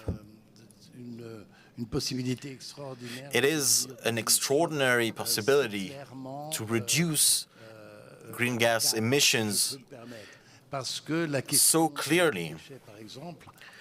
Waste management, for example, is the type of project that is very well received by our populations, and it has an extraordinary impact on life quality. Sometimes mitigation projects are not close to the people, and the people are more likely to see what we do with waste management as something positive. Now, I would like to say that I do like receiving well-thought advice by Laurent Fabius and the other members of the Circle of Presidents that we created. And I am also delighted to see we have created 4 circles. There is the Circle of Presidents, the Circle of Finance Ministers, the Circle of the Peoples, with indigenous people, Afro-descendant of Brazil, of America, and everywhere else. And finally, the circle of the ethical, of taking stock ethically. We have had extremely positive results with the president of Chile, Ms. Bachelet, who was very active in this ethical circle. She said that the Minister of Brazil said that we need to listen to all the circles of society in order to incorporate into the negotiations all of the dimensions, and especially this dimension that has been a bit lost to technology, and rising inequalities, as well as in order to integrate all the population. So I'm delighted to be here with you, Mrs. President. Thank you. And I know that you had a dialogue in the Circle of Presidents between COP presidents. And now I would like to ask you more broadly, 10 years after the Paris Agreement, you have seen the entirety of these discussions, and how do you see them evolving, changing? You have to dare say new things. Do you see the usefulness of one COP per year? How do you see new governance? How do you see new governance that we need to implement? Oui, c'est une question absolument fondamentale. This is a fundamental question. Paris was 10 years ago. Belém is in 10 days. Alors, compte tenu de ce qu'on comprend de l'évolution In de la light of société, tout va très vite, ou how tout ce we qui a see pris society quelques evolve, semaines everything devient is so obsolète. swift, how Paris, something that we knew certains comme une a few virus. weeks ago becomes Et quand obsolete. certains appuient, Well, je ne citerai pas de nom, things go very fast, and when some et insuffisant de Paris, criticize the defects of the Paris Agreement to the point where it's almost unfair. Je disais tout à l'heure, Paris est attaqué. I said earlier Donc il faut the Paris commencer, Agreement was Madame under la Ministre, attack. comme nous So, le faisons avec André et dans notre at cercle. those times, Madam Minister, André and myself and other circles should explain why the Paris Agreement is a success. We must repeat this ad nauseum, facts that are not known by people. Mal intentionné, dit mais écoutez, Some Paris ça a servi à quoi puisque spread some information with ill intent, saying Paris Agreement did no good. We still have a heating, and we overpassed the 1.5 threshold. This is far behind us. We need to forget about this. We need to turn to the future, look to the future. No, we need to look to science. pour It la is fin du siècle était 4 degrés, 5 degrés, et que la réalité aujourd'hui, it même is si very elle est clear excessive, that est 2,8 although there is Et à chaque heating, fois qu'on prend we un need dixième to de curb degré, it. And c'est every time you millions have de vies 1/10 qui of a sont en jeu. degree on top of 2.8 degrees of heating, Et pas se contenter de dozens ça. of millions of lives are in que, danger. du point And de vue we should de not stop l'investissement at et de repeating l'emploi, this. tu It's as also cité les about chiffres ce investments matin, and André. jobs. You mentioned Il y a eu the un figures boom this morning, André. extraordinaire des énergies There nouvelles. has been Dans le même a temps, boom in new malheureusement, les énergies, clean disons, energies. traditionnelles And continuaient simultaneous d'avoir un certain poids, with this, bien que traditional nous ayons fossil décidé fuels à la Coupe de still Dubaï play a major transitionner role. away from And fossil fuels. in Dubai, Mais there il was y a a eu des decision progrès to considérables. transition out of fossil Et fuels, but les there was entreprises, peut-être pas toutes les considerable entreprises, mais progress. And énormément d'entreprises many ont companies, maybe not que all, but aller dans many le sens companies de, understood réduire le changement that climatique et going préserver sa towards propre compétitivité, fighting c'était la même against chose. climate change and preserving productivity was the same thing. And some countries understood that if they were to keep being independent and sovereign, they needed to change their energy mix. These are facts, but they need to be repeated again and again. And if they're not, Évidemment, accentuée ou utilisée you see par mistrust, certains dont je parlais. distrust being used by people of ill intent. And La do COP correct me if I'm wrong, André. va s'inscrire dans The la Belém lignée COP de la COP de Paris, will en be tenant built compte on des éléments the nouveaux. Paris Agreement, Et but it c'est will pourquoi also je dis include souvent, quand on me demande de new résumer pourquoi features, Paris était un new succès, information. je dis, And oftentimes when I'm asked why Paris à cause des is a 3 success, S, I say because of the 3 S's: science, Society and States. À cette époque, nous avons réussi à opérer la at conjonction that entre la time, science, qui we n'était pas joined critiquée together autant qu'aujourd'hui. science, which was not criticized as much as today, society, maybe not all of society, but a big chunk of it, that went towards the same direction, and the states, obviously. We brought together many states around the table, as allowed at the times. But science today is under attack. y compris suscité Society, well, there are some quarters that challenge current trends, and states also.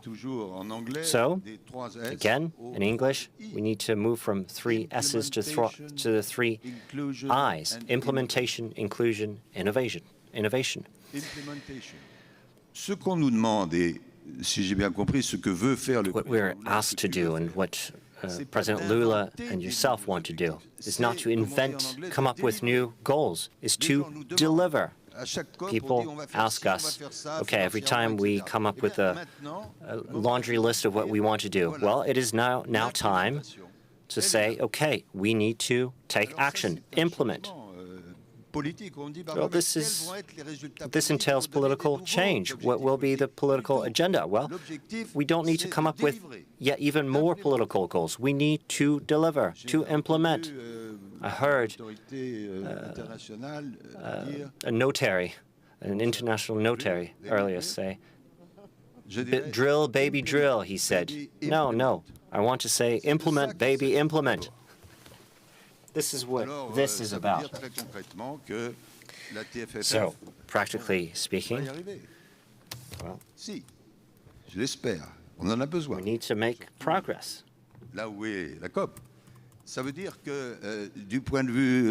TFFF will be a success.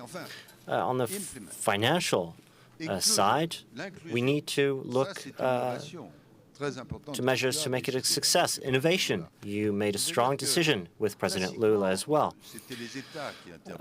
Traditionally, states took action, but under the current guidelines,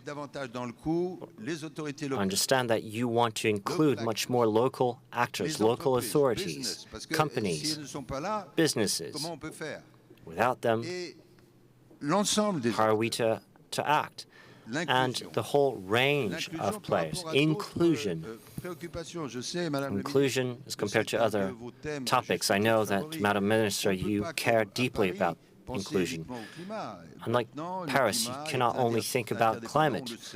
Climate is intrinsically linked with other topics, ocean, biodiversity. We know this from other COPs. So we need to take all of this into account through inclusion, and this will entail a modification of the action agenda in the jargon.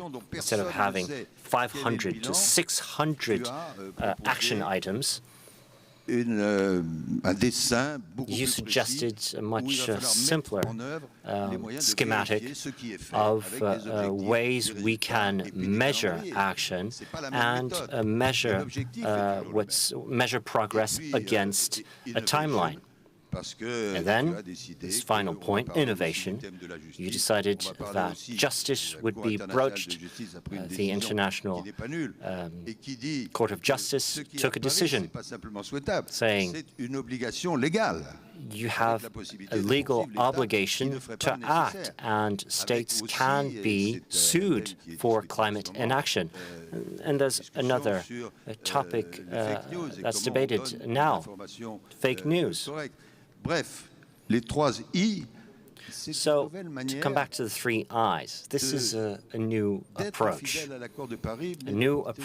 to being faithful to the Paris Agreement, but also to build upon it. This is why I gather from the statements by President Lula and President André. So we'll let President André speak on his own behalf. Beyond COP30, how do you see the future of this negotiation process? Well, as a diplomat, I can say that diplomats who negotiate at the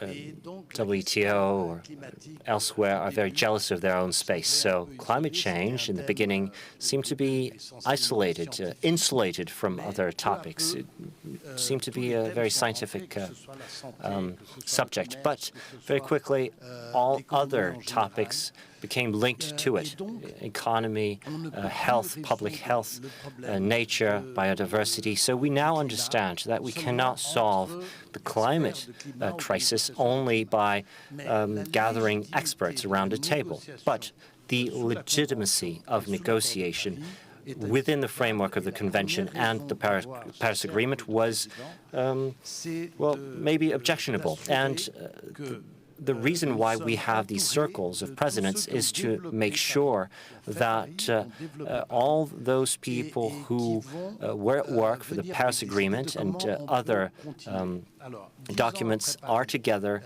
to make suggestions on how to move forward.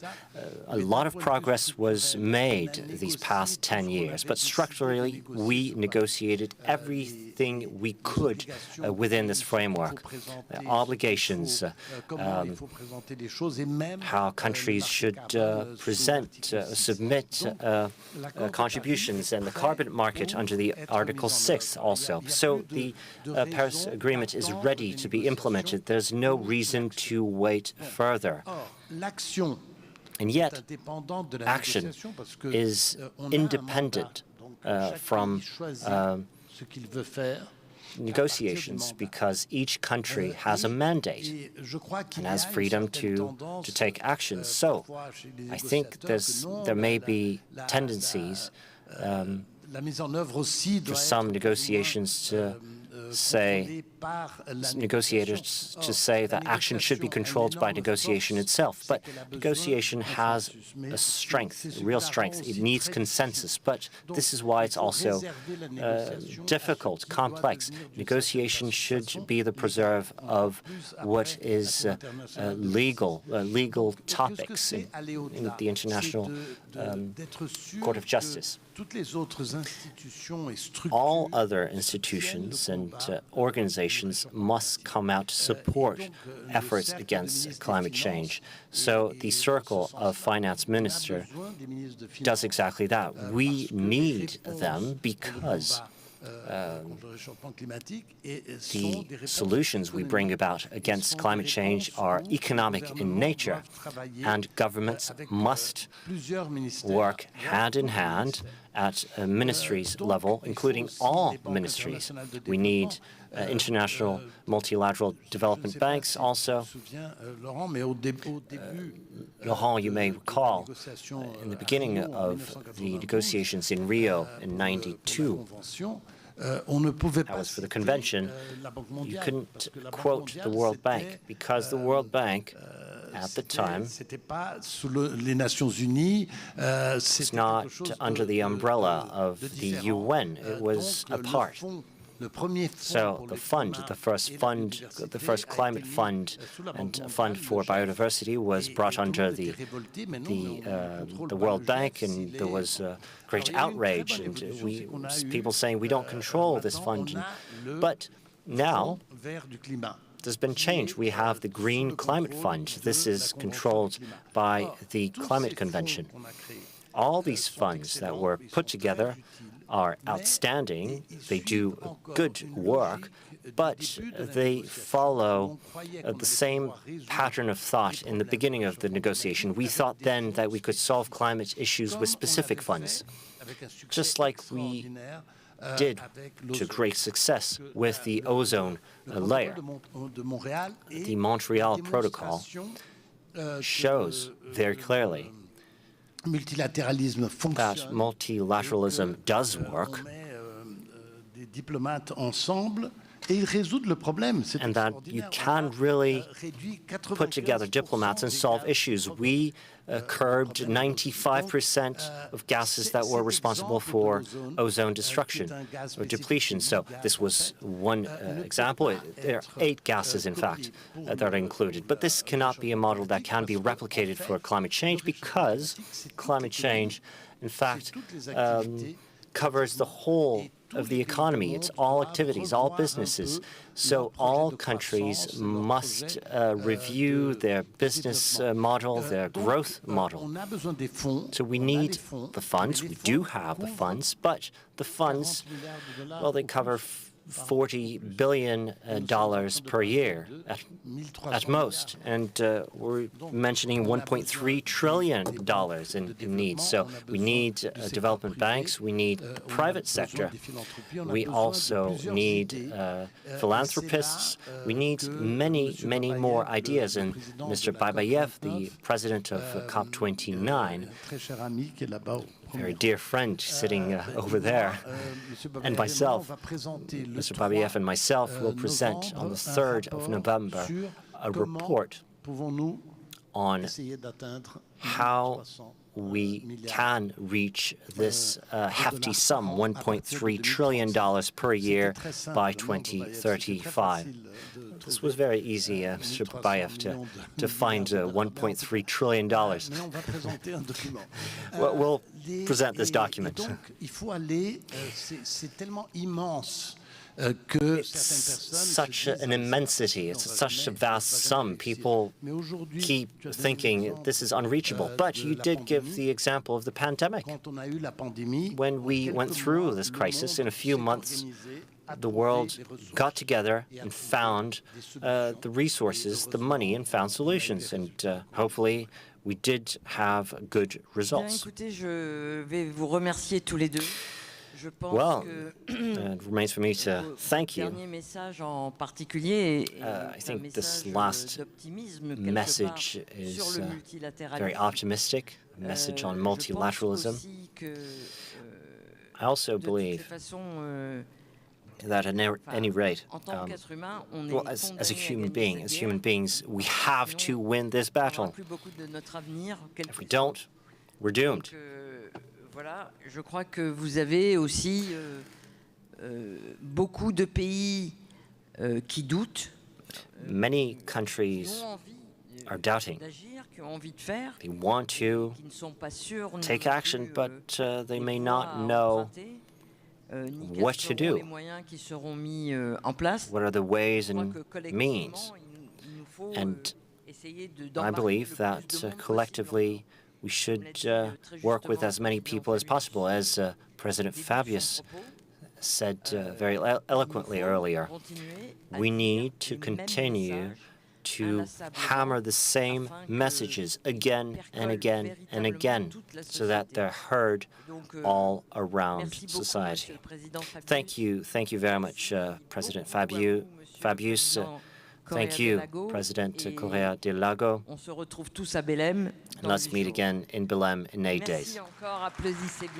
Thank you. Round of applause.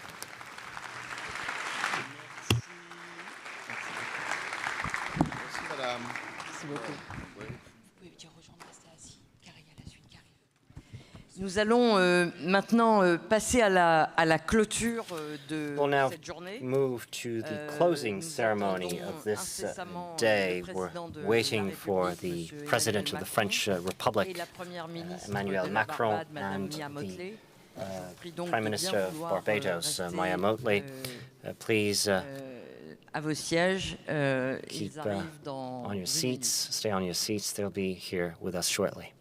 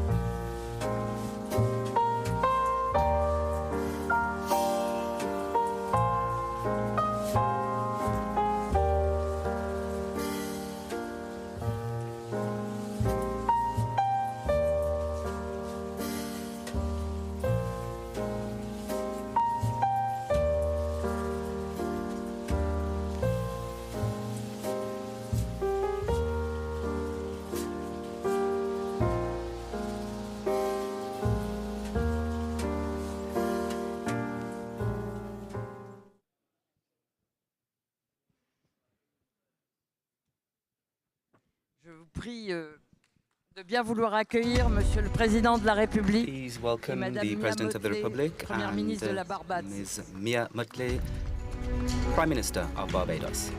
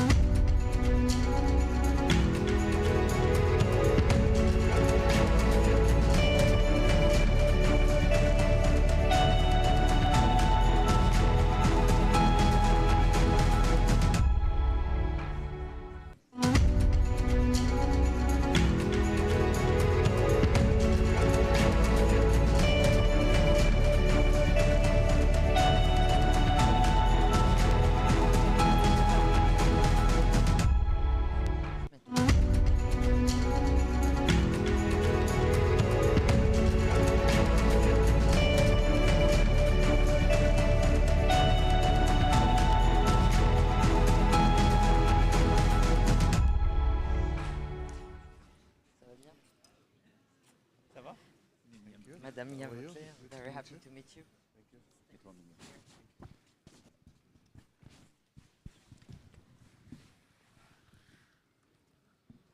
Monsieur le Président de la République, Madame la Première ministre, President of the Republic of France, Madam Prime Minister, it is an immense honor for all of these participants to welcome you here at the end of this day, dedicated to the 10 years of the Paris Agreement.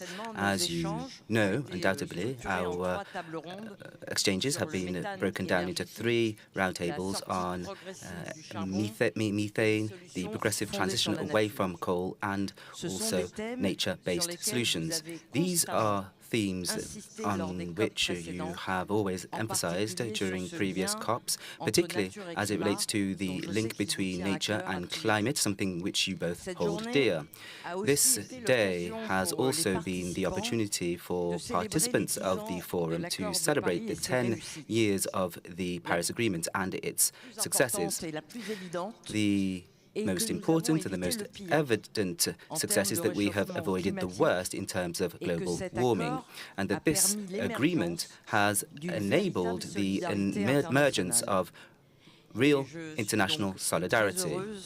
And I'm very pleased to give you the floor, Madam Prime Minister, so that you may tell us what you have taken away from these last 10 years since the Paris Agreement and how you see where we will be in the future. You have the floor, Madam Prime Minister. Thank you very much, Madam, and thank you for the opportunity, President Macron, my dear brother Emmanuel, for being here to celebrate this 10th anniversary. This was a signal moment for small island developing states and for the vulnerable countries of the world. And for those who doubted it, you only need to see the number of crises that have happened in the course of the last 10 years. And it is perhaps very unfortunate that as I speak to you, we are still awaiting the outcome of the scale of damage that has been brought upon Jamaica in the last 24 hours, upon eastern Cuba, and upon Haiti, with stories of deaths apart from the devastating property damage coming out very clearly. And we do not know where it will end up in the next 2 to 3 days, with Bahamas, Turks and Caicos, Bermuda, all in the potential line of sight. I say this because we come year after year after year to say the same thing. And the truth is that the Paris Agreement has become the defining reference point for most people to say that this is when the world took seriously the ambitions. Doesn't mean that there haven't been some concerns along the way, because I've said for the last 6 or 7 years, we have confused commitment with capacity. And therefore, while we come to conferences and talk about commitments, we're not necessarily reflecting how we have the capacity to meet those commitments.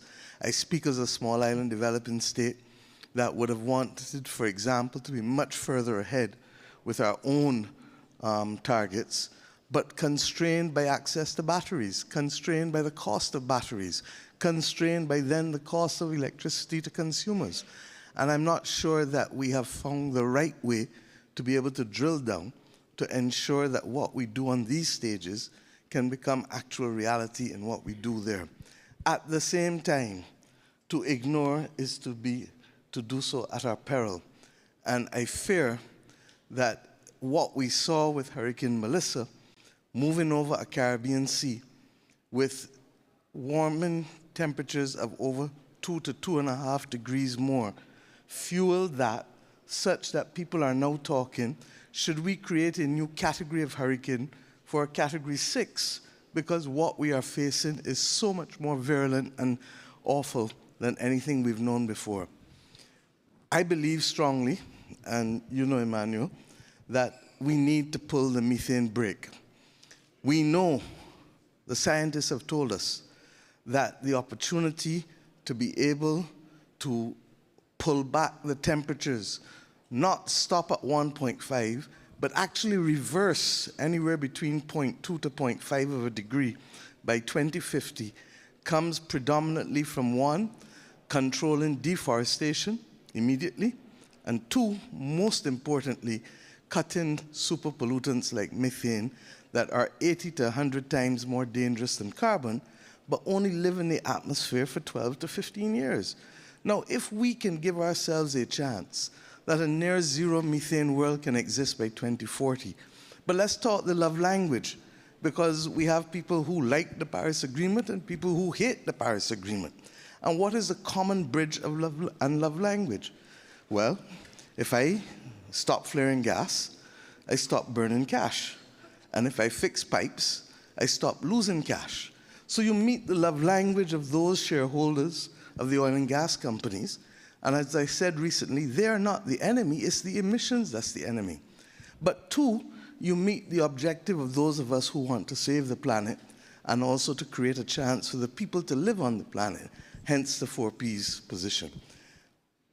There are other issues that cause methane, but equally the technology is there and the new practices are there. They won't have the same balance sheets as the oil and gas companies, but it is easier for us to be able to deal with human-made methane emissions than we are currently doing. If we can do that, here's what it actually does. It buys time for the same oil and gas sector to be able to seriously put money in R&D to scale up commercially the decarbonizing technology that is also needed for them to become a permanent part of the energy solutions, not at 20% by 2050, but perhaps at 30 or 35 or 40%. Why? Because the reality is, I do not believe that in the next 25 years, we will have enough capacity to allow everybody to do a just transition purely on renewable energy.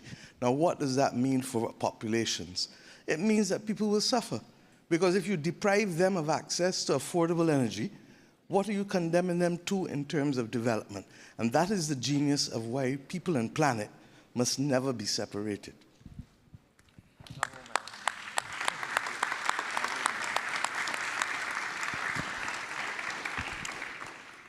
Merci beaucoup, Madame. Thank you very much, Madam Prime Minister. As always, absolutely vibrant what you are saying, and I think that everyone agrees with what you're saying, and we're lucky to have next to you the President of the French Republic, who has also, over the last few years, been extremely involved so that France can continue through the One Planet Summit, but not only that, l'ensemble des efforts de la communauté has internationale contributed to maintaining the efforts of the international community on these themes so that they stay alive regardless of the crisis with which we're faced. And therefore, it's a great pleasure to give the floor to the President of the French Republic so that he may conclude this day. Thank you very much. First and foremost, thank you very much, Madam Prime Minister, dear Mia, for being here once again and having such a brilliant discourse. And indeed, I would also like to congratulate all of the work that was done 10 years ago here in Paris. And we're very lucky as well to have Laurent Fabius here with us and André, who is involved in the preparation of the Belém COP that will take place in the next few weeks, or in a few days, I should say. And we will work together to uphold this agenda. The Paris COP and the Paris agreements allowed us to stop a very high-speed train. The path at the time was above 4 degrees, and so collectively we implemented a process, control mechanisms, and a discipline which enabled us to slow this train with the objectives 1.5 and carbon neutrality by 2050. We're not there yet internationally, but we have slowed things down significantly. I say this because it's very important to remain mobilized on this path. There was a before and an after.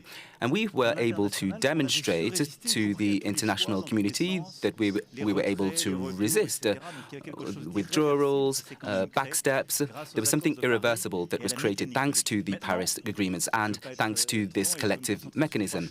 Now, I'd like to concentrate on 3 things, and this follows on precisely with what Mia Mottley has just said. The first is, what do we focus our efforts on? We know what the stages are. In Belém, we are going to uphold our 2035 deadline.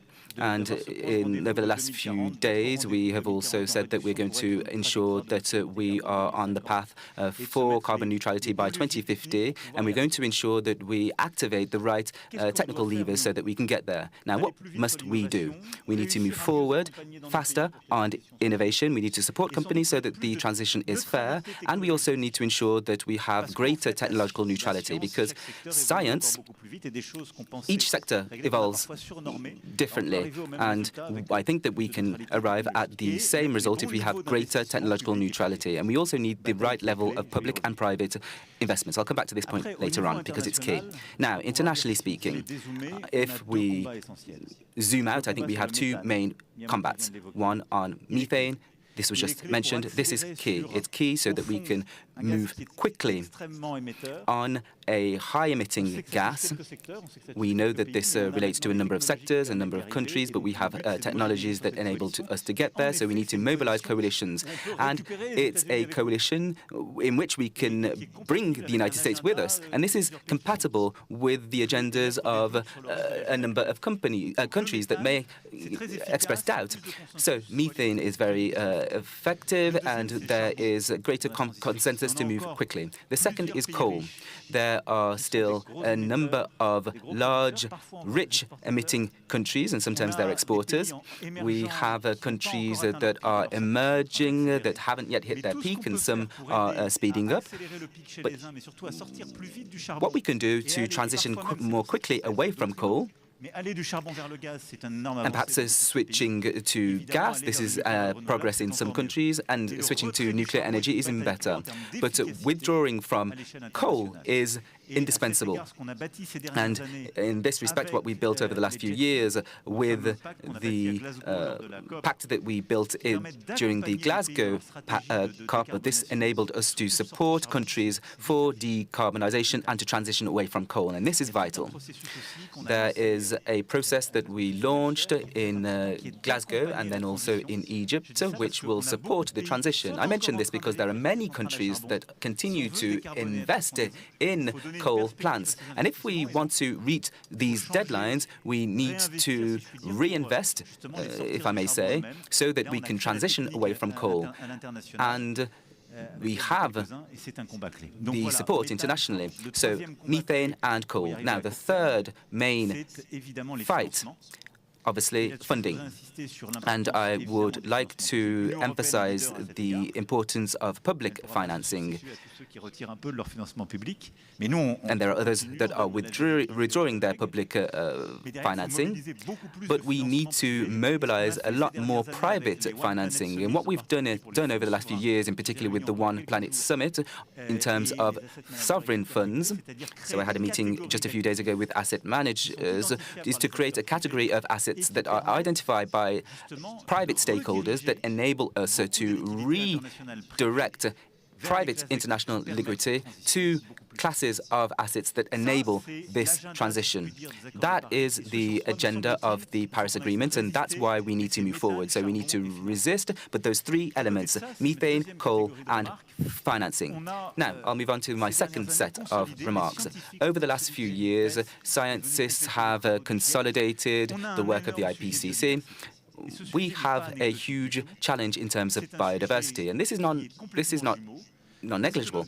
This is just as important because our biodiversity is a solution to emissions, because we have primary forests, mangroves, and our oceans that are carbon sinks, but also because they're sources of natural innovation that enable us to reduce emissions, but also because they are levers for adaptation when it comes to climate change. It means that we can resist much better to climate change. And also I have a very strong thought for our colleagues in the Caribbean, and Mia is here with us, whereas our colleagues have been struck by this terrible phenomenon, and a thought goes to Jamaica and Cuba in particular. But biodiversity is a fight that we must move forward with. We are building a methodology with the biodiversity credits, and this work has been requested by Madame Fossette Angoula. So we're currently stabilizing this method, and the nexus, if I may say, between the climate and biodiversity is fundamental if we wish to succeed. And really, we need also reforestation policies, but also the conservation of primary forests and mangroves. In these primary forests, we have biosphere reserves and 3/4 of global biodiversity reserves. And I think that if we destroy them, then we're set back a few more steps. So in Gabon, for years, if we continue in this way, we're going to destroy the planet much quickly. And I would also like to hail the commitment of President Lula, who has committed to this topic. But I think, and we have a number of foundations that are present here today who have helped us on this point, we need to ensure that we promote these conservation credits and also support countries, but also indigenous peoples and local communities who are essential in this fight, so that we can pay for preservation. And that's what we're currently building, and that's what we'll continue to build internationally, a policy of reforestation and to preserve mangroves and primary forests. This is essential if we want to meet the objectives of the Paris Agreement. Now, the last fight is exactly what Mia Mottley has just said, using the example of methane and speaking about people and planet, which are not opposed. In 2023, there were 60 or so countries from across the globe, from the south, from the north, east, west. We created a shared platform, which is the Pact for People, Prosperity and the Planet. And the method, and this was initiated by the Bridgetown Initiative, launched by Mia Mottley. Now, this is a call to countries who have been affected by climate change and who believe in the climate, but who we were asking, which countries were asking, Okay, so fine, then you need to give up your development policies. This is an area of division, and it's also it can't be understood. So you have to fight against poverty, but you shouldn't do this, you shouldn't explore gas, and because it's not good for the planet. And they would say, well, that's nice of you to say. You have coal plants because you don't have your Russian gas, and you're asking us not to do certain things. So what we need is a global strategy. We need national strategies, we need public-private financing, we need a compatible country strategy, and the reconsolidation of an agenda that brings together climate and biodiversity, the fight against inequalities, and the financing of shared policy, in particular as it relates to health. And many are trying to unsew this agenda, which seeks to be inclusive and which respects national strategies. The 4P, which is hosted by the OECD, plays an essential role to reconcile everyone around this agenda: prosperity, climate, biodiversity, and the financing of our shared commons, in particular health. And this will enable us to ensure that we meet the climate agreement and that we deliver results. So I'll stop there, but thank you very much. Thank you to all of those who are active on this agenda.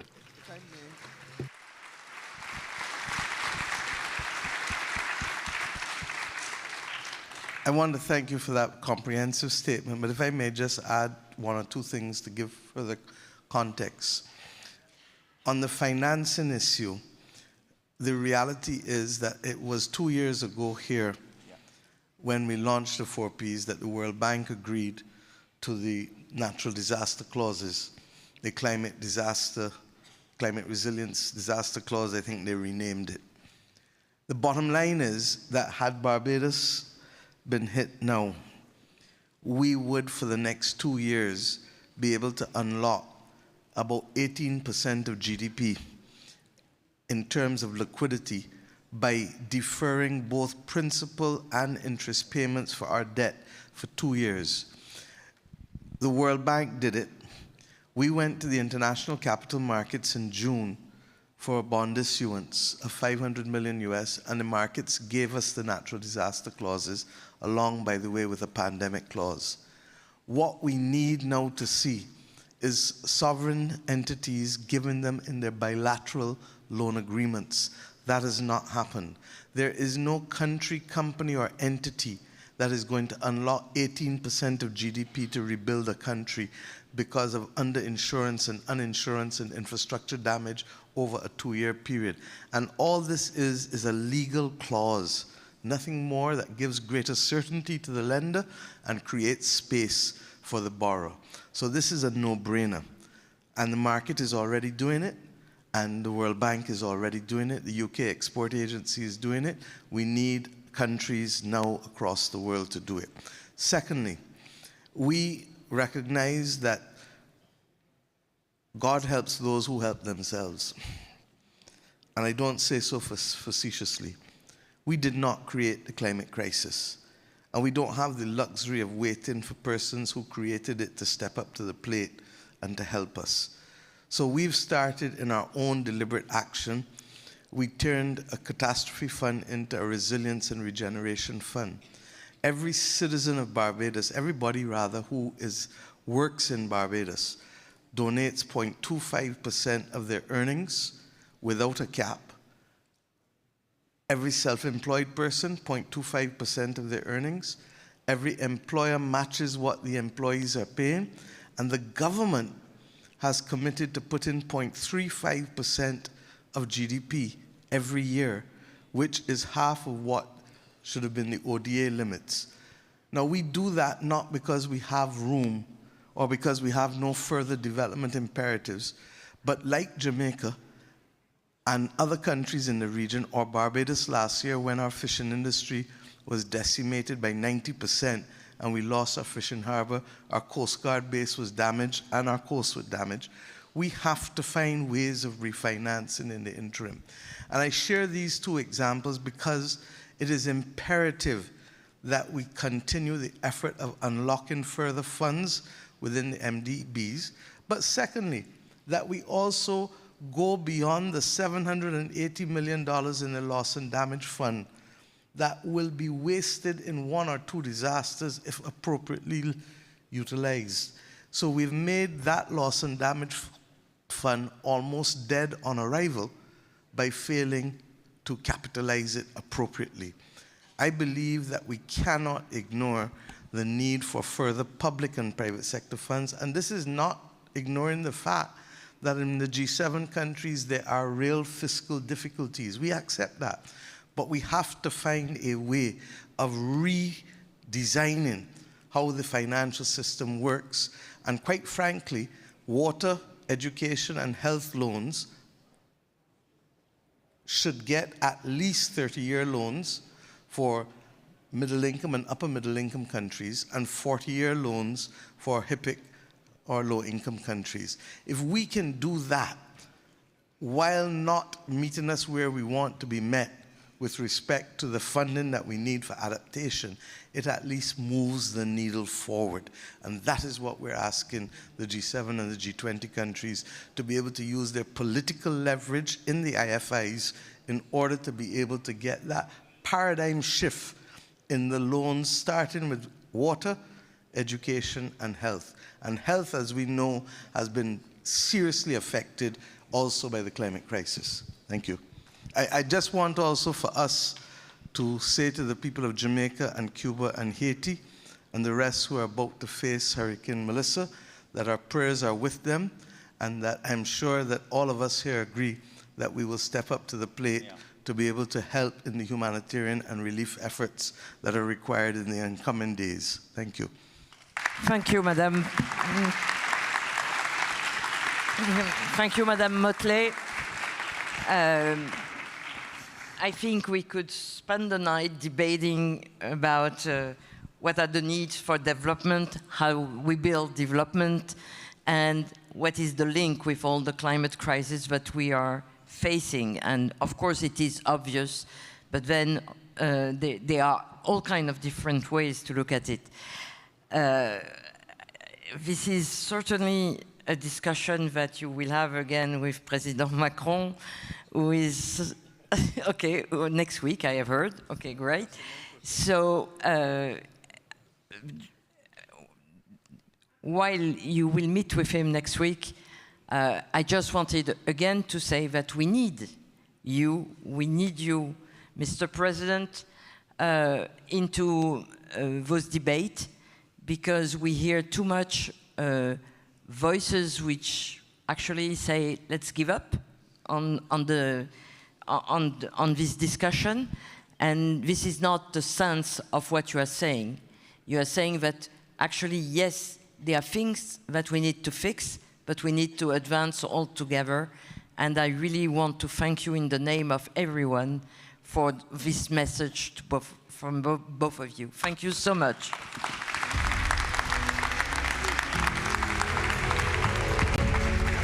Mesdames et messieurs, merci de rester assis quelques instants avant de pouvoir sortir de la salle. Thank you for remaining seated. Before exiting the room.